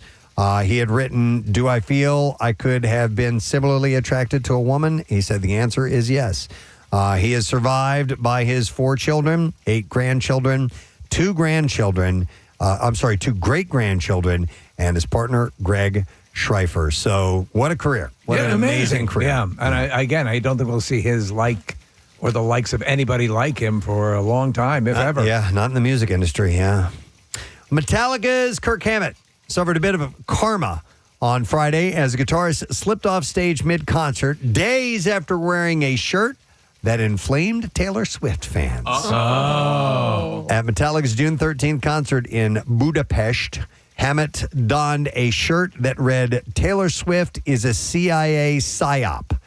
Photos of him in the garment eventually caught the attention of Swifties, who lashed out against the guitarist on Reddit and on social media. And it took a week, but karma finally caught up to him. During Metallica's June 19th show in Dublin, he lost his footing while performing Seek and Destroy. He plunged guitar first into the audience They helped him back up onto the stage, and only a few chords were missed. He himself joked about the fall on social media, writing "slip and destroy" atop an Instagram story of his miscue. The guitarist has not addressed the PSYOP shirt scandal and whether the Swifties' Hex had played a role in his spill or not. So Coincidence? I don't know. Never know. Marisa sent me this story. Listen to this. Olivia Rodrigo is hosting her own music festival, booking a star-studded all-women bill featuring the likes of herself, Chappell Roan, Stevie Nicks, and Mitski, to name a few. Daisy Chain Fields, as the festival is called, will take place on August 29th at the Great Park in Irvine, California, and will also feature Karen O, Sarah McLachlan, Cat's Eye, Bikini Kill, Die Spitz, Doechii, Eli, Garbage, Not for Radio, Quiet Light, Rachel Chinariri, Santa Gold, and The Breeders. So that sounds like an update on Lilith Fair. Yeah, man. Are the Blister Sisters? I don't know if the Blister Sisters will be there, but in the festival's mission statement, Rodrigo called Daisy Chain Fields a festival founded on the belief that joy, community, and creativity can inspire meaningful change. It affirms that music and collective experience can serve as enduring drivers of progress and social change. Is a place where inspiration and curiosity lead to knowledge, strength, and action. What? The net proceeds from the event will go to nearly a dozen nonprofit groups, including Baby to Baby, Planned Parenthood, the Center for Reproductive Rights, and the National Domestic Workers Alliance, amongst others. The ticket pre-sale for the festival starts on the 24th at 10 a.m. Pacific time. The event is being promoted by C3 and Live Nation, so it sounds like a pretty cool idea. Yeah, man. It sounds like a revamp of Lilith Fair, and I hope that this maybe becomes a new trend. That's what Steve said, by the way. No, and I'm agreeing with that, and then I'm saying that, everyone was saying after that documentary, bring back Lilith Fair, bring it back. No, I'm hoping that they just revamp things and do them differently and bring in new audiences and don't just bring back the old. Yeah. Papa Roach is taking its rise of the Roach World Tour across Europe this fall, with the rock band adding a string of arena dates that has built on previously announced stops in the UK, Ireland, and France. Pre-sales start tomorrow, with general sales kicking off Friday at 10 a.m. local time. The band pledged to donate €1 or £1 per ticket to a local suicide prevention or mental health charity. Jacoby Shaddix called the new show and lineup a dream come true. And then one final thing, Christian rock act Skillet is hitting the road this fall to mark the 20th anniversary of its platinum album, Comatose. The trek, called the Comatose 20 Years Still Screaming Tour, kicks off September 30th in Schenectady, New York, runs through November in Orlando, and they will be in town at the Fillmore on October 2nd. Skillet played the barbecue a number of years ago. And they were here in our studio one time. They're really nice people. Really nice. They're a lot of fun. Pre-sale begins today with general sales starting Friday, both at 10 a.m. local time. And there you go. That's what I have for you this morning in the music news. That means we have one more break to take. And you know what? Should I give away one of these, Casey? I think you should. I have this is really cool, 4-pack of tickets to Jackass Best and Last. It's a Fan Fest screening this Thursday at the UA King of Prussia, hosted by Casey Boy, including an appearance by Dave England of Jackass fame. Nice. So if you're interested in going, we'll take caller number 12, 610-660-9333. Be sure to tell your buddies about the special Jackass Best and Last opening night fan event, 7 p.m. June 25th at Regal Cinemas. Buy your tickets today. So we'll set you up with that. We're going to take a break, come back in a second. Letter of the day for Word of the Week when we return. To stretch. Yeah. You know, there are areas where I can do that, and I just don't. I know. You know? Yeah, it's not fun. I don't like stretching. No. But it hurts. It's really, really good for you. I got to get back to it. I was a little kid that wherever I was, I would just drop into a split. You were a At all gymnast. times. Yeah, and you show off. You do your back walkovers and the cartwheels. Can you still do a split? I don't think I can do it anymore. I was wondering if I could still put my leg behind my head. You used to be able to do that? Like standing up? Oh my God. Close. Yeah. That's close, Marissa. Yeah. Yeah. Haven't done that in a while. Do you stretch at all? No. Okay. I should, though. There's Yeah, this. I should. I was watching this video of this influencer model, Rachel Pizzolatto. She's also part of the Mythbusters group, and she takes her leg, Preston. She's in a seated position, raises her leg up so the lower part of her leg is like a shelf, and she's putting by her chin. I'm like, oh, that would kill me. Yeah. I still sit on my foot when the chair's not high enough. Like this chair's not high enough for me to see Preston. Yeah. So I have to sit on my foot, my ankle, just to like reach over the counter. Wow. All right, so hypermobility is in there. Here's another word I've heard before. This one, glamazon. Yep. A woman who is beautiful and glamorous as well as being tall, strong, or powerful. I think the first time I heard that was in Devil Wears Prada. That was mentioned in that movie. Glamazon. Side quest has also been entered. I like side quest, and I'm not even a gamer, but I love the idea of a side quest. Yeah. Occasionally I do. Yeah. A game that throws too many side quests at you, so many where you don't know if you're still playing the main campaign. Right. I don't like that. But in the world of real life, when you're going to the supermarket and then you get, I'm going to just do a side quest real quick and head over to Crumble and get some cookies. Yeah. I would like to use side quest more in my vernacular because you're it makes right. it more mythical. Yeah. Larger than life. Yeah, as I'm opposed- going for cookies. Yeah, as opposed to a detour. Yeah. It's a side quest. Or a distraction. No, I'm simply on a side quest. Did you guys watch Mythic Quest? The I Rob did. McElhenney show? Yeah. Did you watch Side Quest? No. So there was a whole spin-off series, and it was really cute. One was in a comic book store, and one was somewhere else. And they were cute little spin-off shows. I like that. Yeah. Side quest has been added. All right, these two, tell me if you guys know this. Black pill, you ever heard of that? No. That's been added. So it says something that makes a person believe there is no hope for resolving a major problem or changing society for the better. So you take the black pill, I guess, Okay, which is kind of like the red pill, blue pill from the Matrix. I guess. But I was kind not of a nihilistic way to look at things. I was not, or maybe they use it in a way of like a verb. You've been black pilled, on that or something. I don't know. You see no hope. Now, on the opposite end of things, there's the white pill, something that makes someone hopeful about their personal future or about changing society for the better. I've never heard these. No, neither Never have heard I. these used. Yeah. Meanwhile, I'll have to ask my pharmacist. Yeah. Meanwhile, Trekkie was just entered. Yeah. We've heard that for 50 years or for however how long. Here's another one I was not familiar with. Purple squirrel. Purple squirrel. Where did I hear purple squirrel recently? Has it been added into dictionary.com? I don't know. I think it is a squirrel that loves the music of Prince. Okay. Yeah. That makes sense. It's funny, Press, because I'm kind of glancing over at your paper over there, and I thought it said purple squirts. I never meant to collect your nuts. Purple squirts. Yeah. Dude, you need to go to the doctor fast. You got the purple You got squirts. purple squirts. There are these glitter pills that you can take that make your poop glittery. Seriously? Yes.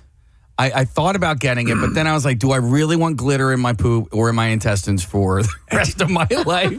Check with Dr. Mike. Yeah. And if he says it's okay, we have to get these immediately. Yeah. Glitter poop. Yeah. Glitter poop, Yeah. right? As long as I it's think for a party? okay for you.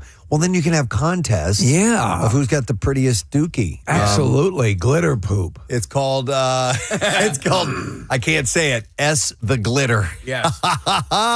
And they look like pills. And they have glittery stuff inside of there. Wow, that's that'd be great for a bridal shower. Yeah. So what you should do is drink blue ices or blue Slurpees because that'll change the color of your poopies. And then You know what? I remember one time I was at a Sixers game and they had Polish ice. Yes. And it was blue. Yeah. And I had a blue turd the next day. And it's crazy. That is so cool. I did not know that it actually did that. And did you try to raise it? Or did it just die? It died. I mean, it was a stillborn. A blue turd. I tell you this. One time, I forget what I was eating. It might have been beets. And it was reddish looking. Sure. wild. Yeah. And I nearly had a seizure. Well, and I have to remind myself because I do love beets. Yeah. That after, I have them for dinner or whatever, like tomorrow. Get ready. When you take a leak. Yeah. Don't freak out. Because, and it's not that it comes out like solid red. No, but it's a enough. darker color and you're like, What? what happened? What, am I okay? Yeah. And beets can definitely do that. Okay, back to purple Back to squirrel. purple squirrels. Yeah, not purple squirrels. A hypothetical person sought by an employer with the ideal combination of temperament, experience, and education for a particular job. So it's a unicorn. A unicorn. Hypothetical person. Yeah. Yeah, okay. All right, so I guess, I don't know where a purple squirrel. I don't know I where guess that comes from. It's just as rare as a unicorn. Yeah, no, the unicorns are real. Yeah.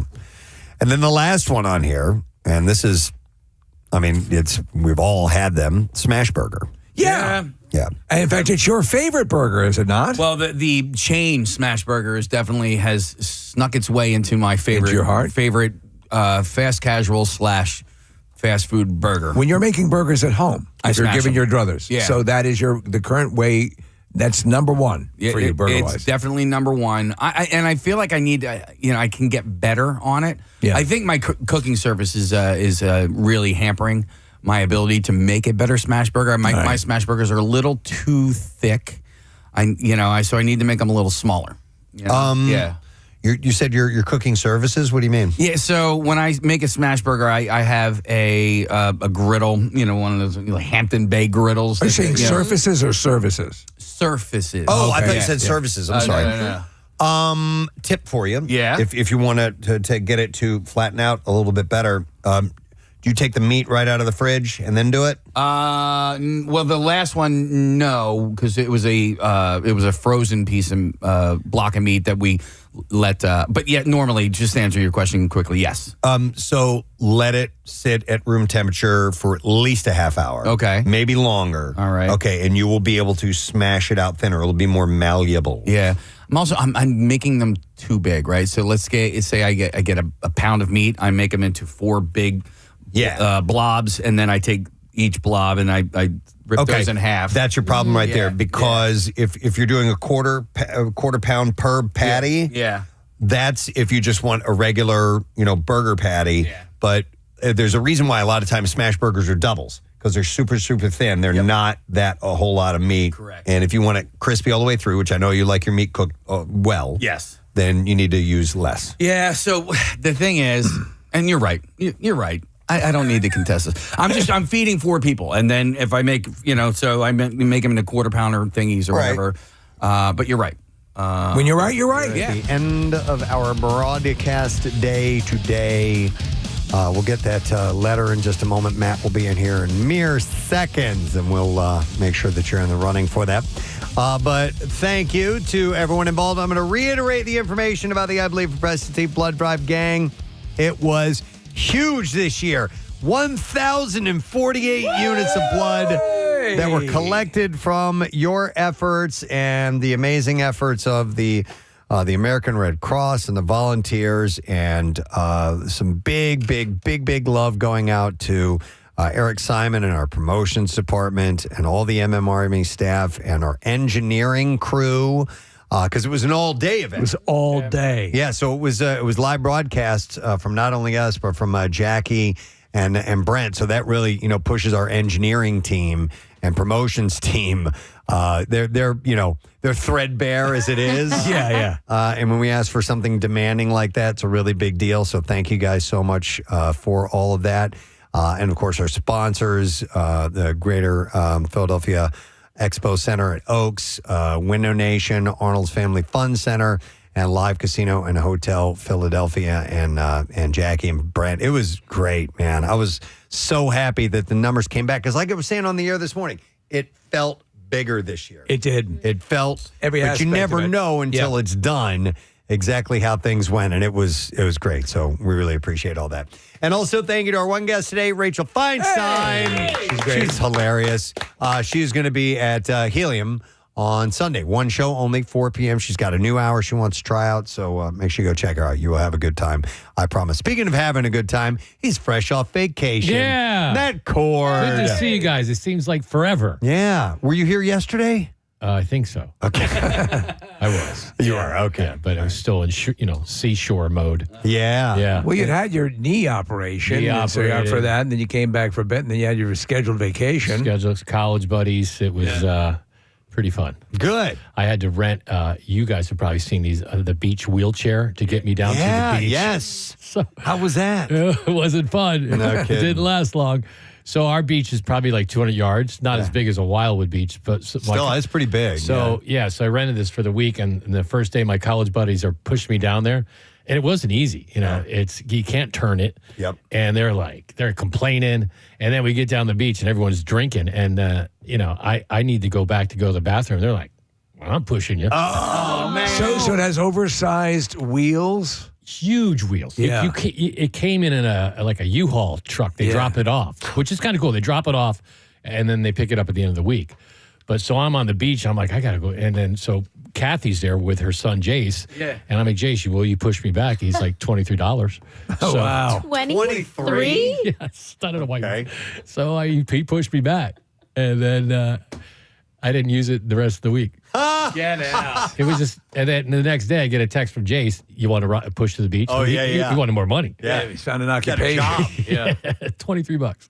I was like, whatever. I'll pay you $50. I have to go pee. Jeez. Anyway, so yeah, the wheelchair, the beach wheelchair. All right, and so then you were walking most of the time. Then, so I guess we we have a better? deck. So I lay down on the deck, and then we went to Brazier's Beach, and his beach is much easier to walk to. It's like a couple steps and you're there. Yeah. And he says hi, and I ran into Dave McGrogan, and I ran into John Runyon. Oh wow! You were hanging out with everyone. Fun day. Yeah. We went and saw Tommy Conwell play at the Orr House, and it was a Tommy Conwell covers show. He's doing Biz Marquee. He's doing a Pink song, Madonna, Chumbawamba. Like, that's funny. And you forget how good he is. Yeah. Like, he can play anything, and he can sing anything. Yeah. And he kept apologizing. He's like, dude, I'm sorry. This isn't, This isn't a regular show. Yeah. He did I'm 17, but, he's playing for people at the shore that want to hear songs that. Yeah. But it was great. So, good time. All right, good. I'm glad you had a good time. I had a great time. And congrats on the numbers for the blood drive. Thanks, man.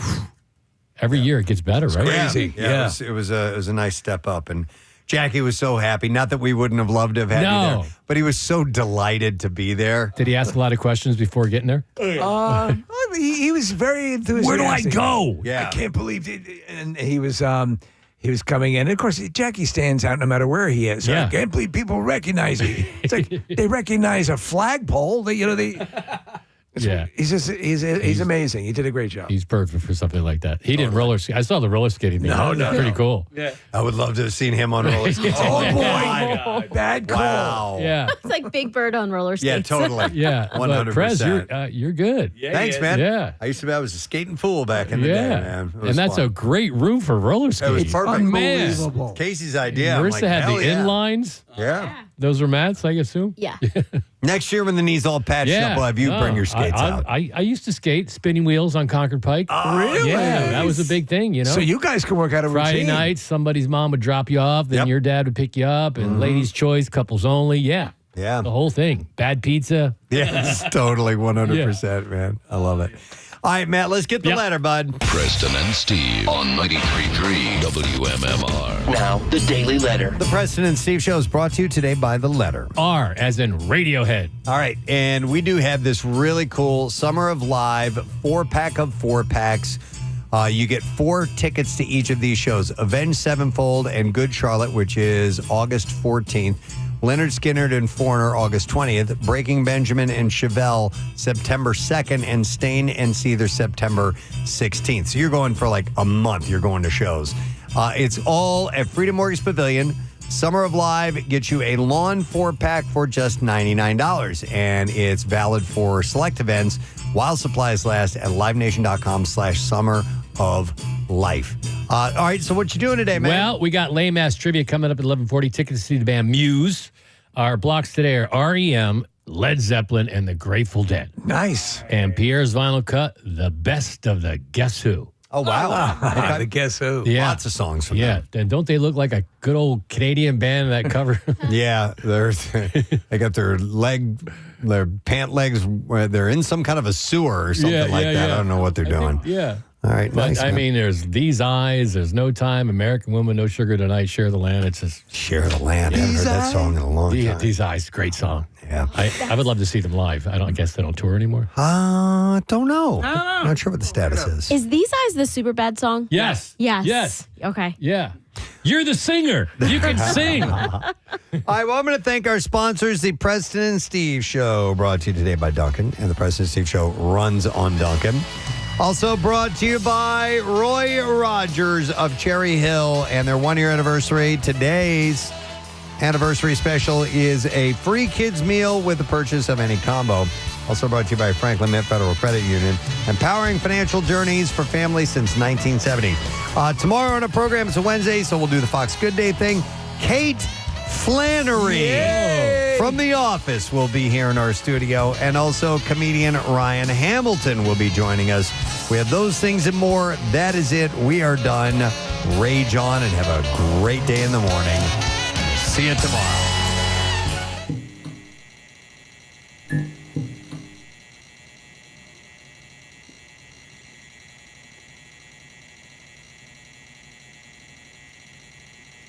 Mm-hmm.